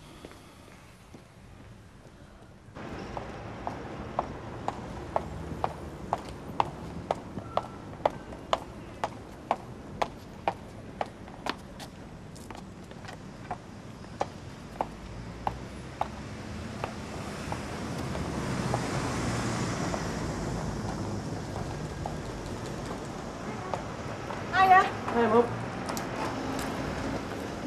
On your own? Yeah, Dad just enough to get some spares. Now, is there aught special you fancy for your tea? You're a great help, you, aren't you? What time are we having it? Well, it depends what time you get in. I'm not cooking for 3 sittings, that's for sure. Why? You going out? Yeah, it's no sweat. Somewhere special? The cinema, probably. Why? Just you? No, I'll be taking Vicky, if you must know. I thought you might be. It's not a crime, is it? No, that isn't. What's that supposed to mean? Just remember, she's only a kid. No, she's not a kid. She's a couple of years younger than you. Look, Mum, if you've got something to say, let's be having it, eh? She's 15, Steve. Just bear that in mind. If all this is just because of what Andy and his bird got up to, you're wasting your breath. I'm only saying. It's only natural I worry. I'm your mother, and especially after Andy. Oh, will you stop going on as if I'm as daft as Andy? All right, I've had me say. And I've told you, you've got nothing to worry about, all right? All right. So what time shall I expect you? About 5:30, I suppose. OK. I'll see you then. Okie dokes. See you, Mum. Bye, love. I only asked Curly because I didn't want to ask you. Me? I can't believe this. You are seriously thinking of asking me to use my good offices to further your own ends? Well, you were the first one I thought of as manager, but I couldn't do that. No, you're dead right you couldn't. Because you can't twist me around your little finger like you can Mr. Watts. I mean, you might have got the wrong idea. Wrong idea? That you'd only been invited to the party because you could supply cheap booze. Me? I'm invited to the party? Well, of course you are. You were top of my list. Really? Well, near the top. You see, I was only going to invite you after I'd arranged the drink. See, the last thing I wanted was to give you the impression I was using you. See, and after my contretemps with Mr. Watts, I'm still invited, am I? Of course. Well, perhaps I did act a bit hastily. Hot-blooded rack see like yourself. Oh, so it's all right then for Curly to get the booze? No, forget Mr. Watts. I'll deal with this one personally. Just let me have a list of what you want and I'll see that you get it.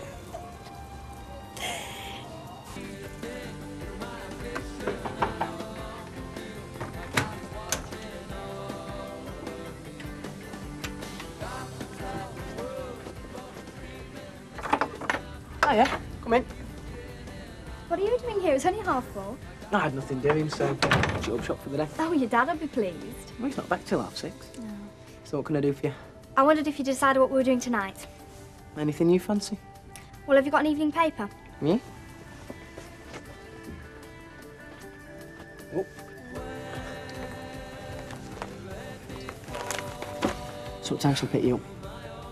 Oh, it would be better if I called round about 7. Fine. Sammy Face still isn't welcome at the Rovers. If I want friends round to the Rovers, I'll have them. It's just there's no point in upsetting Alec. Not now I'm going back. Oh, great. What's it going to be this time? Couple of months? Sorry? Till I see you again. Should make Alec happy. It doesn't have to be, you know. What? 2 months till you see me. Why are you coming out? No. But you can always come down. Oh, yeah, and they'd let me in, wouldn't they? No, but they'd let me out if it was to see a relative. And I've always been very close to my cousin, Steve. There we are, son. £1.5 piece, please. Lovely. Thanks, Jack. Hiya.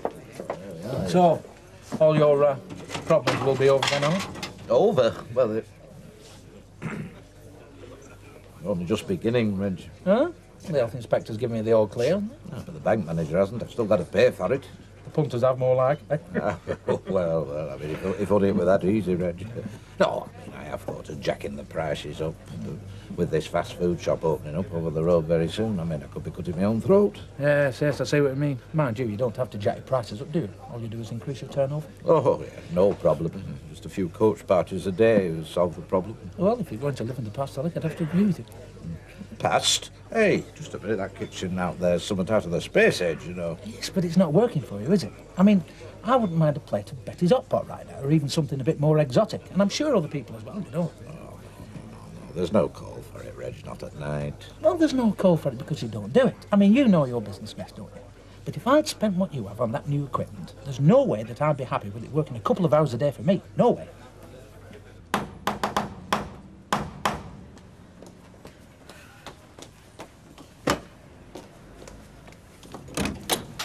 Your carriage awaits, my lady.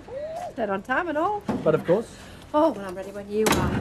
Oh, it has been murdering here for the last couple of hours. We've been rushed off our feet. Good for business, huh? Oh, well, not good for me, I can tell you. Then why don't you give it up? Give it up? Oh, why? I live on what? Fresh air? I ain't enough for the pair of us. Oh, no. Well, why not? You can't enjoy slaving over a hot frying pan all day, especially now you don't have to. Look, I agreed to be your wife. I didn't say anything about giving up my independence. But you won't be, will you? You can do what the heck you like. What, be indebted to you for every penny? Oh, now, come on. Oh, no, Mike. Thanks for the thought, but no thanks. Well, why not? It makes sense. Well, not to me, it doesn't. I mean, I said I'd be your wife. I mean, I agreed. Because it's what I want. That's what we both want. Now, will you listen to me? No, you listen to me because I've listened to you often enough. Just look where it's got me. I mean, you just manipulated me. I mean, you knew how I felt about you. You just turned on your charm and you knew I'd just come running straight into another slap in the face. Well, that is history now. What the heck brought this on again, eh? Well, you have. I mean, you're the one that keeps talking about me giving up my independence and being a cat woman. I'd just be another possession. I didn't mean it like that. And you know that. Oh, I know it all right. But I'm not going to let it happen. All right, I'll ask you a question. Why did you agree to marry me, eh? Because I love you. And in spite of everything, I want you. And I think that we could have a good marriage. In fact, I think that we could have a fantastic marriage. Just as long as you remember that days of my dancing to your tune are over. Perhaps you'll understand now why my independence is quite so important to me. Yeah. I think you made yourself fairly clear, yeah. Right, well, come on. Let's go. Said we've got some celebrating to do. Right. You can get the first round in. Thank you.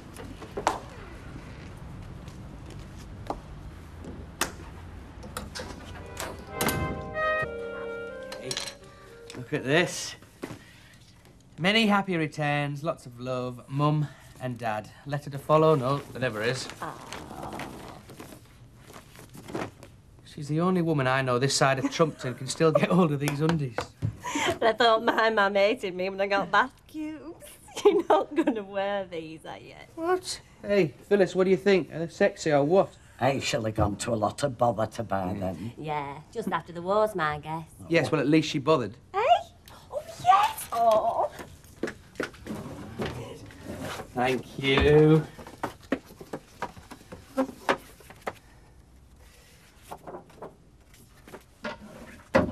Don't be cheeky. That card cost me an arm and a leg. Isn't it lovely? This is a wind-up, right?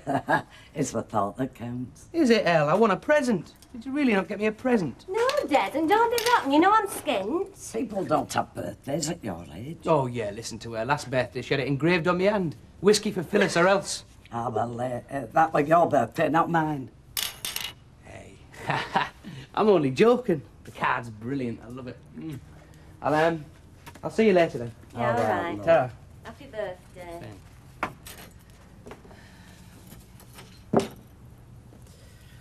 See ya. Ta-ra. Ta-ra, love.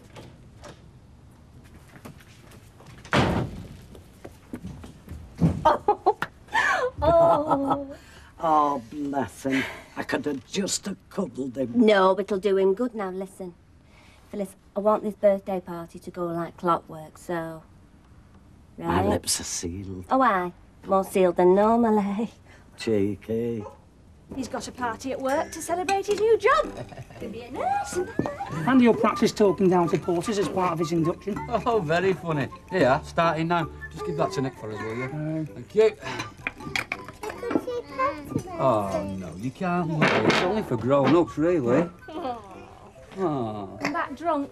We've come back homeless. We've got Desi's party tonight, and I am looking forward to it. Scabs on her. So why did you get Nick to drive you to work if you weren't planning on getting tied up? OK, on the badge of the Royal College of Nursing, I pledge my allegiance to temperance and humanity. OK? Right. Which is more than you were doing last night in your sleep. Right? You screaming. Homer, don't do it. You're making a big mistake. Baldwin's a liar, he's a cheat, he's too small. Don't marry him. I was not. Was not. No, but you tied the duvet in knots. I just read between the lines, love, you know. Yeah, well. Yeah, well. Come on, Martin, let's move it, mate. You've still got a real job, you know. Yeah, all right, then. Right. Don't let it get to you, OK? I'll come back sober if you come back sane. See you, kiddies. See you, love. See you now. See you, Nicky.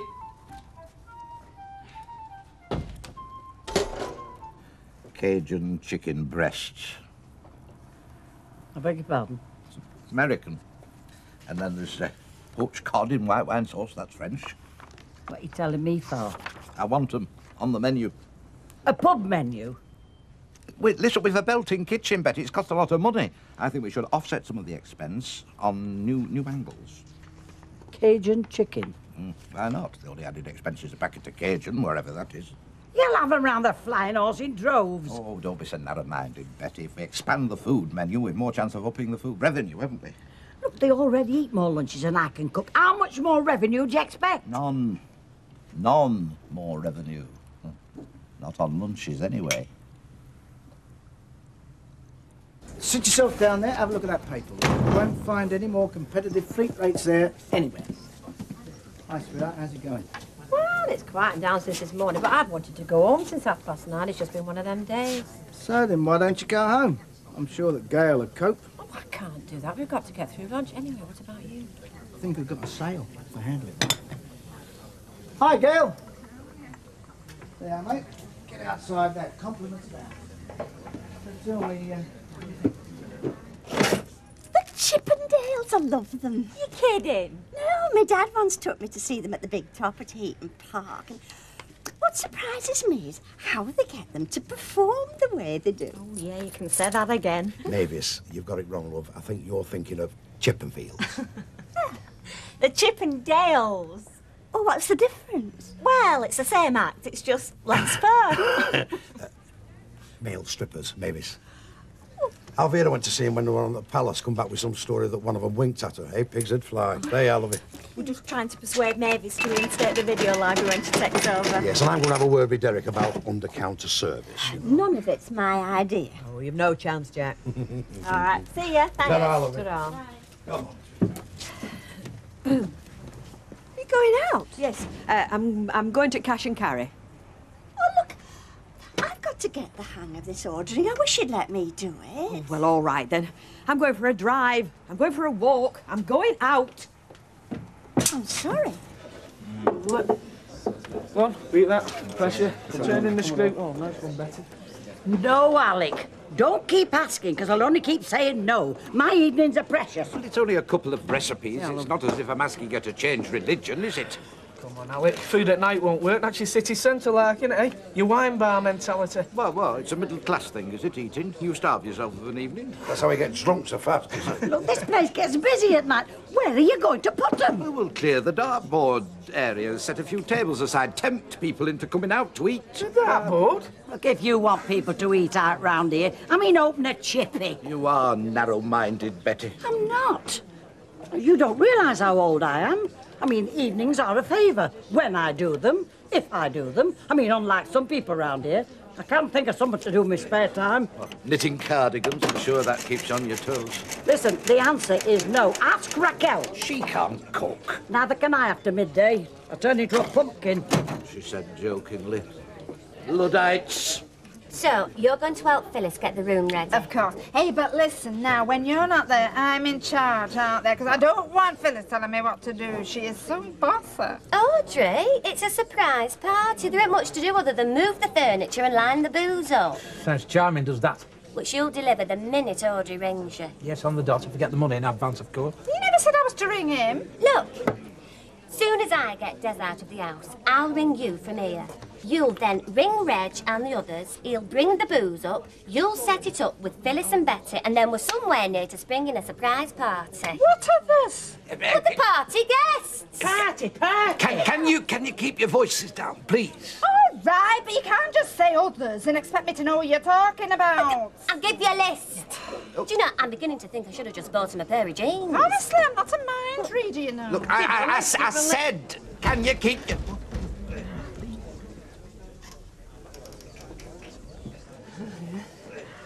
I'll have a pint, please, Jack, and one for yourself, mate. Oh, on your birthday, that's very normal of you, Carl. Oh, somebody knows then. What? What? It's my birthday. Is it? Oh, yes, young Raquel mentioned it, didn't she? Have this one on me. Oh, thanks very much, Jack. It's £1 and 5p, Jack. Congratulations. Many happy returns. Thank you. Hi, Gal. No, Alma. On a break. Well, do us a favour, will you? When she gets back, ask her to give us a call at the garage, will you? No, I'll tell you what. Ask her if she's free tonight. Done a good bit of business. Need someone to celebrate with. No. Hey? A, I'm not your gopher. B, don't use this cafe like a conference centre. And C, you owe me £1.4 from them 2 coffees this morning. You came crawling to me a couple of months back. Remember, Gal? When they were trying to stitch you up over the lease. Now, what have I done to deserve this sort of treatment, eh? I just want you to remember you're marrying Alma, not the business. You think I'm interested? I think you think you can please yourself.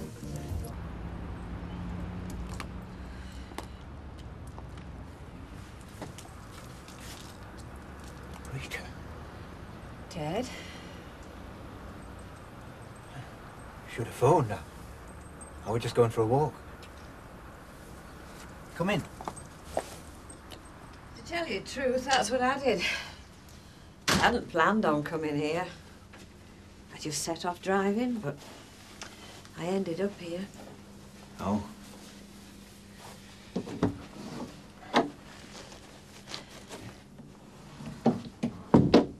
Drink? I was just having a beer. Well, I'll have tea if you're offering. Thanks. Is that good news, Rita? What? That you ended up here? Well, I've come to a decision, if that's what you mean.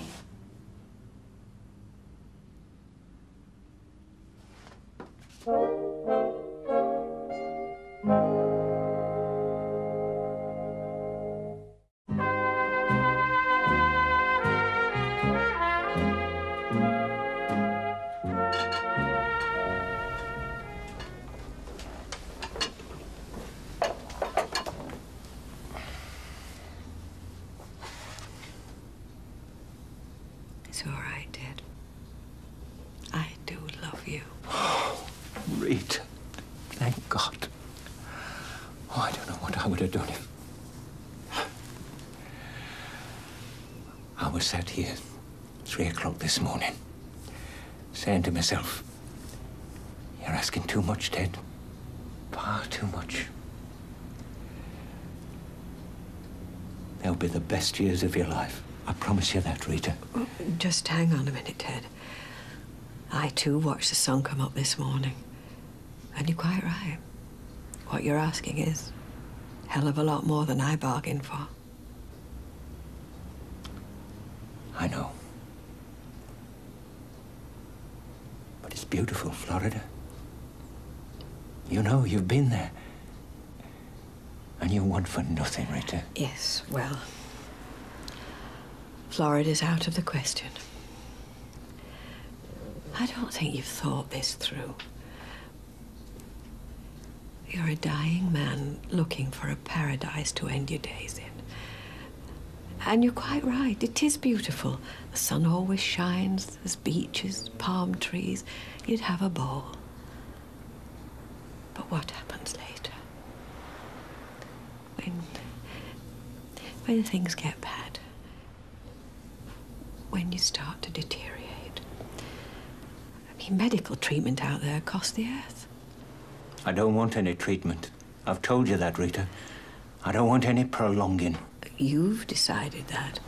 And you're quite entitled to that decision.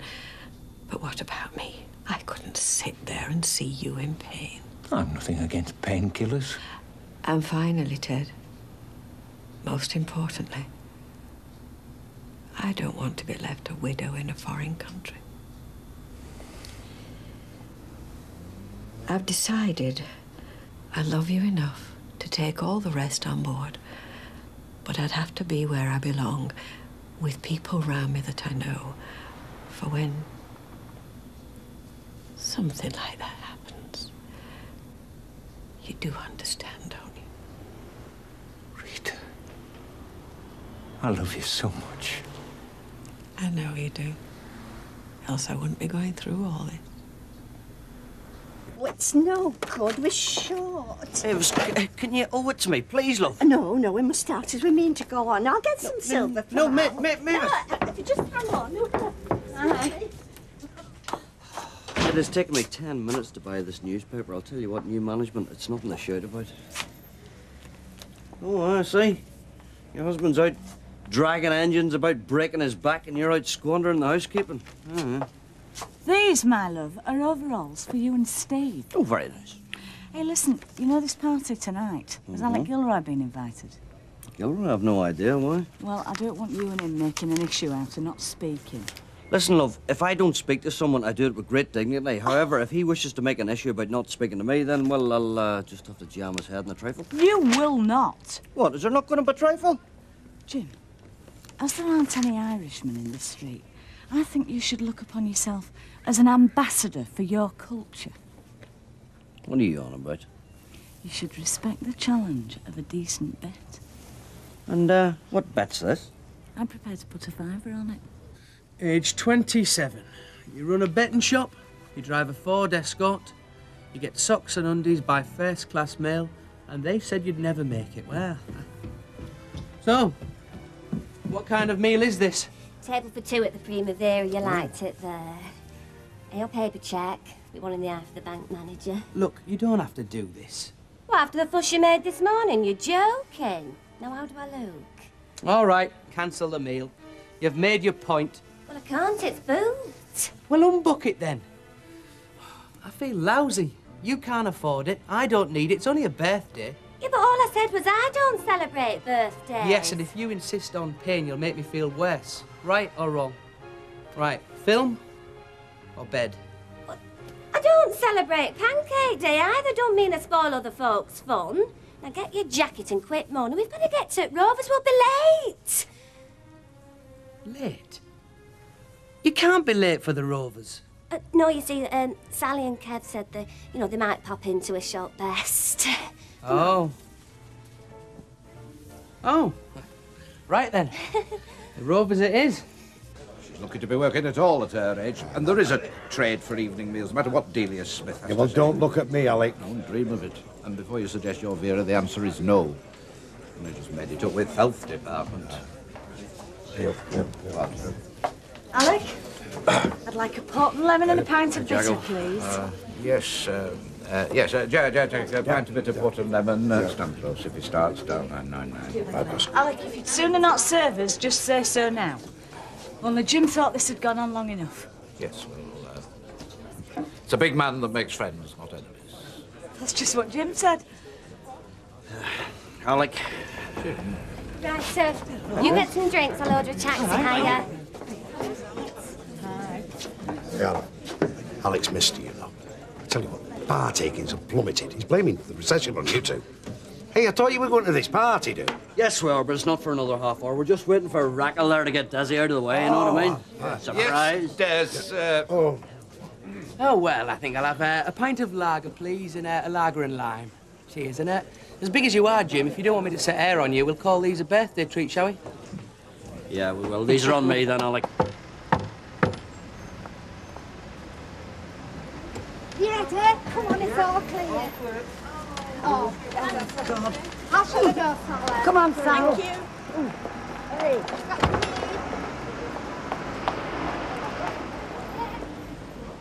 Hey, love, you all right?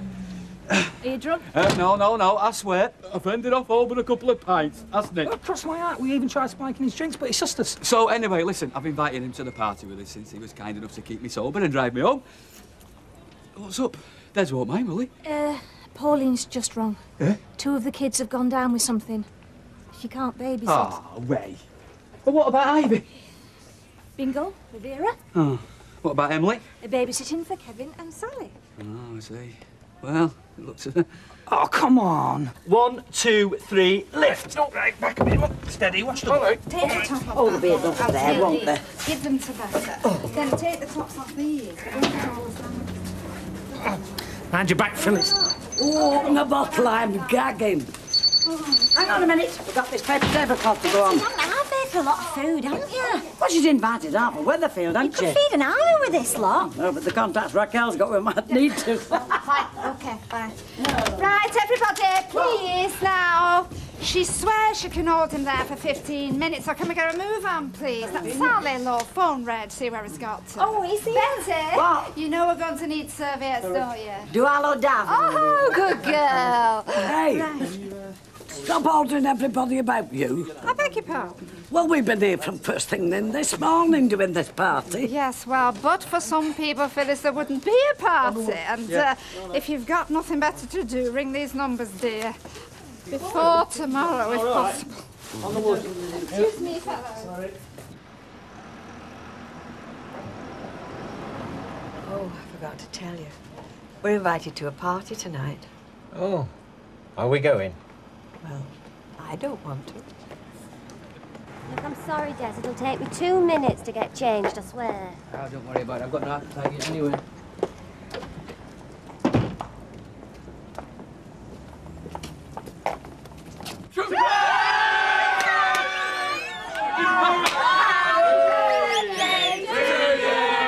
Happy birthday to you. Happy birthday, dear Desmond. Happy birthday to you.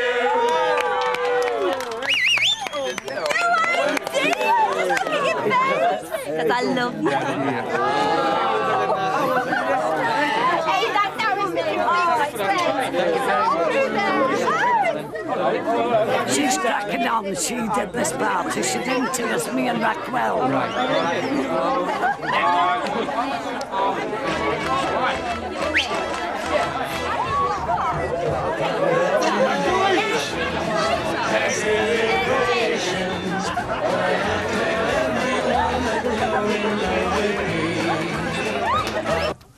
Well, I don't care what you say, Ted. I thought fish cakes and lasagna was very continental. Well, don't apologise, for heaven's sake. You're talking to the man who kept TV dinners in business. Here's to us. If you're absolutely sure that's what you want. As long as you and me are together, Rita, I don't care where it is. Florida, Weatherfield, or Mars. You know, there's still something I haven't worked out yet. What's that? What do I tell Derek and Mavis? What do I do about the cabin? It's going to be a very big problem. Don't worry. We'll work something out. You've got a lovely smile, Rita. Videos? What kind of videos did you have in mind? We're open to any ideas from our regulars. Oh, no, we're not. No, we're not. Oh, shake it up, Shake it up. Audrey, I haven't got the energy, love. Oh, give up. Even now, I can match me on this. I need some fluids. Oh, you're so heated.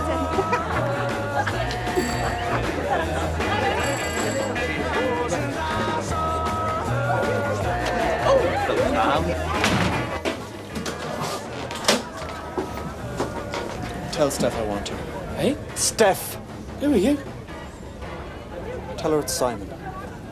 Look, get her out here now, or I'm coming inside. Hey, just calm down, all right? Just calm down.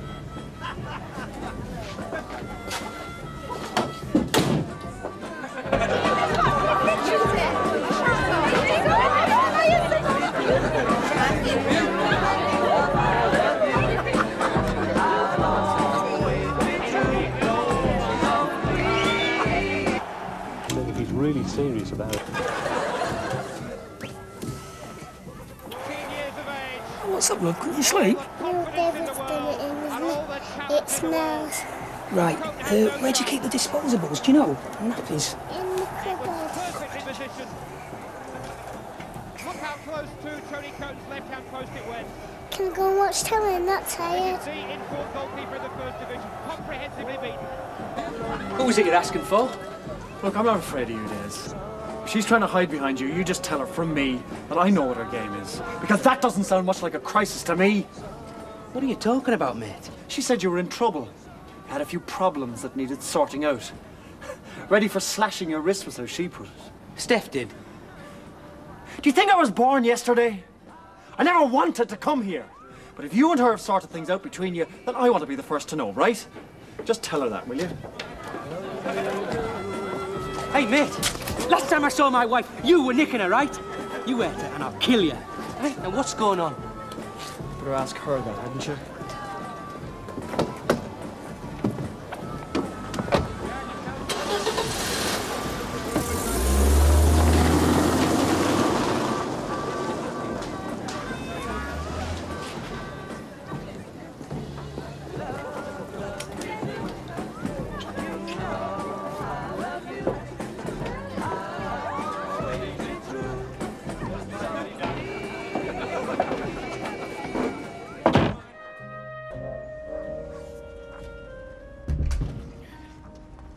What are you thinking? Just tell me why I don't want to sit on a white beach watching a sunset while a waiter brings me long drinks with funny names.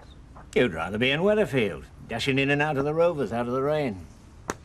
You don't think I'm a couple of sandwiches short of a picnic, do you? I think we're doing the right thing. After all, it's who you're with that counts, not where you are. And we're going to need all the friends we can get. If we can keep them. I mean, Mavis isn't going to be overjoyed when she finds out she's not getting the shop after all. No. You don't think, you know, I ought to explain to her the whole story? It's up to you. No, it isn't. Of course it isn't. Rita, I've lived with this a long time. Sometimes it's like being half dead already. But when I'm with you, I can forget about it. I can feel alive again. If you tell Mavis and Derek every time I see them, it'll be there in their eyes. It'll make it that bit harder to forget. Don't you see? Of course I do. Get a move on, Nicky. Hey! Here he is, student of the year. And will you take these two across to Sally and I'll get Nicky off to school? No, I'll take Nicky to school. You don't want to be late, it's your first morning. I've got loads of time. They won't want to start without the star pupil, will they, eh? Oh, are you completely certain you're going to be there? Completely certain? Completely certain? Have you heard? Come here, woman, will you?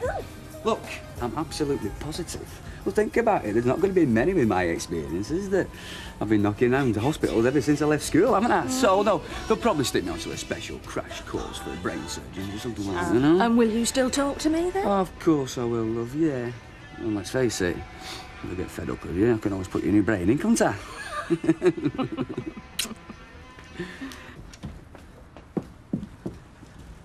Oh, I'm glad I caught you, love. I wanted to thank you for the party. A time of my life. Oh, I really did. Well, I'm glad to hear that, Phyllis, but I must dash. I'll see you tonight, pet. I've just run a bath. Don't you want to come in and scrub me back for me? No, I don't. Kitchen and hoovering, that's my lot this morning. Where's Des? Oh, he's gone. He looked right flustered. Hey, do you know, kid? I used to wash my fella's back in front of fire in a tin bath. Saturday night, it were erotic. Well, it's all right for you then, isn't it? Looks like I'm scrubbing my own back. I'm used to better, you know, Phyllis. And you giving him that surprise party. You'd have thought it'd been yours to command. Yeah, well, he got a bigger surprise than a bargain for at that party. Steph's boyfriend turned up, didn't he? He never did. Oh, he did. She's walked out on him, apparently. Do you know, Des has been all distracted ever since. Oh, he's still not over her, you know. You've got to give him time, love. She's his wife. Oh, I know that, but it doesn't do your pride much good, though, does it? Well, you've nothing to worry about in that department, have you? I mean, to say she'd no idea how to treat a fella, did she? Not like you. All you've got to do is keep ahead of the game. How do you mean? Well, give him some surprises. Why don't you cook him one of those sensuous suppers, you know, all aphrodisiac? You are? Well, something that'll turn his head. All ever she fed him on was pizzas and garlic bread out at microwave. Well, who can get excited, lovable, and mug like that? Yeah, but I'm an hopeless cootney. Be more of a surprise then, wouldn't it?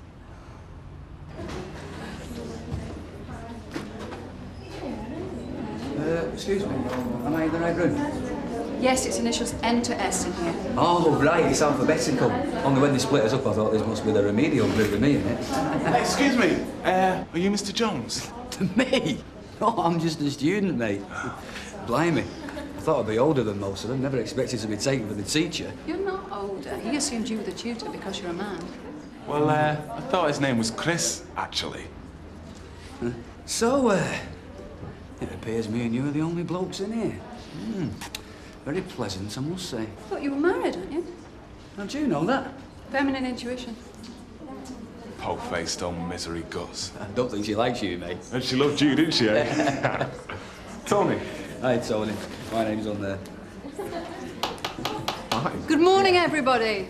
My name is Chris Jones, and I'm going to be this class's main tutor, your moral tutor, as we say, for your first year. Now, if you'd all like to find yourselves a place, please.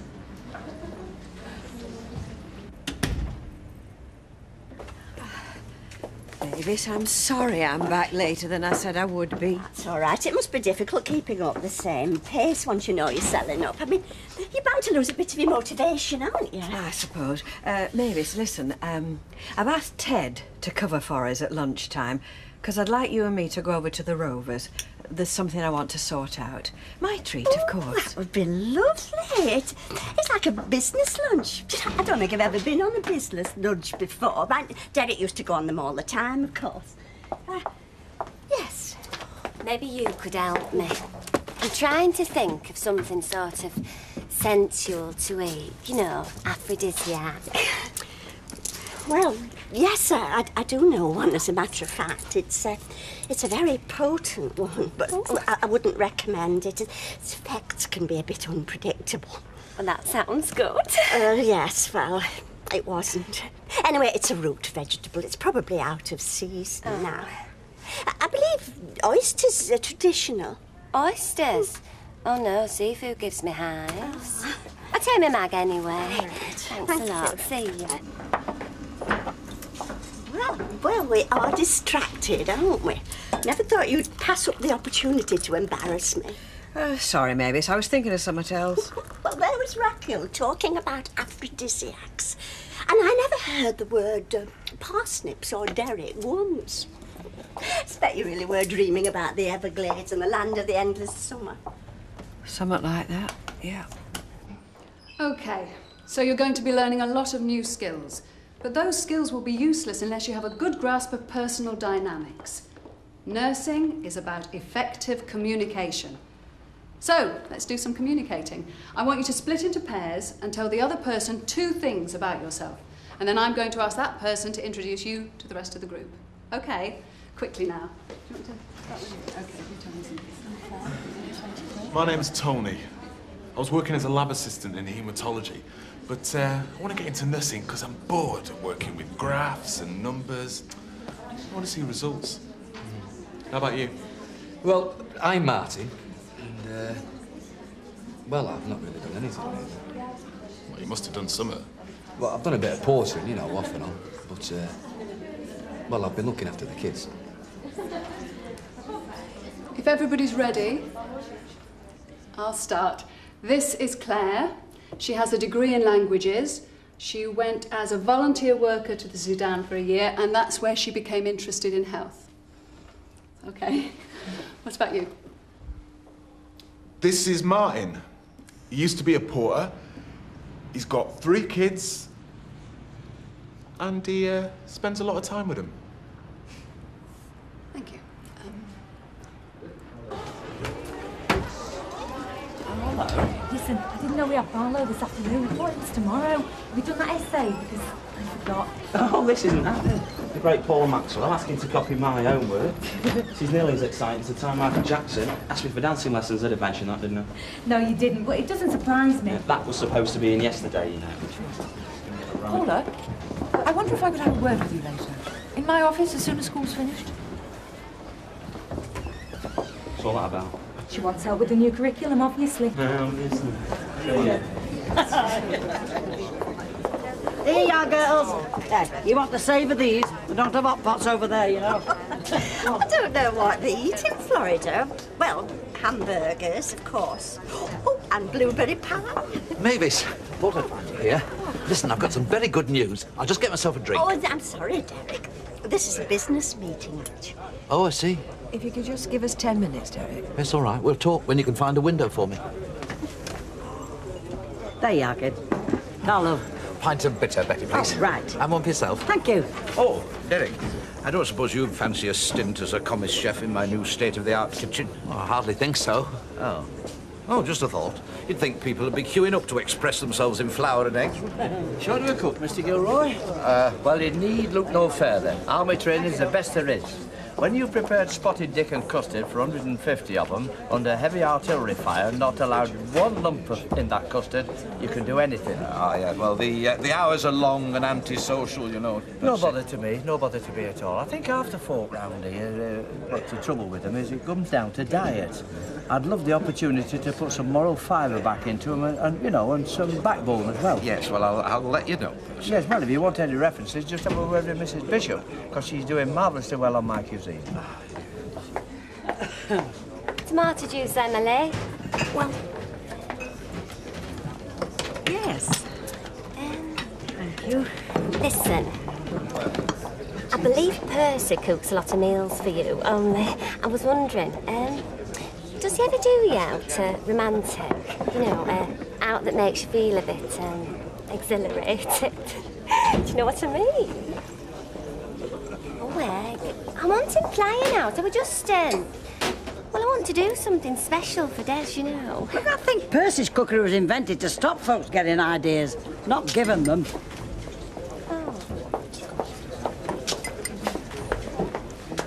I don't want to make a song and dance about it, but Ted and I have changed our minds.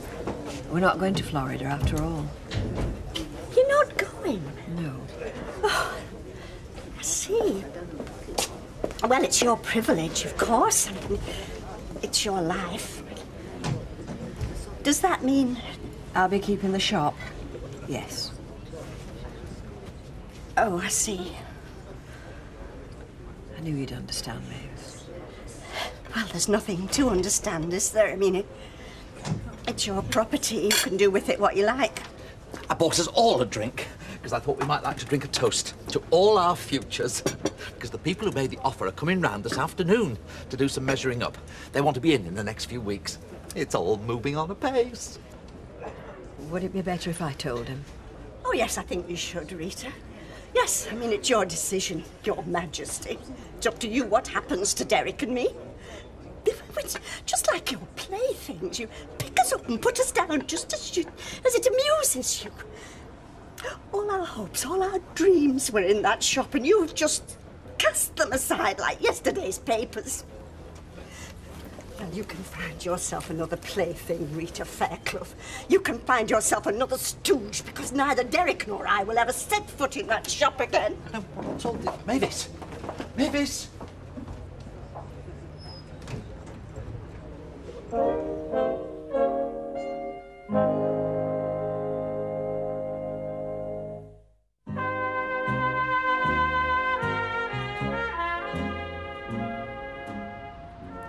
I've told the buyers we couldn't make it today.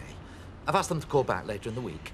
You should have told them to forget the whole thing. We're not moving. We don't know that. Rita might change her mind again. Oh, yes. Oh, yes, of course. Rita can do what she likes. You can understand her point of view after what happened with that Bradley man. I mean, imagine if she'd dropped everything and gone off with him.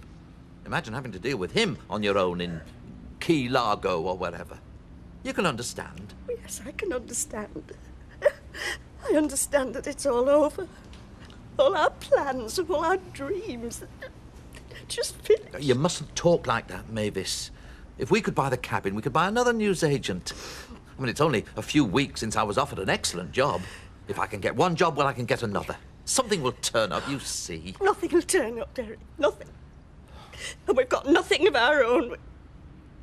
We've no independence. We're just like children waiting to see if the grown-ups are going to give us a present. How have we got to this age and still have no control? Nothing we do matters. We don't matter. let's get this well clear, mate. From now on, my years of washing test tubes are well behind me. Philosophising in bars for me from now on. Come on, comrades, let's go down to the old Globe. Hello, Martin. You're not going across to the Globe? Well, no, I'm a bit poached, actually. I thought you couldn't wait to start mingling with the ladies. Well, no, I've got to go and pick the kids up. Well, I hope you enjoy the course. They're an impressive bunch, aren't they? Yeah, very impressive. Should be a very challenging year. Bye.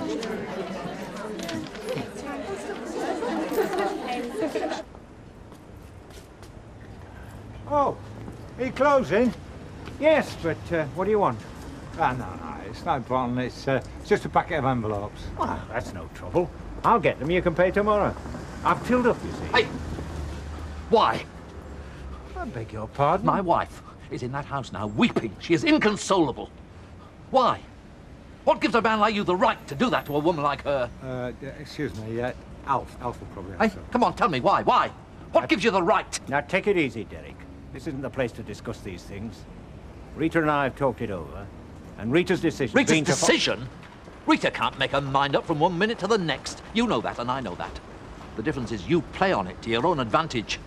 You've manipulated her to your own ends. Look, if you really want to talk about this, you better step inside. Oh, no. Mavis the Swarm will never set foot in that shop ever again, and we won't. Rita Fairclough is no judge of men, but Derek Wilton is. From the moment I met you, I thought you were a man not to be trusted. Well, whatever it is you're hiding from Rita, you won't hide it from me. I'll be watching you.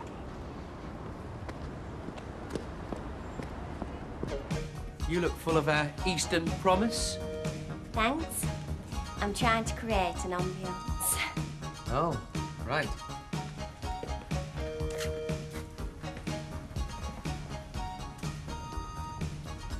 I got your Peking banquet. I was going to cook you something, but the only thing I can really cook is cheese and onion pie, because we did it in school, but I thought, well, that's not very exotic. You just chucked a pizza in the microwave. That's what I'm used to. I know that's what you're used to. But I think you deserve better. Oh, aye. Why is that, then? Well, sometimes I look at you, Des, and I think no one has ever really cherished you. Do you know what I mean? And I think to myself, well, Raquel, you cherish him then. Right, well, cherish away, then. I will.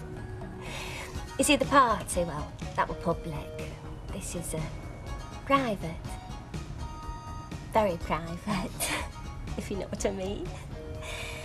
And, well, with it being so very private, I thought that I could show you one of my most little-known talents. I can use chopsticks. I had no idea. Do it again so I know it wasn't a fluke.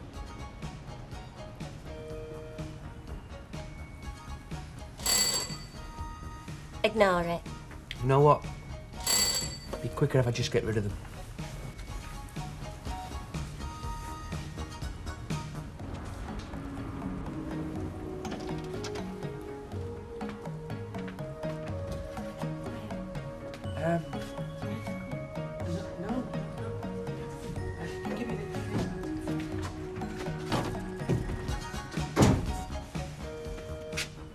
Raquel, have you met Steph before? Oh, I didn't realise you've got company. I'm not company. I live here. How do you do? Yes, I know who you are. Look, you're eating. I'll go and come back in an hour. No, don't be daft. There's grab a plate and a chair. There's plenty there. Anyway, you look shattered. I'm a bit tired. Well, if you're sure it's all right. Yeah, come. We don't mind. It's only a takeaway, Raquel. So what did you learn at school today? Well, I learned that everyone's cleverer than me. I learned everyone's done more than me. Are they better looking than you? get myself on down there. Hey, they're nearly all women. All looking up to me as a father figure, so I'll watch out. No, I just thought it'd all be like taking blood pressure, giving injections. And what was it all, really? Well, it was...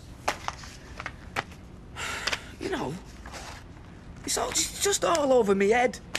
The only thing I could contribute today was the name of a decent alehouse. Well, some of them have got degrees. What have I got? You're a dad? Yeah, I know, but anyone can be a dad. Not a dad like you. All right, so you're not top of the class. Wouldn't be worth doing if you were, would it? They must think you can do it, else they wouldn't put you on it in the first place. I think it's a computer mistake got me on that course. Hey, come on, Martin. Anyway, if it was, make the most of it. I mean, you hear about hospital porters passing themselves off as doctors all the time. Yeah, but they know how to use books. They know how to speak. They even sound like students. I just sound like someone's dad. Well, nursing's not about books, is it? It's about dealing with people. That's what my tutor said. Maybe you can pass yourself off as a lecturer. Yeah, she's right. But you've had more experience of dealing with people, knowing what it means to be responsible for someone else's life, more than all of them put together. Yeah, I suppose so, yeah. You know so. Do you want to know something? I'm glad you're a dunce. Hey, you? Hey, no, I never said that, did I? Did I ever say that to you? He kept asking why. To be honest, I even thought about telling him. Oh, no. Oh, not Derek. Oh, I'm sorry. I couldn't stand that. Thank you. He reckons Mavis is really upset. Apparently you've ruined her life. Oh, I do feel bad about Mavis. I mean, I'm staying here because eventually I'm going to need my friends. It looks as I've just lost my best one. You'll get her back. We'll think of something. I hope so, because I'm going to need Mavis, Ted. You know, people know when you're holding out on them. I think they suspect that you're holding something back, even though they don't know what it is. I'm not saying we should tell them, because I don't think we should. And what are you saying, Rita? Oh, I don't know. I think I'm trying to say we're going to have to be very good to each other, because I think we're going to have it very hard. Well, that was great. I could sit here all evening. Well, I'd clear up. It's the least I can do. Is that all right? Of course it is.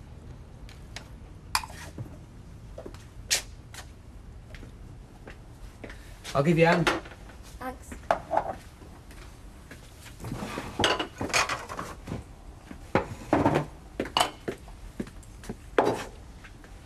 Hang on. Too many cooks. Doesn't take 3 to wash up. Yeah, she's right. You sit yourself down. You're the one that's done all the work. Don't be daft. Steph's the guest. She's the one that should be sitting down. Besides, she's the one that's had the shock.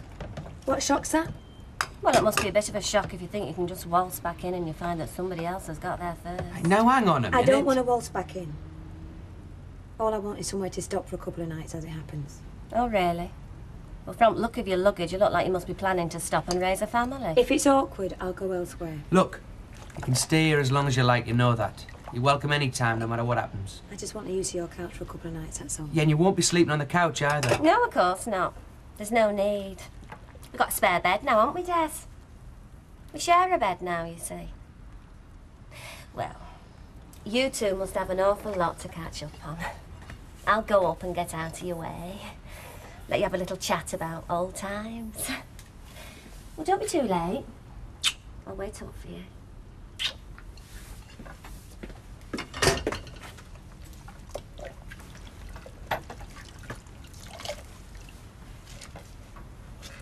Good to have you back, Steph. You ain't got me back, Des. I'm just in a spot of trouble, that's all. Yeah, well, one man's spot of trouble's another man's dream come true, eh, Steph?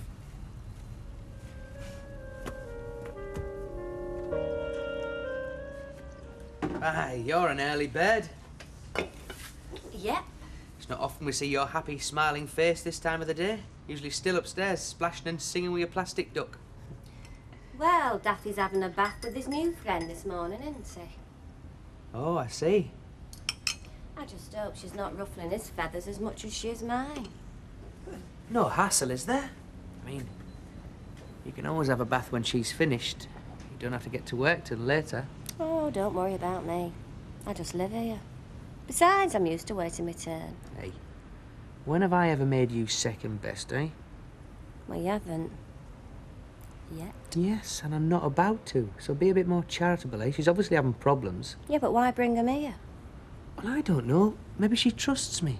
Yeah, but you can't just expect to walk back in as though nothing's ever happened. Not after what she's done to you. Look, I could hardly turn her away, could I? I mean, she is still my wife. If only in name. Whatever. So, what are these problems? Look, I know as much as you do. So find out. All right? Okay. Now where you going? To make some breakfast. May as well now I'm up.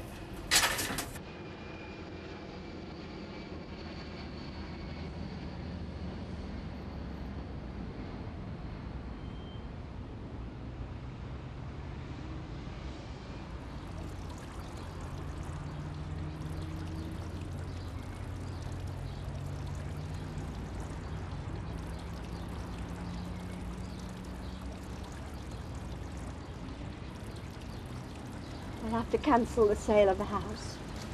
I'll ring the solicitors this morning. And let the Braithwaites know. They're going to be very disappointed at being let down. Mavis, why don't I make you some toast and you think about what we've got? I'm not hungry.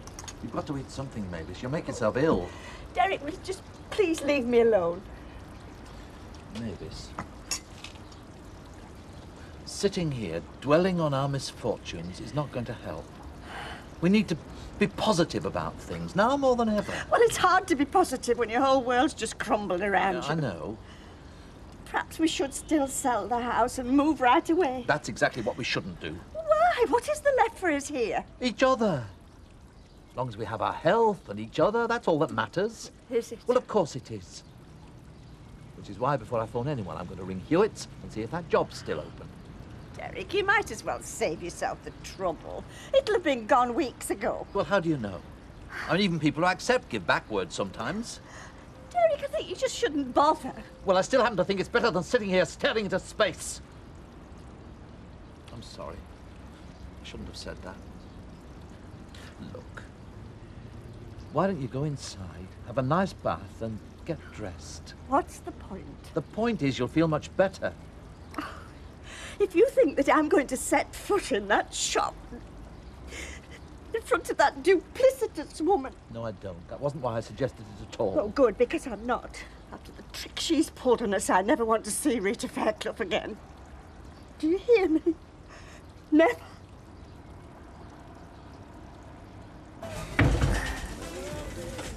Bills? Yeah, come on, buses, don't they? All at once. This young lady's going to need some new shoes soon, aren't you? Yeah, I know. I'm going to need a load of new books. Look, there's a library down there. Oh, they have, but if you don't get in there first after the lectures, then they're all gone, aren't they? Anyway, if I'm going to spend more time at home, I'm going to need my own books, aren't I? Well, if you have to have them, you have to have them. But before my new shoes. Oh, you shall have your silver slippers, Cinders. We're not down to that yet. Hey, and when I qualify, we're all on Doc Martens. I hope you don't expect me to wear them. Not even when they're named after me? No! Mm. I'm glad you've cheered up. Yeah, well... Well, you were right, weren't you? They might all be dead brainy, but I'm the one with the personality, aren't I? Ah, he's come back, hasn't he? Right, come on then, Buttons. Let's have you out of there. Let's go see Sally. Give us a kiss. There you go. Say bye-bye. See you now, Cinders. Bye-bye, Martin. Sit down.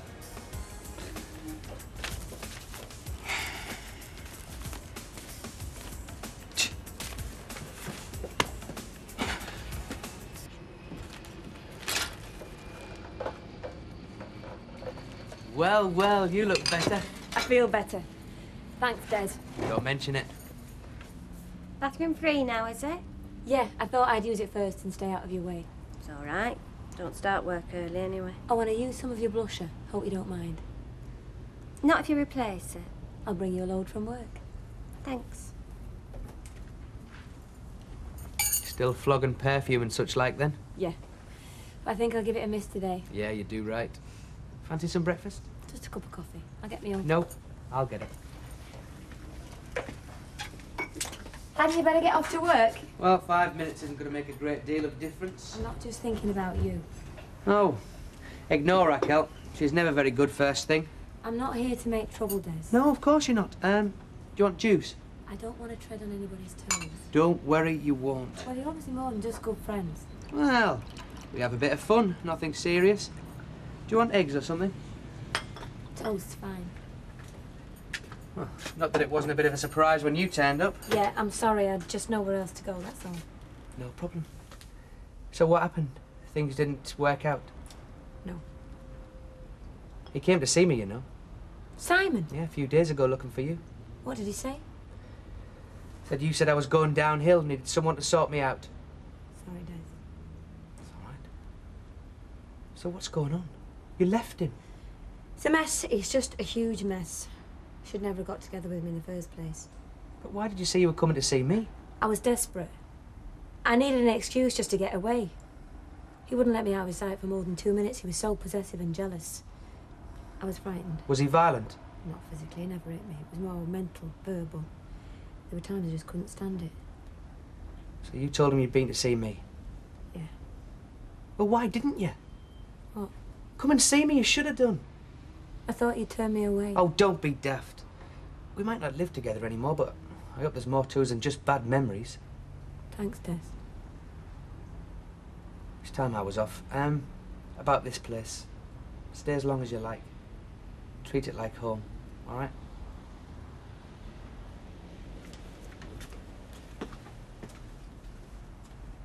Thank you.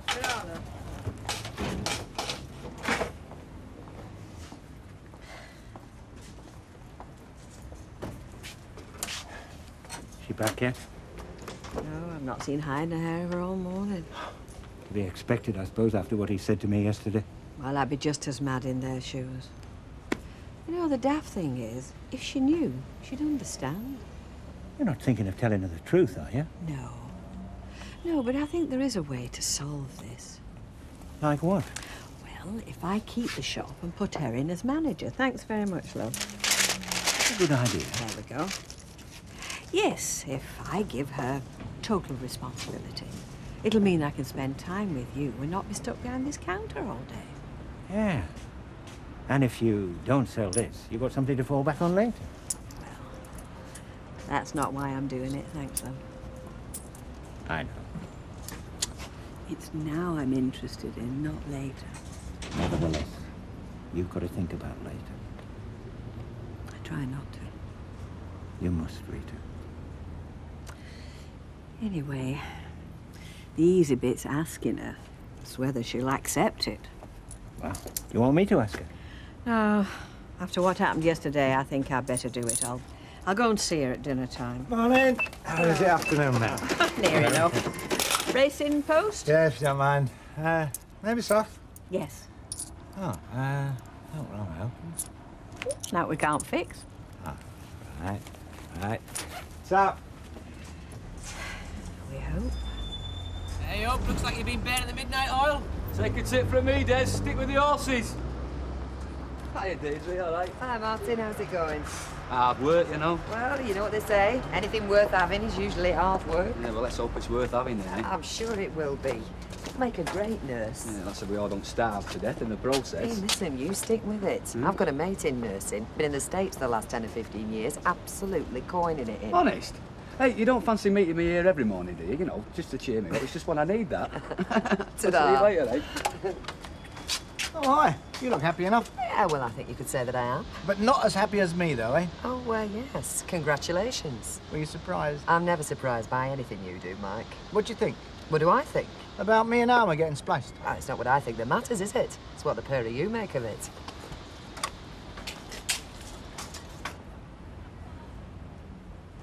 Off to work, then? Yeah. Never stops, does it? I'm only there as a temporary measure. Oh, right. Things are a bit slow in the modelling business just now. Yeah. Day off, is it? Yeah, I need to sort a couple of things out. Find a place to live. I don't want to outstay my welcome. Upset things here with you and Des. Don't worry about us, we can stand it. We're okay, me and Des. Good. I'm glad. Yeah, he's a nice bloke. Yeah.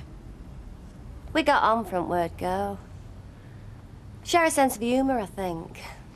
Amongst other things, of course. Right.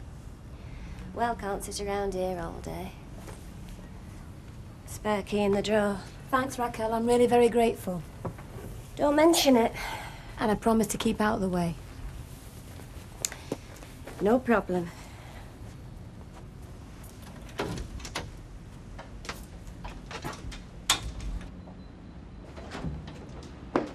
Is the Phyllis?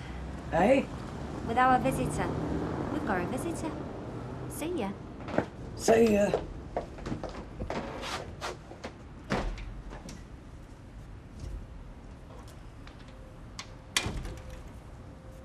Hiya, Phyllis. How you doing? What we're talking about, Don, is house ownership. It's a big responsibility. Can tie you down, can a mortgage? Yeah, but it's not like throwing money down the drain, is it? It's not like paying rent. Yeah, it's still got to be found, though, innit? It's not something to be rushed into, that's all. Yeah, I'll send again. Hey, Mum. No, Tar, Don. I've got to be back in 20 minutes and I've not seen Rita yet. Oh, I'd leave that for a bit if I were you. What, I mean, special? Well, just don't see what well, that's all. Why? What's going on? Well, you know, Derek and Mavis was supposed to be buying cabin. Yeah, well, Derek had a big banner with Ted Sullivan in the street yesterday, and Mavis hasn't been in shop all day. It's 1:10 when you're ready. Yeah, that looks coming in. Yeah, anyway, I'll still risk it. There are other customers waiting, you know. All right, I'm sorry. What's up with her? Don't ask me. You're a bit short for folks today, aren't you? Am I? Yes, you are. Something up? I wish I knew better. Oh, is it Des? Well, you could say that. What's up with him? So now it's up with him. He's never been happier. Steph turned up last night, didn't she? Oh, love, she didn't. Looking for a bed. Well, where does that leave you? Well, you best ask him. I'm only the lodger. Rita? Listen, I'm sorry to bother you. Can I have a quick word? Well, so long as it is quick. It's about number 7. Look, if it's another silly proposition, I'm not interested. Look, I'd like to apologise for that. I was out of order, and I'm sorry. But the thing is, I'd like to make another offer. A proper one. That is, if you're still interested in selling. I'm listening. Well, I'm prepared to meet the asking price. It's still 30,000. Yeah, I know, and I'm prepared to meet it. Right. Does that mean we have a deal? It means I'll think about it. Well, can't we agree now? Curly, I've said I'll think about it, and I will. Now you'll have to excuse me. But you will give me first refusal. I will. Right. First refusal. It's good enough. Derek? We've nothing to say to you. Oh, well, I have something to say to you. Well, to Mavis, anyway. I honestly don't know how you have the gall to come to this front door after the shabby way you've treated us. I took no pleasure in any of that, believe me, Derek. Now, I would like a word with Mavis. Mavis has nothing to say to you. Don't close the door, Derek. I do have a serious business proposition. Another hollow promise? We're not interested anymore. You've hurt both of us enough already. Now, if you don't mind.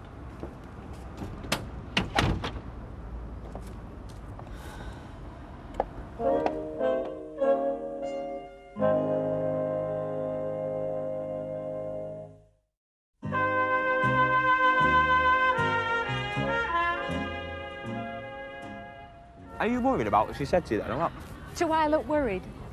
Well, no, not especially, no. I reckon if you get your head down to it, I'm sure it'll all come back to you in a couple of days. Yep. Yeah, naturally talented. You're not without talent, you know. Oh, yeah?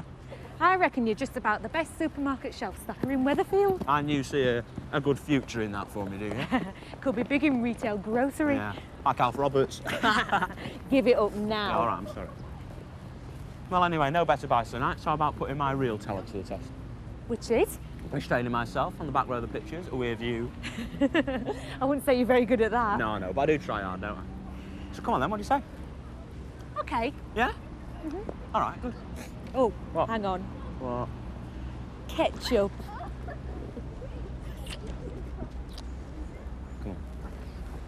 There's nothing you can do if they won't listen. Unless I sneak round when he's gone out. Oh, I don't think that's a very good idea.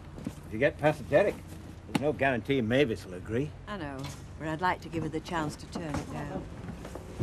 Rita, is the evening news in yet? It is, love. Do you want one? Yes, and I want a quarter nut toffee as well. I can see you're in for a night in front of the telly with your feet up, eh? No such luck. They've asked me to work tonight. Ah, busy life, but not a lonely one. Just hope I get a bit better company, that's all. Oh, you've had one of them days and all, have you? Oh, it's young Raquel. She's got a face like a wet week. Hey, apparently, Desi's wife turned up looking for a bed. Did he give her one? I think so, yeah. Oh. Well, I thought all that was over. I thought him and Raquel were a bit... Yeah, well, so did she. Anyway, I'm going. Be good. See you, Betty. Bye. Bye-bye, Betty. Bye-bye. Oh, by the way, is Mavis, is she a bit poorly or something? Why? Well, it was just something that I heard, you know. One or two people said she hadn't been in today. She got the day off. Good. She's not so good, so she's got the day off. All right. Well, give her my best when you see her. Paula. Yeah? Not out here. Will it take long? No, not too long. You remember what I said to you yesterday? About my grades? Well, following on the chat I had with your teachers, I've been asking a few questions of various people. What do you mean? Up until a few months ago, Paula, I would have described you as the Weatherfield Comp success story. You're certainly one of the more gifted pupils I've had at this school, and I'm sure that if you'd wanted it, you could have had an Oxbridge place. I didn't want that. I know. You want Sheffield, and that's fair enough. But as I understand it, your work has fallen even below that level. Yeah, well, I've had a few problems. Would one of them happen to be an overactive social life? I do go out more now, yes. I'm not trying to tell you how to run your life, Paula. I just want to advise you to give certain things, certain people a rest until after the exams. You'll have all the time in the world then. I'm sorry, would you excuse me for a minute, please?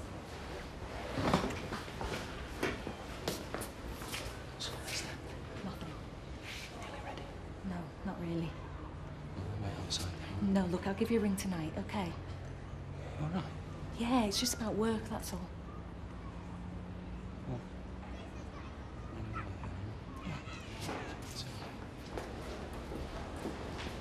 Sorry about that. We'd arranged to walk home together. You've been seeing quite a lot of him lately, haven't you? Yeah? Bit too much, perhaps? I don't know. I'm not trying to tell you what to do, Paula. You are practically an adult. And he is a nice lad. I can understand why you'd rather spend time with him than working. But do bear in mind that he's got exams as well. And this socializing could jeopardize his chances as well as your own. Have I stunned you into silence?